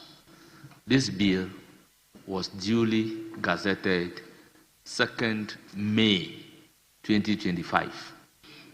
14 days thereafter, it was introduced and referred to the committee responsible for gender, children, and social welfare. Honourable members, the committee came out with numerous amendments to the bill, and the advice was that the amendment should be integrated, leading to the withdrawal of the bill. So it cannot be true that the public is not giving adequate notice and members of parliament are not also giving adequate notice. So certain impressions are not very good for our record. That is the fact. Yes. The fact is that this bill has been introduced after the constitutional imperative in Article 106 has been satisfied. Now, under Article 106(13), it's talking about explanatory memorandum and 14 days gazette prior to the introduction of the bill. But this bill has been gazetted 2nd May and introduced in this House after the 14 days constitutional mandatory period has elapsed and refer to the committee.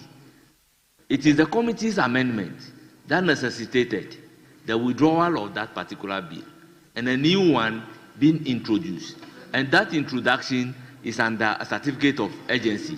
So nobody can claim that the actual bill is just for the sake of convenience going through a numerous amendment being carried out on the floor. That's why all these exercises are being undertaken. So this House have notice of this particular bill from its first introduction, but not the second introduction. And then the constitutional imperative in Article 106(2) has also been complied with. So that's why I'm saying that it is for the convenience of the House. That is why we are at the stage that we are now. Yes, Majority Leader. Thank you very much, Mr. Speaker. You know, now our proceedings are broadcast live on national television. This morning I was listening to radio, I think City FM, and I heard a caller in requesting that they watch our proceedings, but sometimes they don't understand. And they were asking a panelist on City FM if you could help with explaining what happens in Parliament so that they can understand the proceedings. And so I just thought to use this opportunity to explain these developments where we come under certificate of urgency. Ideally, what has always happened is when it is laid and referred to a committee, the committee goes to work on it. The committee then recommends amendments. The amendments are ordinarily advertised. And sometimes when the amendments are many and they are advertised, the next thing is it is referred to winnowing. Because when the committee's amendments are many and individual members of parliament also introduce many amendments, then in order to manage the amendments and not to waste the time of the House, because we have to take the amendments one after the other, you refer it to the winnowing committee. Then at the winnowing committee, we try to reduce the number of amendments and get to a reasonable number and then bring it back to the House and take whatever we have agreed on through the consideration stage. Very often, you also find out that the amendments are so many, even after winnowing, the amendments are so many that you think that the best option as leader, the best option you would recommend is that, look, Minister, withdraw the bill, send it to the Attorney General, let them reconcile all the amendments into an intelligible bill, and then you bring it back, and then we will withdraw the old bill and lay the new bill with all the amendments that have been agreed upon, which the Attorney General's department has worked on. When that happens, it becomes unfair to that bill to let it go through another period of gazetting, 14 days notification, coming to lay it, refer it back to a committee, and then, because you've worked on it as a committee. And so it is not that we are rushing to pass through the bills with the use of certificate of urgency, but it is because we have in fact worked on the bills to a certain level of detail. And so if you brought them back, you are just wasting the time of everybody. Indeed, this bill, if my memory serves me right, came in the last Parliament, and it was sent as far as the consideration stage. It was because towards the end of the life of that Parliament, there was so much, disagreement, so much litigation that led to the Parliament not sitting until election time. And so several bills that we should have finished before the expiry of the life of that Parliament were not finished. So the minister came and met the bill, and because the life of that Parliament had elapsed, she had to bring it back. But in fact, we had worked on it in the last Parliament. But even then, I advised her to get the committee to go and still look at it, because there could be new developments and new policy initiatives that you want to inform the final rendition of the bill. So last week, they had a retreat as a committee. They worked on it. They reported to me that they had so many recommendations for amendment. And I then advised them that if that's the case, then go to the Attorney General, let them incorporate the amendments, make sure that every amendment is consistent with the principles of the bill and earlier clauses of the bill. And then, because they are the experts, we can make amendments here, but if we don't allow them to look at it, we may make amendments that will contradict earlier provisions or even subsequent provisions, or even undermine the very principle informing the bill that is before us. So that was what happened. And so Attorney General redrafted the bill to capture all the amendments proposed by the committee. And then it was brought and laid. So I then recommended that they should take it through a certificate of urgency, because we cannot afford to go back. And as you know, we are going on recess on Friday. So if we're going to go and then do another, gazette notification and then go through another consideration stage, we will be overtaken by time. So I plead with you that these are the circumstances and these are the facts. And I believe that the bill has been around for so long that interest groups that have wanted to make an input have had a fair opportunity to make an input. So on that note, I urge colleagues that let's allow the report on the certificate of urgency to be approved, so that, you see, the report of the certificate of urgency doesn't mean that if at this stage you have an amendment, you cannot introduce it. It just means that the time-bound procedures for advertising, should be abridged so that we can move with some speed. So you can still introduce amendments if you have some, but let us take it with some speed that will enable us to pass it before we go on recess on Friday. Thank you, Mr. Speaker. Yes, Deputy Minority Leader. Thank you, Mr. Speaker. We want to thank the Majority Leader for offering such an explanation. I think it brings clarity to the issue.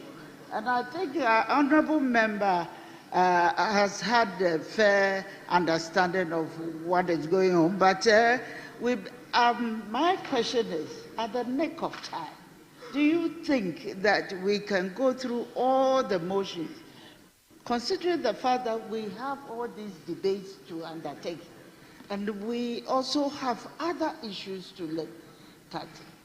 I'm sure he is concerned because of the time allocation to look at such an important bill. And that is the reason why maybe he's raising concerns about it, not just because he doesn't want to do it. Yes. It yes. is a bill that is very, very important. Yes, the indication is that we are not doing the consideration today. Yeah. Okay.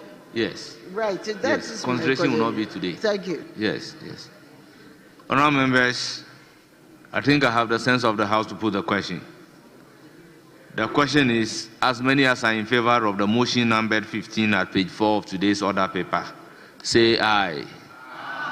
Those against say no. The ayes have it. The motion is adopted. Now, motion numbered 16 at page 4. Minister for Gender, Children and Social Protection.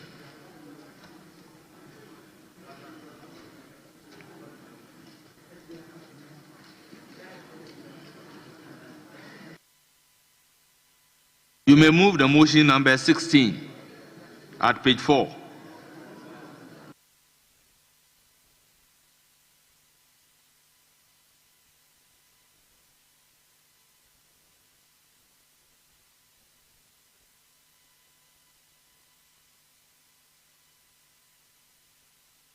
Yes. Move the motion numbered 16.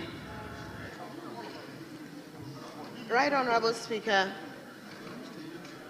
I rise to move that the Social Protection Bill 2025 be now read the second time. Thank you. I call on the chairperson of the committee to present the committee's report.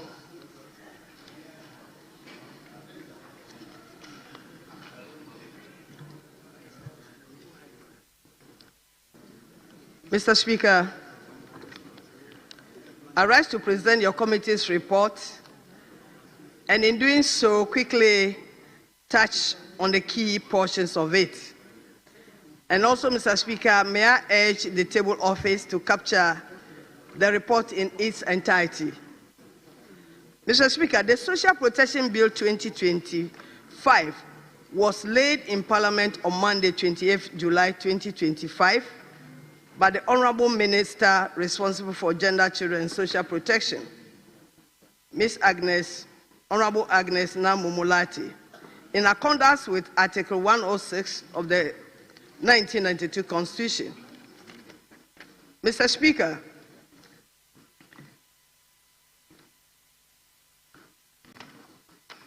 the background of the bill is that the Ghana National Social Protection Policy defines social protection as a range of actions by the state and other parties to provide relief for vulnerable and impoverished populations.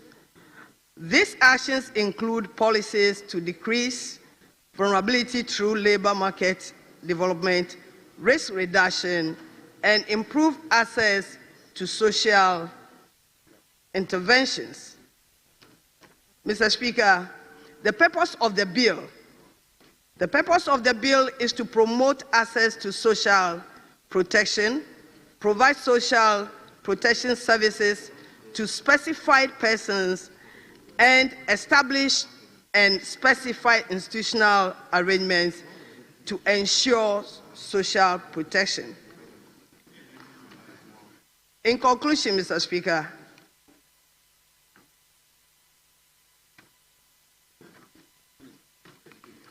the committee acknowledges that providing a legal framework for social protection programs and policies is necessary to improve accessibility, accountability, and equity in the delivery of social services to underprivileged persons in Ghanaian society.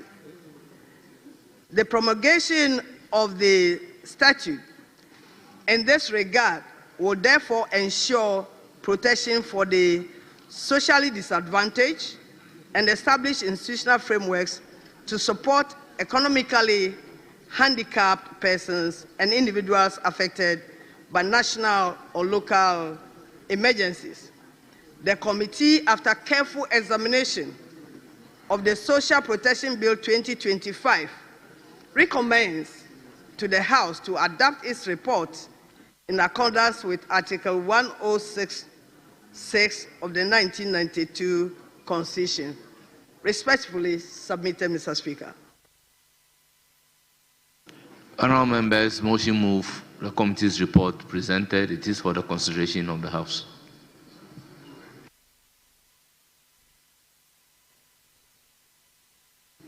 Yes, honourable member, you have the floor. Thank you very much, Mr. Speaker. Mr. Speaker, your committee met and discussed a lot of clauses in this report. Mr. Speaker, the committee has put together a comprehensive bill that will actually stand the test of time. Mr. Speaker, this bill is in consonance with Chapter 6 of the 1992 Constitution, which guarantees the well-being of citizens through the provision of adequate means of livelihood. Mr. Speaker, the bill is also in sync with the African Union Social Policy Framework, which encourages member states to develop comprehensive social protection policies that addresses the needs of the vulnerable groups, especially children and women. Mr. Speaker, the bill is also aligns itself with the United Nations SDG goals. Not only one, it aligns itself with SDG 1, that talks about no poverty, SDG 5, gender equality, SDG 8, decent work and economic growth. Mr. Speaker, social protection programs in Ghana has over the years been implemented without the right legal framework. The passage of this bill, Mr. Speaker, into law, therefore provides a legislative framework to regulate the delivery of social protection services. Mr. Speaker, the passage of the law will ensure the protection for the socially disadvantaged and support economically handicapped persons affected by national or local emergencies. Mr. Speaker, with these few words, I urge the House to support the hard-working Minister for Gender and Social Protection, the Chairman and the Ranking, so that this report will be accepted for the passage of the bill. Mr. Speaker, I thank you for the opportunity. Yes, honourable member, you have the floor.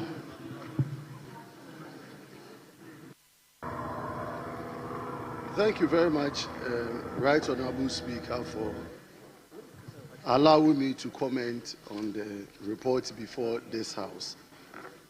Mr. Speaker, as I indicated earlier, there is no objection to the need for this House to pass this particular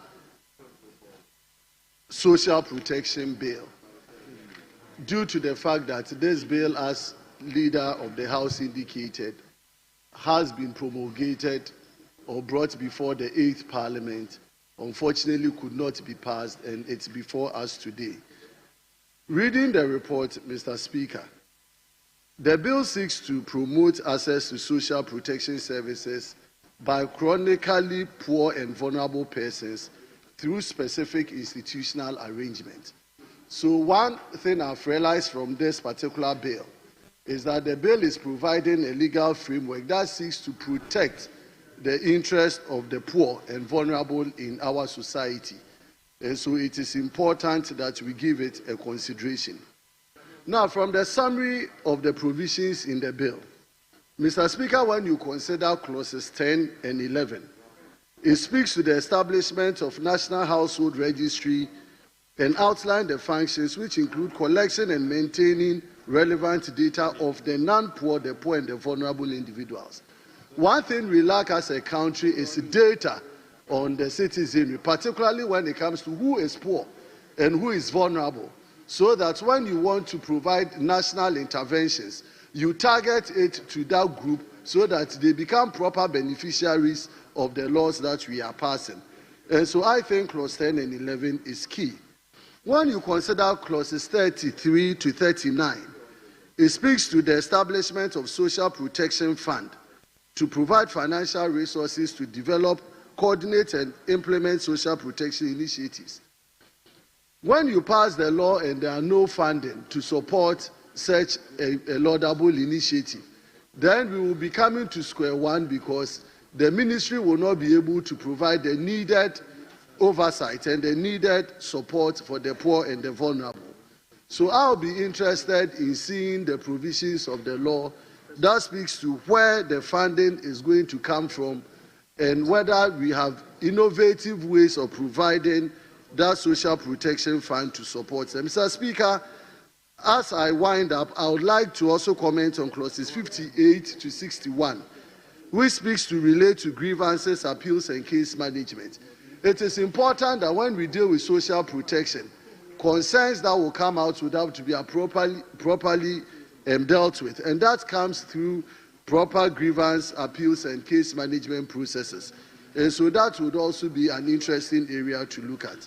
With that said, Mr. Speaker, I want to also support this House in coming up together to support the Minister in passing this particular bill, so that the poor, the vulnerable of this country will be properly protected.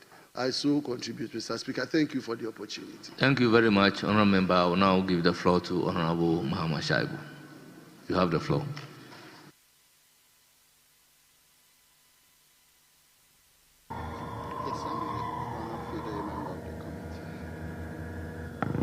Mr. Speaker, thank you so very much for the opportunity and to lend my support the motion on the floor. Mr. Speaker, three key things come out as we work towards social protection, and these are government's implementation of social protection programs to improve the living conditions of the chronically poor. Mr. Speaker, the emphasis is mine. Chronically poor, socially vulnerable, and economically at-risk persons. Indeed, a legislation, Mr. Speaker, will couch out the various modes that these things can be solved. Your committee met, Mr. Speaker, and we went through the various clauses, very comprehensive clauses, Mr. Speaker.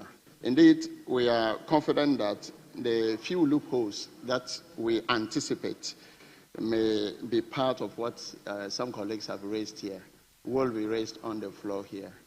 But clearly, I think that we have done a very good job to the referral that was made to us, and I will implore this House to approve. Thank you so much, Mr. Speaker. Yes, Honourable Anyimedu Entry. Thank you, Mr. Speaker. Mr. Speaker, this is a very important bill. This bill should have been passed as early as yesterday, Mr. Speaker. Unfortunately, it's been in this House for a long time. It has lapsed from the last term when we did a lot of work on this. Mr. Speaker, there are a lot of things that we need to take into consideration as a country. Various governments have made an attempt at making an intervention so far as social protection is concerned. And I can think of the LEAP, I can think of school feeding and a lot of things. There are a lot of vulnerable ones in the society. And Mr. Speaker, every member of Parliament here will testify that in his or in her constituency there are vulnerable ones in the constituency.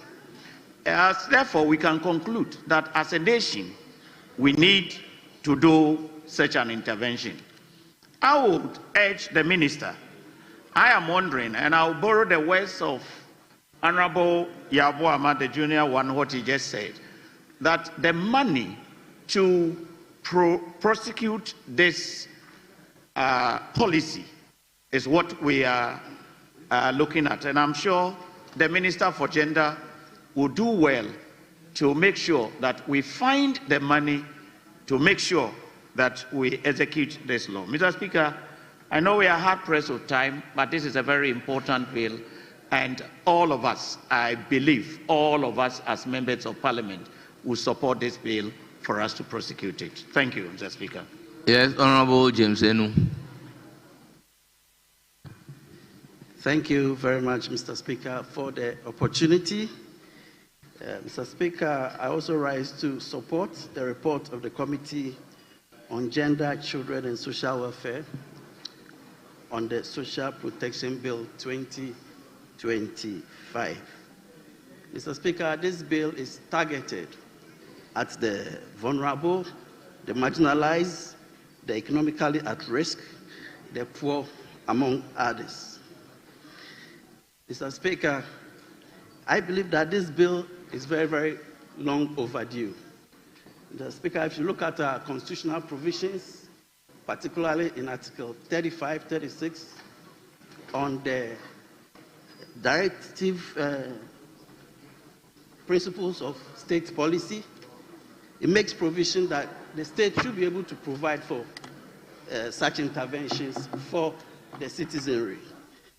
Mr. Speaker, I'll refer you to Article 36(1), particularly. It says that the state shall take all necessary action to ensure that national economy is managed in such a manner as to maximize the rate of economic development and to secure the maximum welfare, freedom, and happiness of every person in Ghana, and to provide adequate means of livelihood and suitable employment and public assistance to the needy. Mr. Speaker, what is also remarkable about this bill has to do with the fact that it creates for emergency support in terms of local or national emergency for communities, and I think this is very remarkable. Mr. Speaker, I pray that the House support the adoption of this report. Thank you, Mr. Speaker. Thank you, Honorable Zuwera. Be brief. Thank you very much, Mr. Speaker, for the opportunity. And Mr. Speaker, I rise to support and urge the House to support the passing of this bill in order to streamline and facilitate the effective delivery of social services to the vulnerable people in Ghana. Mr. Speaker, the bill seeks to outline the beneficiaries of social services and social intervention. And the beneficiaries is quite comprehensive.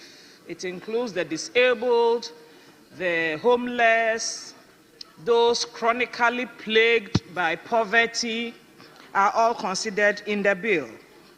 But clauses 14 to 27 is actually what makes the bill very, very important, in that this clause seeks to establish a unit that will manage the livelihood empowerment against poverty program.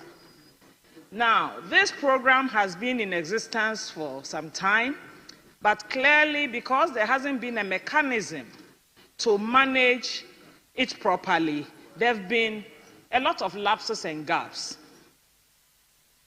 With the coming into effect of this management unit, clearly the activities of the LEAP, as we call it, will be streamlined to enable accountability and transparency.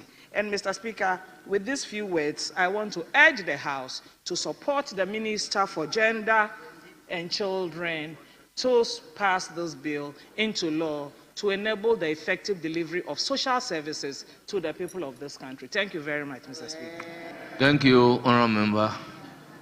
Honourable Members, I will then put the question. The question, therefore, is as many as are in favour of the motion number 16 at page 4 of today's order paper for the second reading of the Social Protection Bill 2025, say aye. Those against say no. The ayes have it. The motion is adopted. an act to promote access to social protection, provide social protection services to specified persons, establish and specify institutional arrangements to secure social protection, and provide for related matters. Honourable members, the Social Protection Bill 2025 is now read the second time.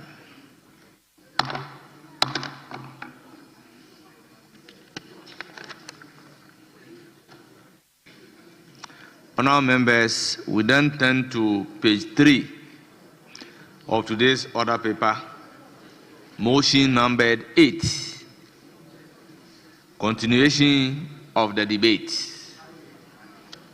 Honourable members, I will proceed to give the floor to Honourable Dominic Edruna Nitiwood. Honourable member, you have 15 minutes. Thank you, Mr. Speaker. Mr. Speaker, I'm very grateful for the opportunity to add my voice to the 2025 mid-year fiscal review policy of the government for the year 2025. Mr. Speaker, I don't intend to speak on too many topics, but right after the economic team has dealt extensively with economic matters, Mr. Speaker, you would agree with me that issues of our safety and security are issues that the people of Ghana will want to listen to us and find out what the government has been doing over the last 7 months.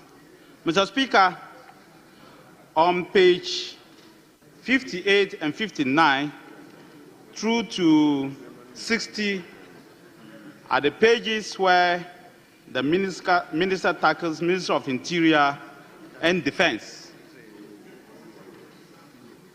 Mr. Speaker, on page 58, on behalf of the President, the Minister says that, Mr. Speaker, and I quote, Ghana Police Service intensified visibility patrols and traffic management with 1,000 officers deployed across Accra and other regions. More than 3,500 motorbikes were distributed to enhance community engagement and response time. Unquote. Mr. Speaker, I will not go further than this, but just to say that the Minister for the Information should draw the attention of the Minister for Finance that this statement is not true. This government, over the last 7 months, has not provided the police with 3,500 motorbikes. So the Minister for Finance should expunge this particular statement from this presentation. It's not true. In fact, Mr. Speaker, the last time the police received large numbers or huge numbers of motorbikes were in December 2024. It was presented by the Minister of National Security, 200 motorbikes. In fact, not 200, 1,500 motorbikes were presented. 300 pickups were presented in December 2024. 3,000 pickups, 300 pickups, and 1,500 motorbikes were presented in December 2024.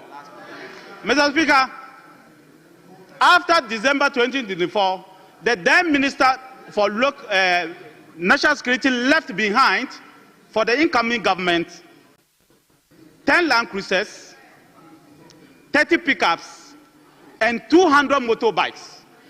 If there is any distribution, it is these 200 motorbikes, 300 pickups, 30 pickups, and 10 Land Cruisers that was distributed. The government has not distributed any 3,500 motorbikes. There's a reason I'm bringing this point. Mr. Speaker, I am saying that the Minister for Finance is not releasing resources to the two ministers to work. The Minister for the Interior and the Minister for Finance have no money to work. Especially for the Minister of Defense. He says that Work is ongoing at the Nzelibo forward operating base, and we all know the importance of it, and the forward operating bases, 12 of them in the north. Sadly, not a CD, not a peswa has been paid to the contractors since December 31st, 2024. Not a peswa. Mr. Speaker, not a CD has been paid to the contractors. Mr. Speaker, if the Minister for Finance is refusing or is unable, for whatever reason, to release funds to the ministers in charge of security, the only, unfortunately, outcome will be that there will be insecurity. And it's clear for everybody to see that there's insecurity everywhere today. In fact, Mr. Speaker, today, if you go to Ashaman, Tulaku, ask the Ashaman MP sitting right here with you, they killed people in Ashaman. The minister's own constituency, Minister of Interior, Asawasi, they killed people there. In fact, Mr. Speaker, our good friend, Honorable Collins Udumako's constituency, somebody was moving in a car. He was shot, and people were shot and killed 2 people in a moving vehicle. Yesterday at Nima, Mr. Speaker, there was shooting 6 gunshots in Nima yesterday. I can continue counting and counting and counting. I'm here to go to my good friend, the majority leader's constituency. The majority leader was concerned, Mr. Speaker, 2 years ago, that he thought that the ministers of defense and interior should be visiting Boku to assess things for themselves. Majority leader, I'm sorry, the 2 ministers, they have not visited Boku for 7 months. What are you saying about that? They have not come. They have not. They have not. In fact, no minister, apart from him, They have not. no minister, no minister apart from he, the majority leader, who is the member of parliament, has visited Boku. You, the minister for the interior communication, you haven't gone there. You were there in the first week. You were not yet minister. You were not yet minister. When you became minister, you have not visited. No minister. Mr. Speaker, not a single minister. Honorable Natty Wood, why do you choose to answer instead of addressing the chair? I'm sorry, Mr. Speaker. But, Mr. Speaker, I am saying that the Minister of Finance should release money to the Minister of Interior and the Minister of Defense, especially the Minister of Interior. They are suffering. There is no money. And because of that, the security agencies are not able to do what they are supposed to do to keep all of us safe. If it does not do that, there will be a problem. Now, Mr. Speaker, let me come to Boku itself. The Minister for Communication released a statement stating that the government has directed the armed forces to move from peacekeeping to peace enforcement. I'm sorry, Mr. Minister, we have never had peacekeeping in Ghana. The armed forces of Ghana have not undertaken peacekeeping duties in Ghana. It has always been part of the internal security arrangements, not peacekeeping. I would advise you that you should take out that word peacekeeping and insert the word internal security duties. Because peacekeeping, we have not done it in Ghana. But the worst is for you to intimate, or for you to indicate, or for you to say, or for you to tell people of Ghana, especially the areas in Boku, that you are going to do peace enforcement. Peace enforcement simply means that, unfortunately, you are going to use military force. You are going to use military force and military coercion to get people to accept peace. I don't think that the people of Ghana, especially those around the Boku area or around the northeast, are ready for peace enforcement from the men and women of the Ghana Armed Forces. So I will urge government to withdraw that statement. I would urge government to withdraw that statement and tell the people exactly what they intend to do. Because the conflict in Boku and its environment is spreading across Ghana. And it's dangerous for all of us. It's not good for all of us. I say that the previous government, for which I served, were spending close to 11 million cedis every month to secure the northern part of Ghana. Why is the Minister for Finance refusing to release money to the people? Why? The minimum the minister can do for Operation Cowleg, Operation Quanke Fist, the soldiers in Boku, the police, the immigration, all of them, is to release resources to the ministers so that the ministers can give this money to the commanders on the ground to do the job. I can tell you that the professionalism of the armed forces and the police service, as well as the various security service, is top-notch. The entire world knows it. I remember visiting the president, visiting the United Nations Secretary General, and he said, I am giving Ghana 2 missions, one in Sudan, one in Central Republic, because I know that the professionalism of the Ghana Armed Forces and the police service is top-notch. So they can do the job. But with the resources, they will not be able to do the job.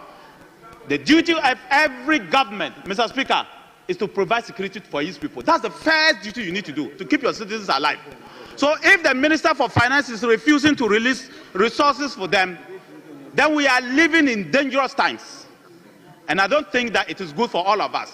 So I'm asking the Minister that what he has done over the last 7 months, he should change course, because unfortunately, Boku is spreading, and is spreading fast. Mr. Speaker,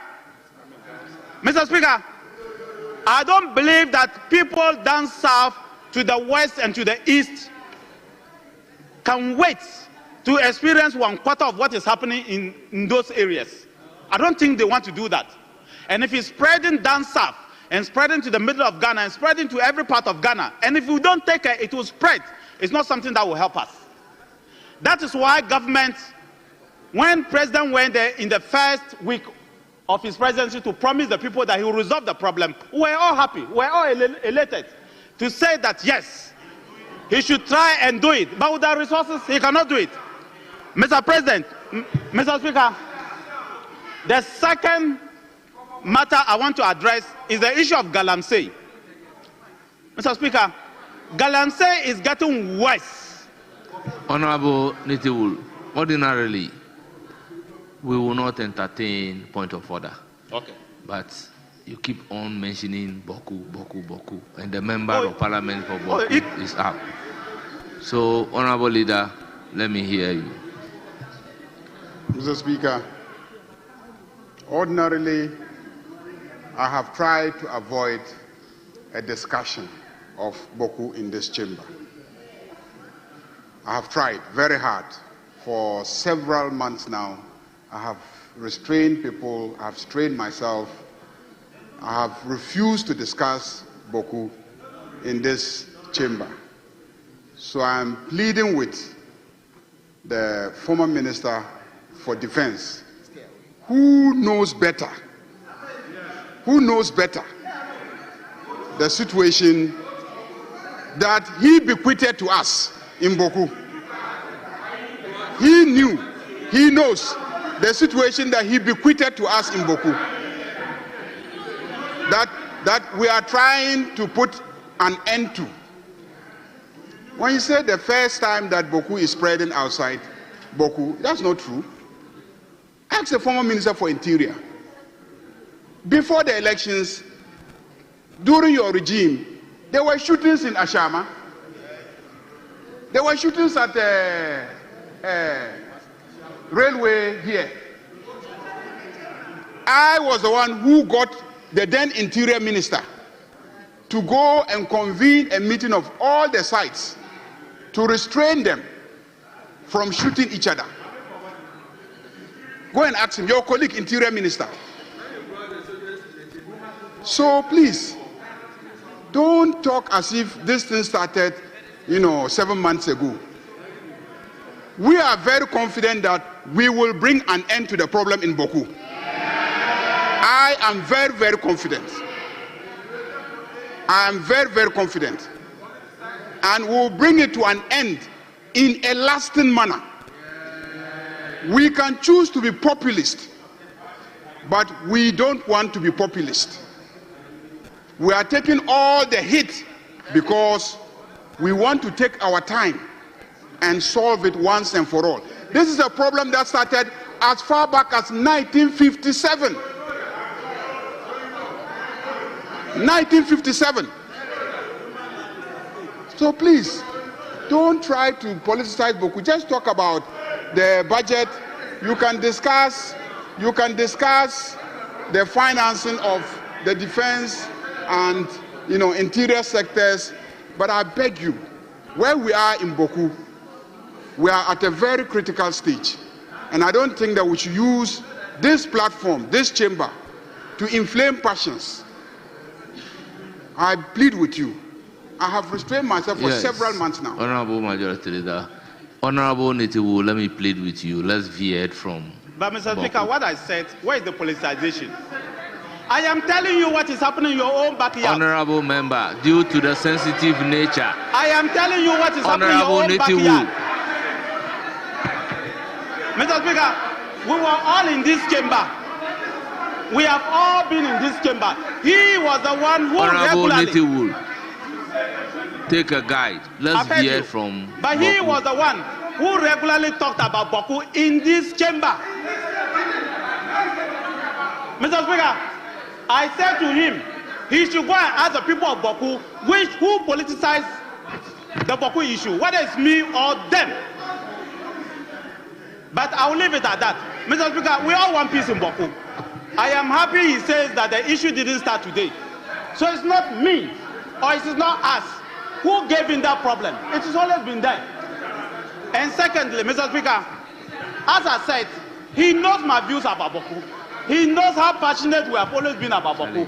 He knows the discussions I've held to him about Boku. He knows how I want Boku to be resolved. And he knows that issues about Boku have never flared up more than it has now. Mr. Speaker, after shooting in Atakuleta area or shooting at Ashaman or other areas, it has always been happening. But this is the first time that you can directly link it to Boku. There are two differences. It has been happening. Abobloshi, in 2009, there was shooting there. We never linked it to Boku. It's always been happening, but I'll leave it at that. All I'm saying is that, Mr. Speaker, government should give the Minister of Defense, government should give the Minister of Finance resources to resolve the Boku matter. They should visit the Minister of Defense, the Minister of Interior, and that they should visit the places.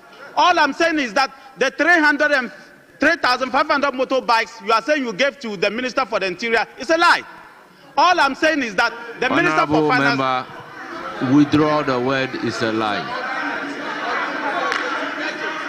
Mr. Speaker, I withdraw that word immediately. I withdraw it. But I'm saying that it is not a true thing. It's not true. That's all I'm saying. It's never happened. It's not happened. It's not true. Mr. Speaker. Mr. Speaker. Mr. Speaker. Galamsey has become worse. Galamsey has become worse over the last 7 months. The same thing I'll tell the Minister for Finance.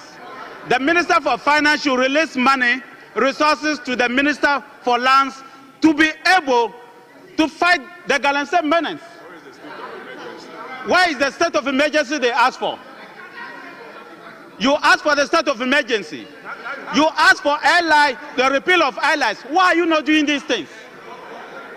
Why? What has changed? The minister, I heard the Minister for Communication the other day trying to change the stand of government. Listen, you made promises to the people of Ghana. Follow those promises. I do believe that if you do, Mr. Speaker, things will be better. So, no, they stopped the time. So your time is up. Yes. Your time. You're welcome. It's now the turn of Honorable Isaac Adongo.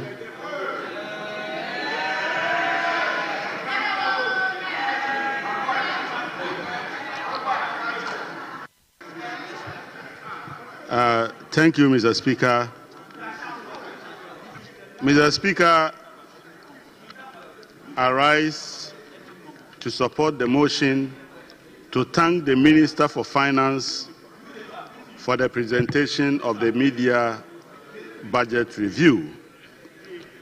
Mr. Speaker, we promise the people of Ghana to be responsible in managing this economy. Mr. Speaker, we promise the people of Ghana that the days of reckless expenditure is gone.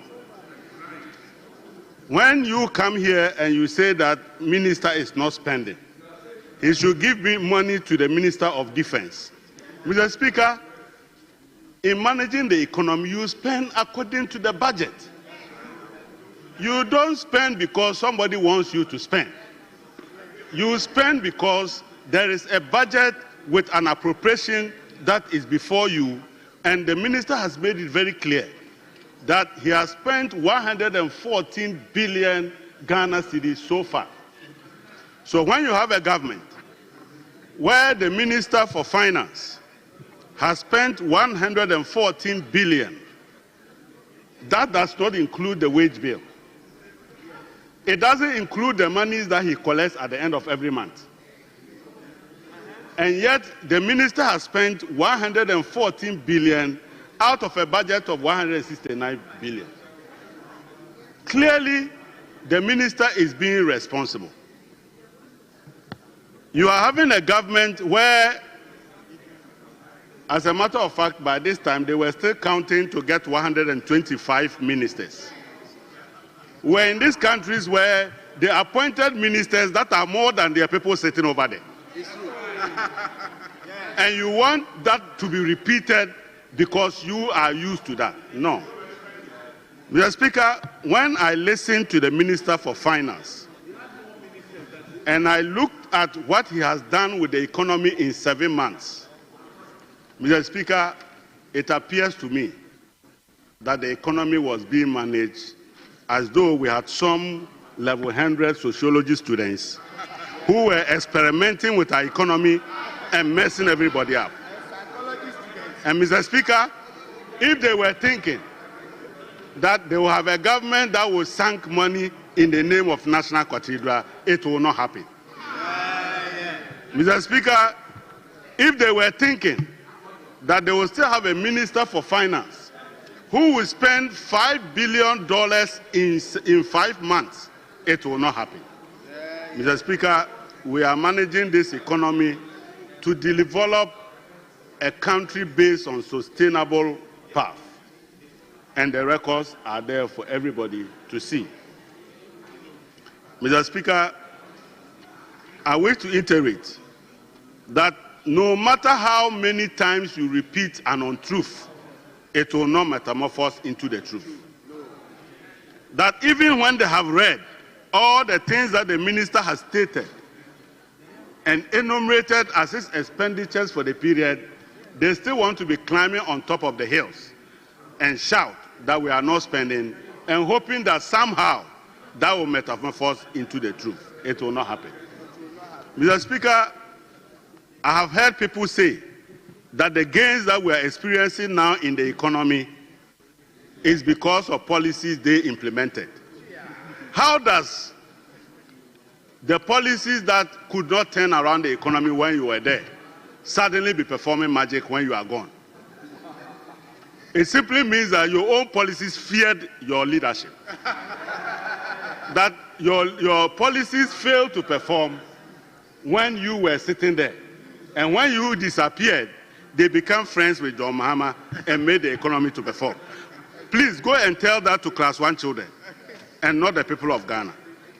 Mr. Speaker, the truth is that building National Cathedral doesn't turn around the economy. The truth is that running a government of 125 ministers doesn't turn around economy. The truth is that when you print 80 billion Ghana cedis as if you are a Yahoo boy, it doesn't turn around the economy. It is concrete policies that turn around the economy. And we are demonstrating that we don't need to be doing very big slogans. What we are doing is that we are going back to the basics. We are going back to the basics that you refuse, and you decided to cut your coat as if you were living in a king's paradise. No. Resources are limited and they must be used judiciously. Mr. Speaker, when you have a government that within 7 months has moved your inflation from 23% now to 13.7%, you should begin trooping to the Minister of Finance to be learning from Honorable Atofo how he did that. When you have a minister in just a matter of 7 months or even less, move the exchange rate from where it was to where it is today, shouldn't you be going for tutorials? And here, instead of going for tutorials, you are busy holding press conferences. At the last count, you have already done 58 press conferences. A quite wow, 4 years and counting. You get tired. But I want to tell you that consider what you see as a relationship between monetary policy and fiscal policy, which you failed to anchor. Today, when we realized that we were going to have a heated economy and inflation was going to sour, what we did is that monetary policy and fiscal policy agreed that the cost of managing excessive liquidity should be dealt with by the Bank of Ghana.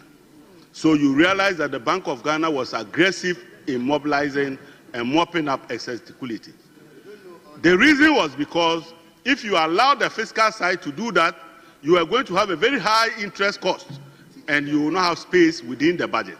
So you would have noticed that fiscal policy was borrowing at slightly lower rates so that we can contain it in the budget, whilst monetary policy was beginning to mop up the excess liquidity. Now we have come to a point where we believe that we must begin to tilt the balance